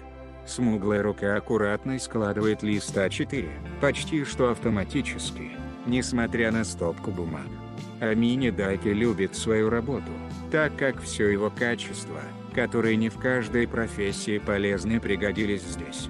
Он мог быть активным, бегать и держать форму. Мог навалять кому-то, если этого требует ситуация. Его вспыльчивость стала его визитной картой, отчего преступники при виде офицера полиции уже готовы были сдаться, лишь бы он не причинил увечья. С виду такой огромный, брутальный мужчина 23 лет, но в руке или где-то рядом всегда лежал телефон бледно-розового цвета. Стоило ему отвернуться, как женщина, чуть старше, тоже в стандартной форме полицейского, выхватила из стола мирно лежащий телефон и сразу же открыла раскладушку, рассматривая содержимое. «Что за хрень?» – открывает она телефон. «Так мало денег, что не можешь позволить себе что-то получше?» Бесстрашное сердце, которое равно билось в момент опасности для жизни, сейчас забился в бешеном темпе. Стоило этой даме взять его в руки. Нет, это слишком бесценно, чтобы кто-то трогал. «Отдай!» – рявкнула Аминя, встав на ноги. «Да будет тебе!» – усмехнулась сотрудница. «Всего лишь телефон. Да и вообще, Дайки выходит из-за стола и, сорвав с ее руки мобильное устройство, толкнула в плечо, дав понять, что ей стоит уйти.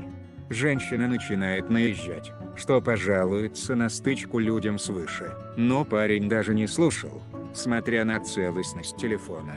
Все работает. Господи, спасибо, что работает. Когда поступил новый вызов об ограблении, офицер полиции тут же выходит из здания, взяв ключи от машины, не забыв положить в карман бесценный телефон. Белое легкое платье на лямках, струящее по телу, прилегая к пышной груди, подол которой доходил до колена, от каждого мимолетного дуновения ветра развивалось, оголяя стройные ноги, обутые в светлые кроссовки. Сочно-красные, по-настоящему алые волосы, доходящие до поясницы, змеились по всей спине, спереди обрамляя светлое личико, спадая челкой на лоб и подчеркивая глубину и бездонность черных глаз, смотрящая на экран телефона, где красной точкой указывалась ее цель. Хизаши Кагами верит в сказки.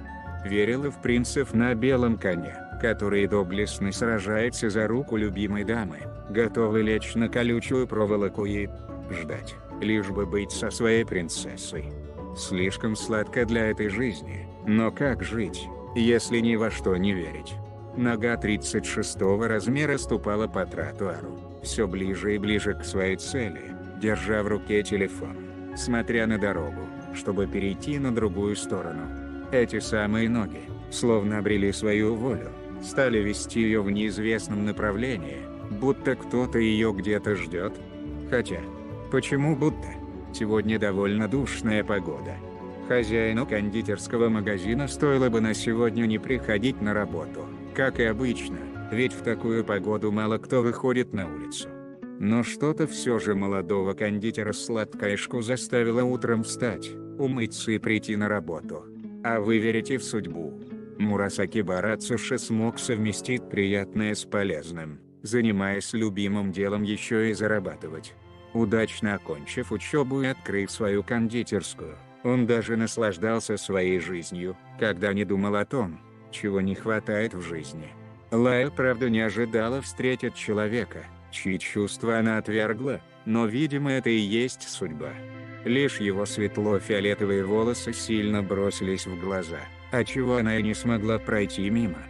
Мурасаки Бара прибавил в росте, но совсем немного, и, смотря на его широкую спину, как он вешал табличку со сегодняшними сладостями, он не сразу заметил ее. «Привет, Ацуши-кун». Парень замирает от знакомого голоса и оборачивается, а глаза расширяются от стоящей напротив фигуры. Сердце пропустило пару ударов, пока он забыл, как надо дышать. Пока смотрел на нее. На улыбчивое лицо и сияющие черные глаза. На нее такую красивую, здоровую и полную сил, готовая покорять горы и любые вершины. Сильную и храбрую, с таким добрым и большим сердцем, не опороченное чувством разочарования. «Хизачин», — шепчет Мурасаки Бара. «Хорошо выглядишь, спасибо», — улыбается она. «Как твои дела?» «Не думала, что ты работаешь продавцом». Ацуши смотрит на магазин позади и снова переводит взгляд на девушку. «Я повар-кондитер», — поправил он. «И? Зачем приехала? Тебя не было немало лет. Надеялась, что меня тут ждут». Смеется Лая звонко, отчего внутри Ацуши жалось сердце, которое билось через силу. не желая этого делать. Хотела проведать Японию. Интересно, кто еще тут остался? Искала всех знакомых и... «Ты к Дайчин?» — спросила Ацуши прямо. Ла молчит, но потом смущенно кивает и опускает взгляд черных глаз. Она не знает, думает Мурасаки Бара. Да, она еще не знает. «Ну, не буду мешать», — говорит девушка. «Пойду я. Еще увидимся. Приходи, когда захочешь». Ацуши провожает ее взглядом фиолетовых глаз, желая остановить и, взяв за руку, сказать. Сказать, что «я тоже жду». Он провожает ее опечаленным взглядом, до сих пор держа слово, данное ей еще в школе. В его глазах она была идеалом, той самой девушкой, за которую стоит драться и за честь которой не жалко и руки заморать. И это идеально идет далеко не к идеальному парню. За столько лет Ацуши не думал, что будет ненавидеть своего давнего друга. Но увы, так все и произошло. После ухода Лая они еще как-то ладили, но все не то. Ацуши чувствовал себя проигравшим, ждущий реванша, а Дайки просто счастливчиком, который без боя был окружен вниманием прекрасной дамы. Его дамы. А потом... К Дайке совсем потерялось уважение, когда он узнал, что «не могу я сказать ей такое», вздыхает Мурасаки Бара. Да и не поверит, наверное. Лая шла по направлению на карте, где была Аминя, который даже не догадывался, что она здесь, в Японии. Она уже добралась до метро, когда все же решила позвонить. Спустя столько лет. Сам же Дайки уже возвращался после ложного вызова, чтобы пойти домой отлежаться. И поесть не помешало бы, телефон в кармане завибрировал, когда он стоял у входа открытых дверей поезда. Порывшись в кармане, Дайки не сразу понял, что зазвенел не его рабочий телефон, а тот самый. Бесценный. Он не поверил. Не мог поверить.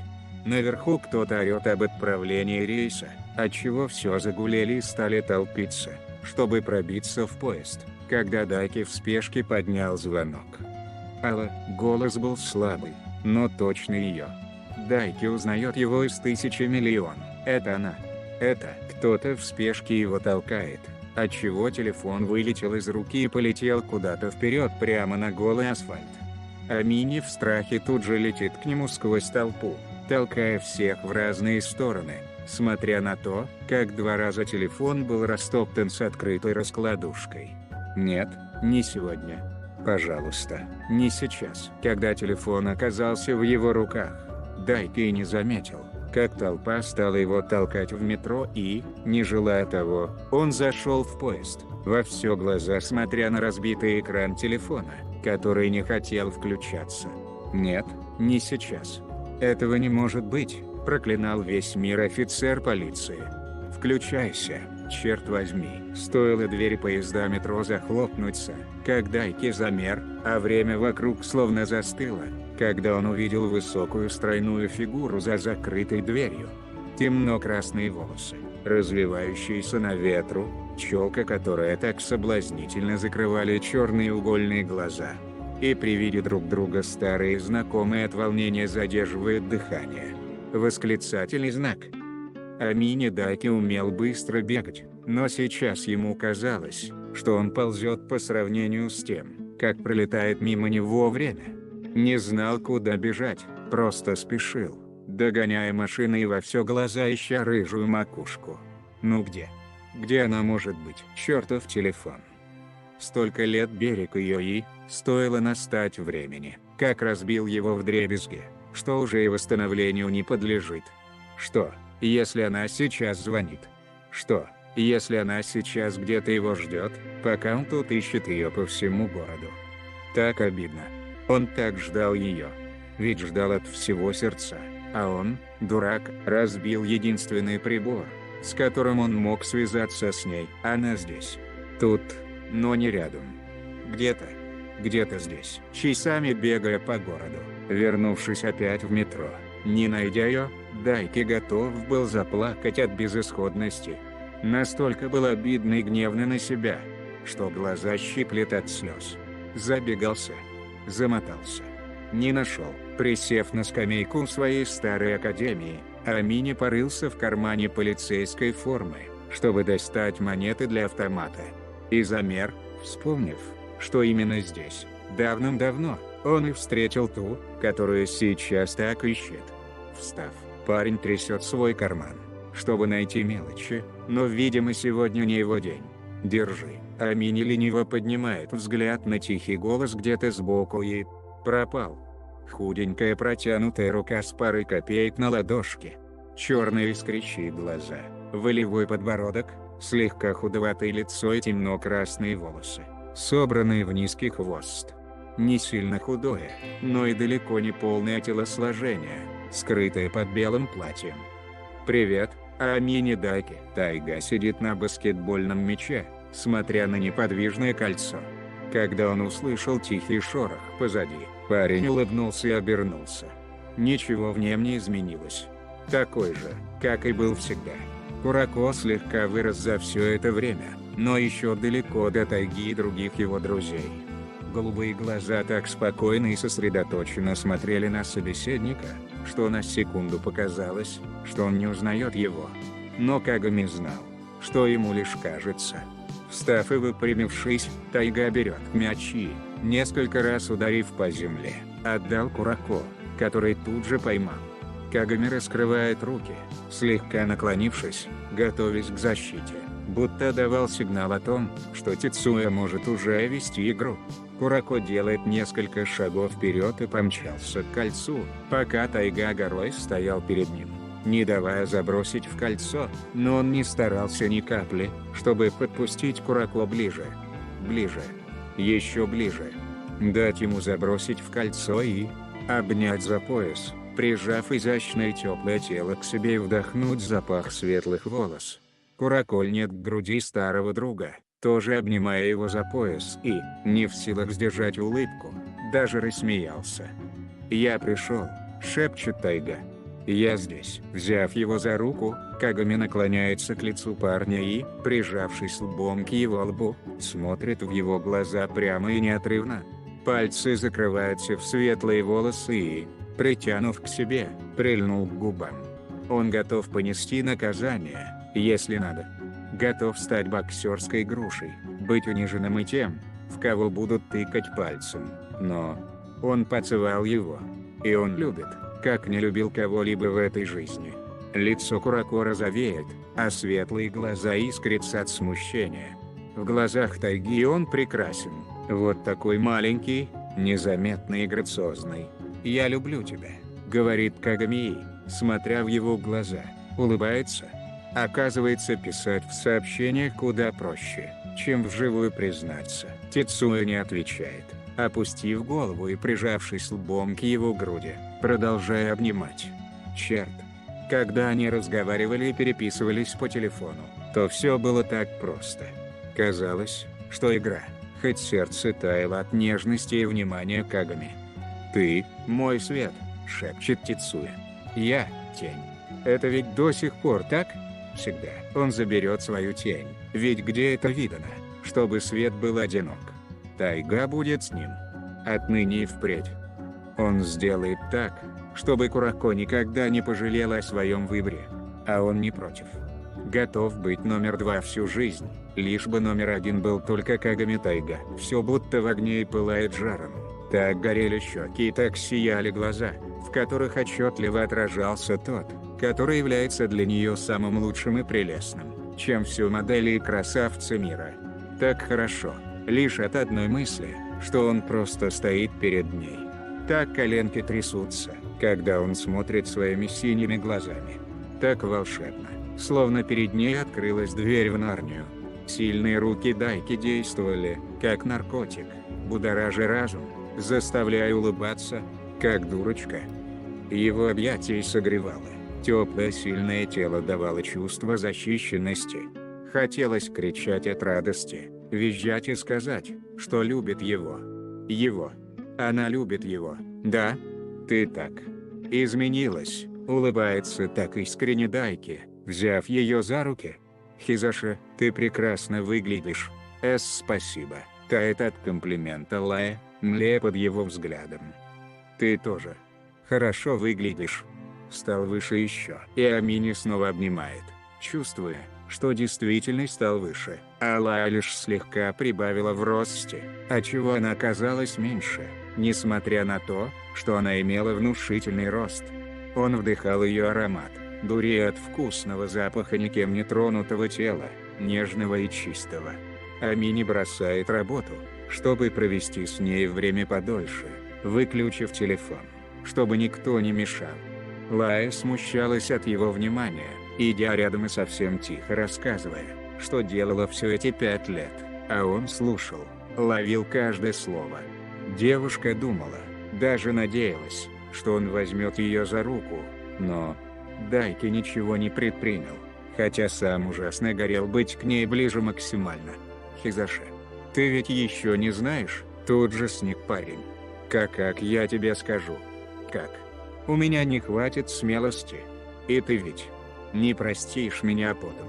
Лая идет по бордюру, раскинув руки по обе стороны для равновесия и продолжает говорить, улыбаться и смотреть на него с обожанием, отчего захотелось умереть здесь и сейчас. И этот день настал, Хизаши. Я не заслуживаю прощения, но я надеюсь. Я очень надеюсь на то, что ты смилуешься. Целый день пролетел, как по волшебству. Дайки никогда так не желал, чтобы в сутках было больше часов или чтобы этот день никогда не кончался. Но время беспощадно шло дальше, как бы Амини часто не смотрел на время, как бы он ни старался медленно ходить, чтобы побыть с Лаа подольше. Как можно дольше видеть ее сияющие и счастливые глаза. Как можно дольше запечатлеть ее улыбку. Дайки предложил покушать, так как уже прилично прошло времени, а он успел проголодаться, на что Лая согласилась. Что-то легкое на второе и выпечка, а Амини не смог ничего съесть, как бы не был голоден. Смотря на Лая, он хотел вернуть время вспять. Снова на 5 лет назад. Она кушала совсем немного, но даже это радовало Амини, ведь он помнил, с чем она боролась. То, как она аккуратно держала вилку и ножик, по маленькому кусочку отправляя в рот, смакуя и наслаждаясь пищей. Дайки готов был смотреть всю жизнь. Столько в ней женственности и простоты. Столько красоты и грации в каждом ее движении, что хотелось перечеркнуть всю прежнюю жизнь и стать тем самым джентльменом для нее. И вот она, вся она, всем своим существом любит его, готовая ловить все его слова и быть рядом, идти рядом с ним бок о бок. А он, после перекуса Лая ведет его в сторону парка, чтобы еще побыть с ним, ведь было потеряно целых 5 лет. Хотелось наверстать здесь и сейчас, но Лая порой останавливала себя, ведь куда спешить? Еще много и много времени впереди. Так ведь? Верно? Аминя, это ведь так? Не доходя до парка, Дайки замедляется, зная, что именно в это время через эту дорогу проходит. Он должен сказать. Он обязан. Дайки-кун зовет Лая и солнечно улыбается. Завтра. Мы завтра ведь еще увидимся. Он бы с радостью. Он бы с удовольствием, но... Хизаши, произносит Дайки и переводит взгляд опечаленных синих глазах на идущих вперед фигур. Я должен тебе сказать. Впереди шла высокая женщина, держа за руку мальчика, а Дайки остановился и грустно перевел взгляд на Лая, которая, ничего не понимая, смотрела в его глаза, утопая в их синеве. «Прости меня», Хизаши сжал руку в кулак Дайки. «Прости». И в эту секунду время будто замедлилось, будто специально, чтобы мучение Амини Дайки было как можно дольше и изощреннее. Вот Лая смотрит на него, а потом смотрит туда, куда он переводит взгляд, и на секунду в черных глазах промелькнула тревога. А в взгляде впереди идящих 2 фигуры появилась радость. Папа. Мальчик чуть старше 2 лет подбежал к Дайке и обнял за ноги, отчего рыжеволосая отшатнула и задержала дыхание.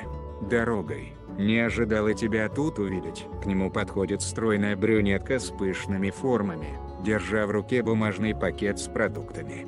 Смугленький мальчик с темно-синими волосами обнимал мужчину, удивленно изучающий, смотря на Лаа зелеными, как у мамы, глазами. Дайки что-то говорил, но Лаа не слышала, смотря в сочно-зеленые глаза мальчика, который так нежно и трепетно обнимал его за ногу, прося взять в руки. Но Амини спешно говорил женщине, что скоро будет дома и пусть быстрее оставит его в покое, мол, он на работе. Стоило брюнетке, по имени Мина, как он сам обратился, посмотреть на Лаа своими ярко-зелеными глазами, как внутри девушки что-то хрустнуло и провалилось внутрь. Мина потрепала мальчика за синие волосы и, взяв за руку, увела, чтобы не мешать Дайке работать, который являлся им. А Мини осторожно переводит взгляд на Лаа и молчит, наблюдая за тем, как сильно жалась ее челюсть, а на переносице появились хмурые морщинки, отчего ее лицо стало слишком серьезным, а черты резкими и острыми. Никогда не видел на ее светлом лице что-либо подобное, похожее на ненависть. «Папа», — звучало в голове, дорогой, «нет, не может быть, я ведь ждала. Ты ведь сказал мне». Дыхание участились, отчего и сердце забилось сильнее. Руки сжимаются в кулаки, а глаза наполняются гневными слезами, такими горькими, обидными, мучительно жгучими. Дайки делает шаг и хочет положить свою руку на ее плечо, но не решается, отчего остается лишь говорить. «Не молчи. Скажи хоть что-то, девушка». Столько лет смотрящая на него, как на идола, так сильно любящая еще секунды ранее, в глазах которой он был больше, чем человек, больше, чем просто парень или баскетболист когда-то. Смотрела сейчас на него пустым взглядом, где в черноте глаз он наконец-то увидел не себя, а ее черные зрачки. Ее сухие и слегка обветренные губы смыкаются в тонкую линию, а плечи с легким выдохом опускаются. Расслабляется. Будто тяжелый груз, который она носила так долго, наконец-то сошел с нее. «Хизаши, не молчи», — просит Амини. «Пожалуйста, скажи уже, блядь, хоть что-нибудь». Стоило моргнуть, как черные глаза прослезились, но слезу не пустили. Нет, она не заплачет. Не должна. Не хочет. «Почему ты не разбил телефон?» — спрашивает Лаа ледяным тоном, а глаза все сильнее сияли от слез. «Зачем ты давал мне надежду?» «Я же», — голос дрогнул. Но Лаа тут же взяла себя в руки и снова спокойно заговорила. «Я ведь ждала тебя, Амини Дайки». «Я знаю», — сглотнул офицер полиции. «Я хотел выбросить, но... не знаю, не смог. Я должен был с тобой увидеться и объяснить все. Никакие объяснения не вернут тебя на 5 лет назад», — шепчет девушка. «Ты должен был разрушить мосты, раз стал их сжигать, а не ждать, пока я пройдусь по ней. Хизаши, я не хочу терять тебя». Хотел было взять ее за руку, но Лаа тут же удернула. «Ты мне очень дорога. И я правда тебя ждал. Каждый день смотрел на телефон, ожидая звонка. Чтобы сообщить, что у тебя жена и ребенок». Спросила девушка и прикрыла глаза. «Я ведь любила тебя». «Нет, я ведь ждала с мыслью, что где-то там ты тоже меня ждешь». Амини поджимает губы, зажмурив глаза, понимая, что он сделал и куда ее впутал, снова сделав ей больно, на этот раз куда сильнее, чем раньше. Захотелось убиться от такого холода в ее тоне и разочарования. «Прощай», бросив последнее слово, Лаа уходит, сжимая в руке свой телефон, впервые желая быть так далеко от него, чтобы не видеть, не слышать, не знать даже его имени. Столько гнева бурлило, столько злости, но все перешло в разочарование и слезы. Не хотелось ни видеть, ни слышать, ни чувствовать. Никого. Просто быть тут, где-то тут нигде. К брату не хотелось идти. Одно из правил и пунктов лечения – избавиться от зависимости родных и стать самостоятельной. Но сейчас хотелось позвонить Тайге, заплакать, сказать, что вот она не рассказала ему о том, что Дайки обещал ждать. О том, что у них были планы на будущее. Хотелось рассказать многое, ведь за 5 лет рядом с братом Лаа не рассказывала о Дайке, просто живя с мыслями о том, что ее он ждет где-то там. Нигде. Ждать. Живя в ожидании. Мечтая о встрече. Каждую ночь представляя, как встретитесь, а потом все становится таким серым и скучным. Сама напоролась, бубнит Лая, присев на скамейку, куда ноги ее сами и привели. Лая со временем поняла, что сидит там, где работает Ацуши. Лая закурила, выдыхая облака дыма и смотря на многоэтажные дома. Когда уже 4-я сигарета была выкурена, девушка слышит, как магазин закрывается. Оттуда выходил Мурасаки Бара, держа в руке бумажный пакетик. Увидев Лая, которая держала между пальцев сигарету, смотря куда-то в пустоту, парень подошел ближе и присел рядом, прекрасно понимая, что произошло. «Ты знал, да?» – спрашивает Лая и переводит на него покрасневшие глаза. «И не сказал? Ты бы не поверила», – пожимает плечами Мурасаки Бара. «Я могу остаться с тобой сейчас. Сделав еще одну затяжку, промычала она. «Черт, какая я дура». Лая сгибается и наклоняется к своим коленям, закрываясь от мира руками, сжимая пальцами слевшую сигарету. Ацуши берет эту сигарету и бросает в урну, после чего кладет огромную ладонь на ее макушку, поглаживая волосы большим пальцем. Так тепло и приятно. Приподнявшись, Лая переводит взгляд на Ацуши глазами, полный слез, ложится на его колени, положив одну руку на его бедро. Мурасаки Бара продолжил гладить по голове, успокаивая, пока она тихо плакала, смотря на заходящее солнце покрасневшими глазами. Внутри что-то пропало. Словно с именем Амини Даки вырвали из сердца, которое билось, выкрикивая его имя все 5 лет и даже больше. И он не дождался, повторяя себе, что где-то есть тот, кто ее ждет. Думая, что наконец-то они будут вместе, когда прошло столько времени. Он не дождался, шепчет Лая, и капля слезы скатилась с глаз. Ацуши. Он не дождался. Мурасаки Бара поджал губы, прочувствовав все горечие ее слов, отчего стало невыносимо тяжело. Осторожно вытерев слезы, Ацуши продолжил гладить ее по голове, давая понять, что он рядом и что он ждет ее до сих пор. Где-то там все еще билось израненное сердце, повторяя ее имя, так же, как сердце Лая повторяло имя того, кого видеть больше не желало. Где-то там оно еще живое. А жизнь всегда такая серая. Пепел сигарет падает на грязный пол, а меж сухих губ выдыхается белый дым. Или краски пропали со временем, или в один момент тонкие пальцы держат темную бутылку вина, которая уже была наполовину пустой. Амини Даки, склера черных глаз покраснела, ресницы слиплись между собой, а веки отекли от слез. Краски. Где они? Все черно-белое, как старое кино. Депрессия циркулировала в крови, как наркотик, заставляя сгибаться в судорожной боли в сердце и кричать в пустом доме, отчего эхо разносилось в каждый темный уголок. Словно в замкнутом круге, в корабле, который идет ко дну. И он не придет спасать ее. Ей этого и не надо. Осознавая, что вот-вот утонет, все равно не хотелось просить помощи. Хотелось утонуть.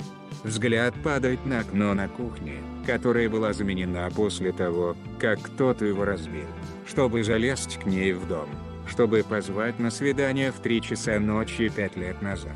Кто-то. Теперь тот, кто был причиной стать лучшей, стал кем-то. Кем-то никем. Ненавижу тебя. Ненавижу. Ненавижу тебя. Пустая бутылка вина со злости летит в стену, пробиваясь за острые осколки, пачкая белую стену красным цветом алкоголя.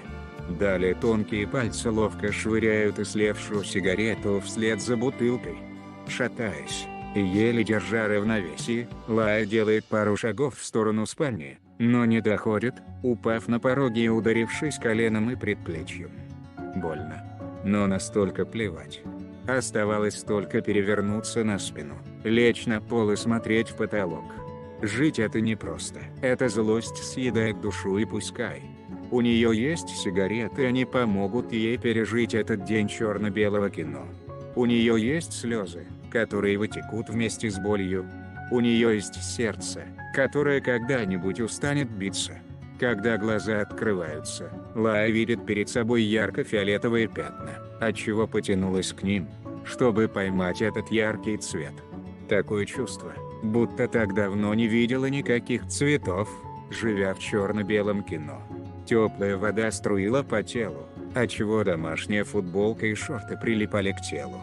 Фиолетовое пятно очень теплое, особенно руки, которые укутали в большое полотенце, прижав к себе и, подняв, как ребеночка, унес в комнату. Когда Лао просыпается, то находит себя в своей комнате, укутанная в полотенце одеяло. Одежда неприятно липла к телу, а слегка мокрые волосы красной сосулькой висели у лица. Ужасно болела голова после похмелья, а руки подрагивали. Перед глазами все плыло, искажаясь в пространстве, а в горле словно песка затолкали. Услышав за дверью тихие шаги, Лая встать с постели и, шатаясь, держась за больную голову, выходит из спальни и обнаруживает Ацуши-кун. Парень убирал швабру и половую тряпку на свое место, когда к нему обратились. Посмотрев на Лая, Мурасакибара вздыхает. «Добрый вечер, Хизачин».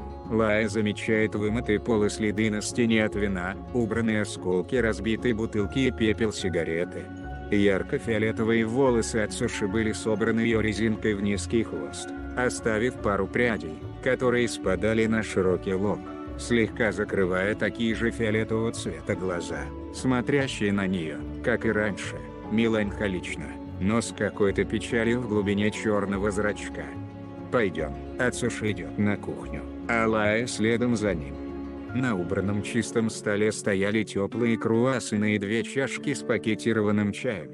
Девушка садится за стол, пока ее собеседник наливал кипятка в чашки. «Выпей», — говорит Ацуши. «Тебе надо покушать». «Что ты тут делаешь?» — спрашивает она, неотрывно смотря в его яркие фиолетового цвета глаза. «Как ты зашел?» «Дверь была открыта», — указал в сторону выхода Мурасакибара. «Хотел тебя проведать в обед». Ты лежала на полу спящая, пьяная в хлам. Стыдно, конечно, но сейчас не хотелось думать об этом. Хотелось чаю и круассанов. Хотелось тишины и фиолетовой макушки перед собой, чтобы не видеть больше черно-белого кино. «Как ты?» – спрашивает Ацуши. «Пришла в себя?» Его сын так похож на него. Не обращая внимания на вопрос, говорит Лая, смотря на свое отражение в чае. Глаза только зеленые, видать мамины. Хаят его зовут. Откинувшись на стул и взяв выпечку, сказал Ацуши. А мать – Минна. Красивое имя. Он женился по любви. Мурасакибара не хочет отвечать, чтобы не причинять ей боли, но у него нет выбора. «Да, я был на свадьбе. Мы тогда немного», — Ацуши скривился. «Немного подрались потом, но точка. Тебя не было». Видимо, он решил, что никого не вернешься, и... Я сказала, что вернусь, когда уезжала. Прерывает Лая и делает глоток горячего чая. Предупредила. Он не дождался, полюбил другую. Жизнь такая штука, что никогда не предугадать, чего ожидать. Ацуши промолчал, не сказал, что его задели ее слова, ведь он не знал, что она покинула Японию. Лишь потом, когда ее телефон был выключен, когда она пропала, Химура сказал, что ее уже давно нет в городе и в стране в целом.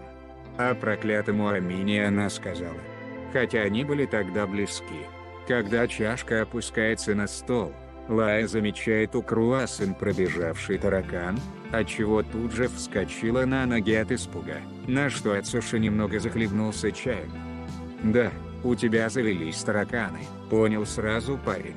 «Я купила травы. Надо будет распылить и оставить дом на несколько дней. Тут жили квартиранты, пока я была в Японии. Видимо, от них привет», — вздыхает Лай. «Мне негде будет жить. Спасибо тебе, Ацуши-кун, за все. Я рад помочь тебе», — признался он и слегка улыбнулся. «Ну, от тараканов надо избавляться, так что придется все же оставить дом. Но можешь у меня пожить», — предложил Ацуши, отчего Лая вздрогнула. Всего пару дней. Как раз отдохнешь от суеты здесь. Я могу к тайге пойти. Ну, да уж, он не подумал. Увидев, что Ацуши даже расстроился от почти отказа, Лая отвела взгляд в сторону и шепнула: «Хорошо. Пару дней, пожалуйста, потерпи меня». Мурасакибара был рад от всей души, что сможет ей помочь. Да и хотелось удостовериться, что с ней все будет хорошо. Пока девушка собирала сумку с вещами на пару дней в гости, Ацуши распылял яд по дому, после чего тут же вышли, закрыв все на ключ. Парень взял ее рюкзак с одеждой, на что Лая улыбнулась своим мыслям в голове. Настоящий рыцарь, живя достаточно далеко, Ацуши предложил пройтись, ведь нужно проветрить Лао голову. Не хотелось, но отказать она не могла, и она должна была признать, что Ацуши Мурасакибара единственный человек, за шагами которого ей приходилось поспевать. Широк в плечах, ростом далеко за 2 метра, силен в руках и ногах, но несмотря на это имеет детскую натуру и добрые, даже немного наивные глаза светло-фиалкового цвета. На плечи спадали длинные фиолетовые волосы, а спереди между темными бровями спадала челка, как и по бокам лица. Даже при росте 1,89 м, по сравнению с парнем Лая чувствовала себя небольшой и миниатюрной, как всегда мечтала, завидуя маленьким девушкам, которые так мило могли идти с парнями, не сильно выделяясь на их фоне. Легкое чувство защищенности, как рядом с тайгой. Рядом с Амини было иное чувство. Чувство важности в этом мире, словно свет снизошел на нее, а Даки осчастливил ее своим присутствием. Слишком уж высоко он оставил рядом с собой, отчего она и ее мечты с такого расстояния разбились вдребезги. У него есть своя семья. С ума можно сойти. Чувствую себя, как дома. Открыв дверь, Ацуши выпустил ее в дом. Всего одна комната, коридор, совмещенный с кухней, ну и ванная комната. Не хоромы, но... «Спасибо, Ацуши-кун», прервала Лая и измученно улыбнулась ему. «Несмотря на все, ты мне помогаешь. Мне даже неудобно». Зайдя в дом, Мурасакибара и Лая разуваются. «Я хочу, чтобы тебе было комфортно», признался парень, несмотря на нее, когда вешал ключи на крючок. «Ты – не пустое место для меня». Не дожидаясь ответа, он проходит дальше, рукой махнув, чтобы Лая следовала за ней. Судя по стенам с рецептами всякой всячины, комната принадлежит Ацуши. При ней же, сняв постельное белье, достал из шкафа чистое и отдал Лае. Лишь на секунду и их пальцы коснулись, отчего она вздрогнула от их тепла, а Ацуши лишь задержал взгляд на ее черных глазах. «Я буду спать в коридоре на диване», — говорит парень. «Извини за неудобство», — слегка поклонилась Лая. «Я бы могла на диване». «Нет, все хорошо. Я почти всегда засыпаю за телевизором», — почесал свой затылок Ацуши. «Я пошел. Ванная справа от этой комнаты». «Хорошо». Ничем таким она не занималась, чтобы хотеть в ванную. После относительно долгой дороги Лао сразу постелила белье и легла на кровать, тут же уловив запах корицы, который легким шлейфом следовал за Ацуши. Комната была маленькая, с одним лишь шкафом и стулом, на котором стоял ее рюкзак с одеждой. От рвущих наружу мыслей Лао скрылась во сне, обняв подушку, вдыхая приятный запах корицы. Через какое-то время заходит Ацуши, слегка постучав, но Лая была уже в глубоком сне, отчего и не услышала его прихода. Мурасакибара сел на стул, убрав рюкзак, смотря на то, как она мирно спит, распустив красные волосы, которые змеились на ее плечах и кровати. Само совершенство. Утром Лая просыпается от шума в ванной, так как комнаты слишком близко расположены. Решив все же вставать, берет зубную щетку с сумки и выходит из комнаты. Посередине стоял диван, куда она и села, прикрыв глаза, чтобы отогнать остатки сна. В ванной уже не шумела вода, но была возня и звук включения стиральной машины. Несколько манипуляций, вроде пшикания дезодорантом и протирания пола от лишней влаги, звук которых Лая разбиралась с трудом. Девушка сидела на диване, держа в руке зубную щетку, ожидая, когда из ванной выйдет Ацуши. Так неудобно было жить в его доме, хотя он сам ей предложил. Все равно очень неудобно. Надо побыстрее избавиться от тараканов у себя дома. Когда из ванны выходит Ацуши, Лая на автомате тут же перевела туда взгляд и тут же пожалела, за секунду покраснев до кончиков ушей. Она тут же отвернулась и закрыла глаза руками, как ребенок, отчего Мурасаки Бара тихо посмеялся. Конечно, ему смешно, а вот ей не до смеха. И что такого, что он вышел в одном полотенце ниже пояса, обнажив красивое и подтянутое тело? Действительно, что такого? Извини, Хизачин. Я думал, что ты спишь, смеется парень, надевая чистую футболку и шорты. Все, можешь смотреть. Я оделся. Посчитав до 5, Лай убирает руки с лица и медленно оборачивается. Да, он оделся. Слава богу. Как же стыдно. Лицо еще пылало под цвет ее рыжих волос, а выражение лица оставляло желать лучшего. Не сказав ни слова, девушка забежала в ванную, закрыв дверь на ключ. Ацуши лишь снисходительно улыбнулся, посчитав это слишком милым поведением для 23-летней девушки. Душа радовалась, когда она рядом. Хотелось обнять и держать близко к себе, чтобы никто не обижал ее и чтобы она краснела только для него, смущенно опуская голову и пряча черные глаза. Пока Лая чистила зубы и приводила себя в порядок, мучаясь от неудобства, Ацуши готовил тонкие ажурные блинчики, ловко подкидывая в воздухе. Как ему показалось, Лая была как-то долго в ванной, видимо, все еще приходила в себя, но он не спешил, накрывая на стол для гостей под тихий шум радио. Когда дверь ванной комнаты щелкнула, Мурасаки Бара посмотрел на идущую в его сторону девушку, которая напряженно поджала губы, все еще слегка горящими щеками. Длинные красные волосы были собраны в высокий хвост, оставив челку на лбу и по бокам, которые обрамляли ее светлое лицо. Одетая в старую широкую футболку брата, которая доходила до ее бедра, Лая отказалась ходить только в ней, с чем Ацуши был согласен на все 100. Насильником становиться ему не хотелось.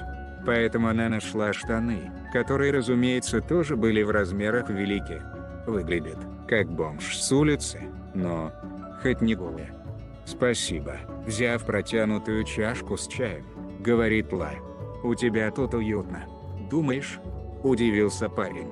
Сестра иногда заезжает, чтобы навести порядок. Видимо, ее старания не напрасны.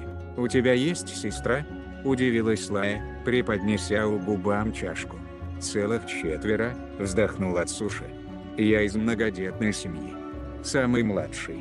Есть еще старший брат, но он в Малайзии». «Ух ты», – протянула она и грустно вздохнула. «Никогда не задумывалась, что у тебя есть братья и сестры». «Ну да, я же была озабочена Дайке». При упоминании о Амине в ее взгляде мелькнула печаль, что не скрылась от Ацуши. Ревность. Чистой воды ревность. Встав, парень подходит к ней, отчего Лая непонимающе на него смотрит и слегка краснеет от очень близкого расстояния. Что? Забудь его. Тебе будет самой легче, Хизачин, серьезно говорит парень. Если ты не забудешь его, то будешь тянуть Дайки к себе, а у него семья. Это закончится нехорошо. Точка. Я не могу и представить, насколько тебе тяжело сейчас. Но так нельзя больше. Надо оставить его там же в 5 лет назад. Это непросто, отвечает Лая и отводит взгляд. Я понимаю, что ты имеешь в виду. Как я забуду, если столько лет о нем думала. Даже когда было страшно, весело, холодно, голодно и больно. Я думала лишь о нем. Я помогу забыть его. И не дождавшись ответа от Лая, Мурасаки Бара поднял ее на руки, как пушинку, взяв за спину и под коленками, отчего сама девушка смутилась и схватилась за его футболку. Эй, поставь меня. Ацуши улыбается, как ни в чем не бывало, смотря на растерянное светлое лицо Лая и, не удержавшись, поцеловал ее в лоб. Совсем легонько. Но и этого хватило, чтобы девушка сбилась с дыхания и покраснела пуще своих волос. «Я отступил в тот раз, чтобы ты была счастлива, Хизачин. Но теперь я буду стоять на своем до конца, чтобы затмить его, ведь только так смогу сделать тебя счастливой». Аккуратно кинув ее на диван, Ацуши устроился сверху, выставив руки по обе ее стороны головы, не давая возможности выбраться, отчего Лая испуганно жалась и зажмурила глаза.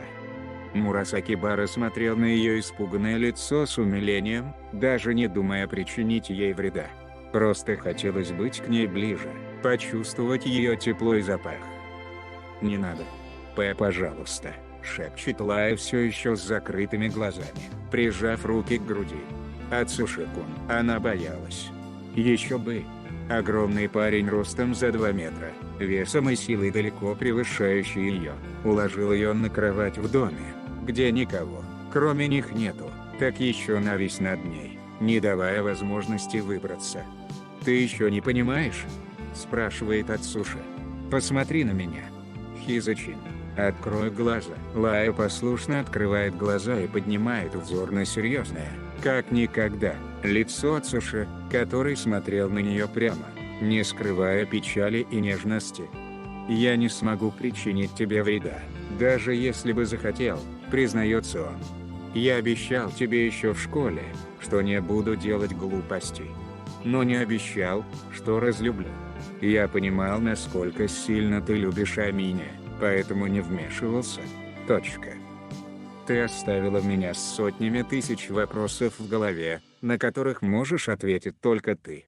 За эти 5 лет, скажи мне, ты ведь даже не думала обо мне?» И Лао молчит, а Ацуши даже не удивился. «Я не забывал тебя ни на секунду, пока ты думала о другом. Точка.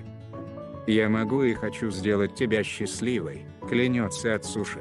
«Готов быть с тобой всегда, только дай мне шанс.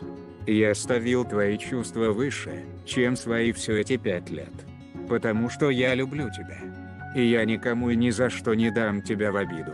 В доказательство парень коснулся пальцем ее румяную щеку и отправил за ухо прядь красных волос, чтобы смотреть в ее черные глаза и любоваться ею.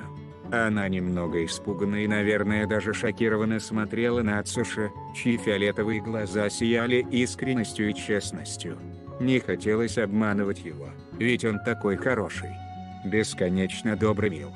В ее глазах он сохранился, как настоящий рыцарь 21 века, но никак не насильник и человек, который может ради своей потехи причинить вреда другому, несмотря на то, что его габаритами можно выйти из любой потасовки победителем. «Я не могу так», — шепчет Лая. «Ацуши-кун, я слишком долго любила его. Такие чувства не уходят просто так». Ацуши понимает и вздыхает, но не встает с нее, продолжая смотреть в ее смущенное лицо, желая овладеть ею здесь и сейчас. И, чтобы хотя бы успокоиться, парень ложится прямо на ее грудь, обняв за талию, отчего девушка пуще покраснела, ухватившись за сильные плечи парня, который бесцеремонно лег на нее. Мурасакибара чувствовал себя прекрасно на мягкой груди, вдыхая приятный запах ванили и чего-то сладкого. «Я люблю тебя, Хизачин», — повторяет Ацуши и прикрывает глаза. «И я буду ждать тебя столько, сколько надо». «Почему?» — шепчет Лай. «Ты ведь понимаешь, что я, наверное, никогда не смогу забыть Даки». «Да», — признается он. «Все равно люблю. Я буду стараться затмить его в твоей голове, став номер 1 настолько, насколько это возможно. Точка. Не могу видеть, как ты плачешь», — говорит Ацуши, сильнее обняв на тонкую талию, отчего девушка слегка болезненно простонала. «Извини. Ты хрупкая, по сравнению со мной, я буду аккуратным». Все нормально», — Лай поджимает губы, чувствуя, как сейчас сгорит к чертям от смущения. Огромный вес Ацуши почти не чувствовался на себе, только голова немного давила на грудь. Руки за спиной на талии были теплые и мягкие, было удобно лежать, нигде не больно.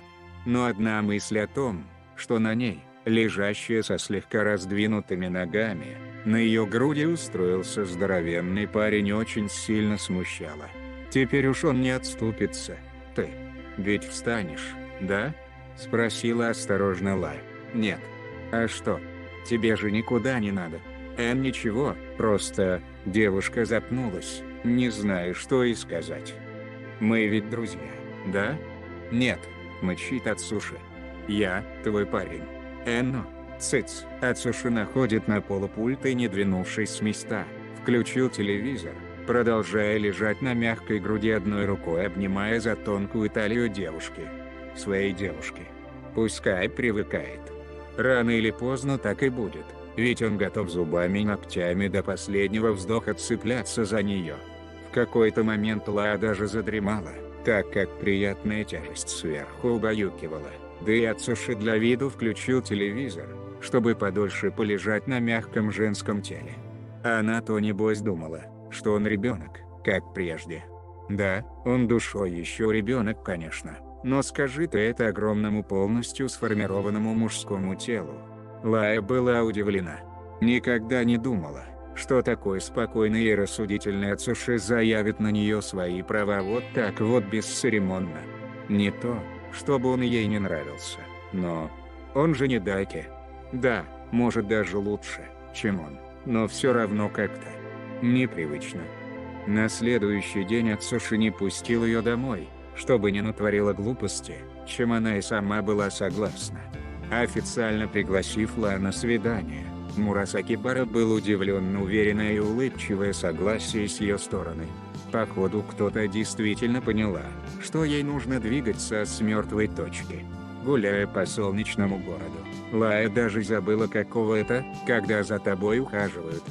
Мурасаки Бара, взяв одну ромашку среди всех других роз и пион, воткнул прядь ее красных волос рядом с ушком. Ацуши-кун, зайдя в торговый центр, Лая решила попробовать покидать мяч в корзину. Ацуши молча наблюдал за ее провальной идеей.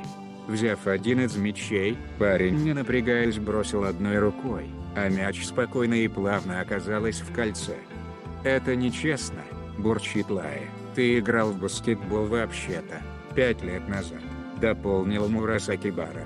«Потом я не брал в руки мяч. Одним словом, у парня талант». Играя в другие игры, Лая в какой-то момент на фоне ярких эмоций даже обняла Ацуши, отчего парень удивился, но все же обрадовался. Видеть, как она наконец-то ест то, что он предложил, Ацуши понял, что это действительно любовь. Если нет, то как объяснить то, что ему нравится откармливать ее? Не было жалко ни денег, ни средств, ни времени. Лая отказывалась, но куда уж деться от настойчивости парня.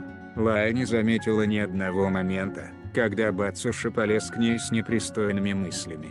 Он обнимал, брал за руку и на руки, но никаких поцелуев и приставаний. Днем он брал ее к себе на диван и, уложив на свою широкую грудную клетку, обнимал, положив руку на ее спину, лениво смотря телевизор. А она все еще краснела. Как же было странно вот так лежать на парне. И как же было странно и страшно получать от этого удовольствие. Когда Лао проснулась, то сразу же пошла умываться и приводить себя в порядок, даже не заметив включенный телевизор и Ацуши, уснувший на диване. Девушка пару раз потыкала в плечо, чтобы разбудить, ведь, наверное, у него все затекло, пока спал сидя. Но парень упорно продолжал спать. И, чтобы хоть как-то помочь ему, Лая слегка наклонила голову Ацуши в сторону подушки и подняла его ноги на диван, с огромными усилиями, конечно. Парень промычал, но не проснулся, продолжая спать.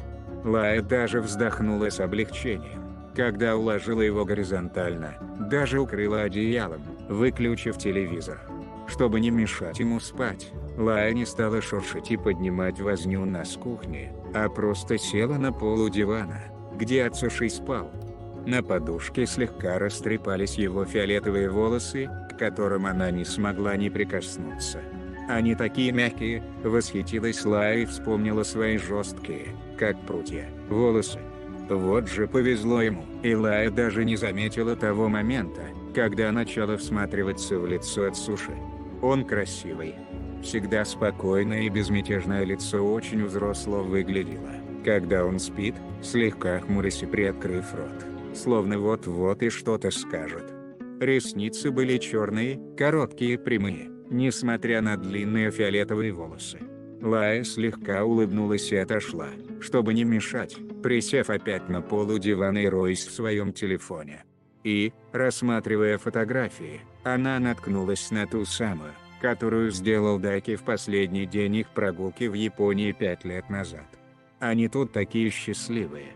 Он обнимает, присев у инвалидной коляски, постоянно ухаживая за ней, несмотря на то, что она была так слаба, что даже не могла сама ходить. «Любил ты меня когда-то?» – задалась вопросом Лая. «Наверное, мы были бы вместе, если бы я не уехала. Дайки, если ты полюбил другую, то почему дал надежду и ждал?» Ацуши ворочится во сне, а потом потирает один глаз, видимо решив проснуться. Посмотрев на Лая, сидящую на полу, Ацуши удивился, но еще больше удивился фотографии в телефоне. «Хочешь удалить?» – спрашивает Ацуши. Вздрогнула Лая, слегка обернувшись и встретившись с еще сонными фиолетовыми глазами. «Да, надо, наверное. Для тебя эта фотография значила многое». «Да», – кивает Лая, смотря на светлую улыбку Дайки на фото. «Когда я не хотела лечить анорексию, были приступы панической атаки, я смотрела на эту фотографию. Мысль о том, что меня он где-то ждет, всегда давала моё силы терпеть все сеансы и неприятные процедуры. Сейчас же мне тяжело на это смотреть». Ацуши понял, что она хочет сказать. Все же слишком много места занимал в ее жизни Амине, чтобы просто так все забыть.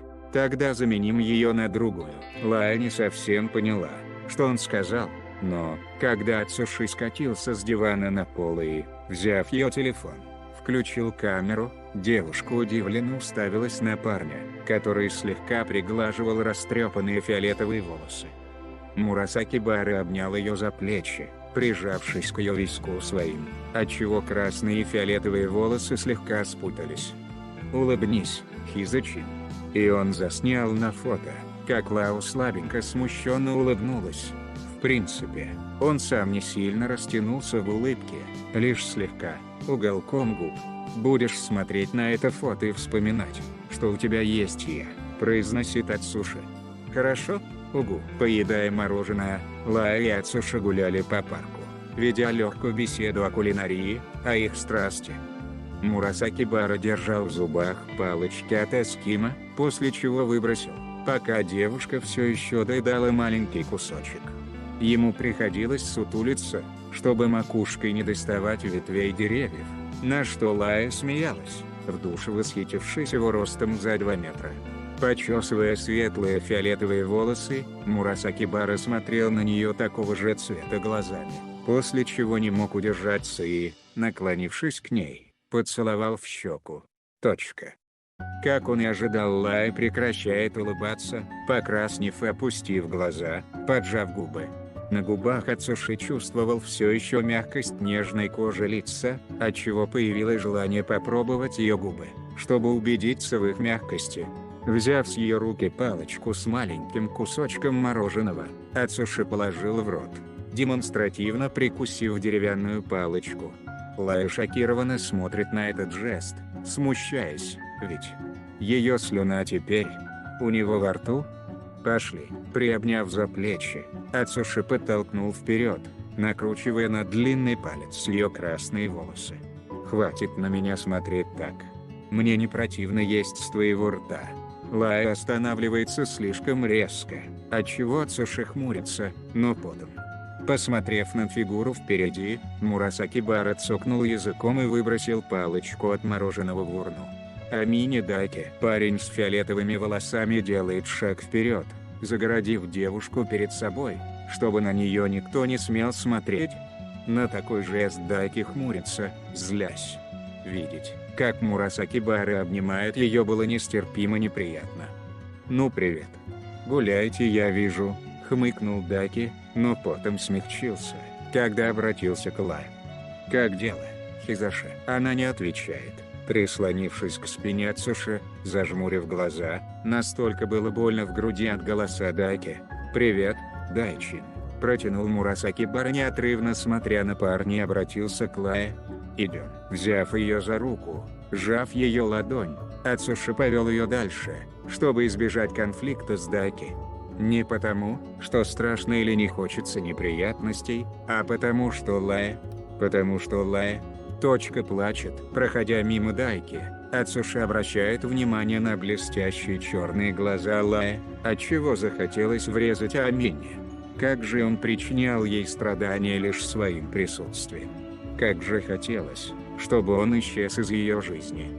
«Эй, стой!» Амини остановил Ацуши, положив руку на его плечо и сильно сжав, после чего Мурасаки Бара перевел на офицера полиции грозный взгляд фиолетового цвета, предупреждая о последствиях его будущих действий.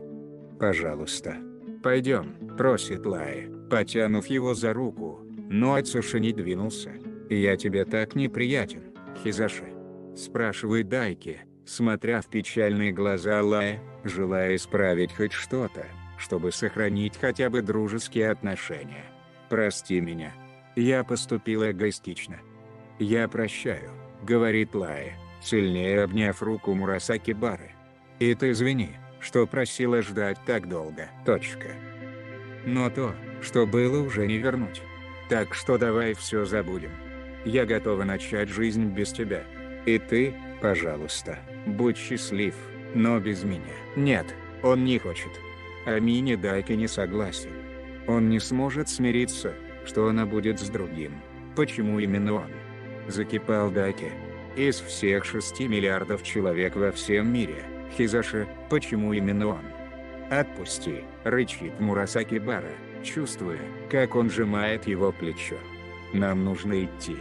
Ты не можешь быть с ней». И за долю секунды Амини теряет контроль над собой, схватив Ацуши за футболку, смотря в его глаза ревностно и злобно. «Дайки, хватит, пожалуйста», – встает между двумя парнями Лая, и пуганно обняв Мурасаки Бару. «Ацуши, пойдем. Не нужно выяснять отношения, прошу вас». «Ты не можешь быть с ней», – разозлился Аминя, сжимая футболку бывшего друга в кулак. «Кто угодно, но не ты. Я то не могу быть с ней». Хмыкнул Ацуши и также схватил Дайки за футболку, одной рукой прикрыв Лая, чтобы та не пострадала, пока она была под его боком. «Это не я разбил ей сердце, а ты. Не я не дождался, а ты. Не я не сдержал обещания. И после этого ты хочешь сказать, что я не могу быть с ней? Хватит», – шипит Мурасаки Бара. «Хватит причинять ей боль.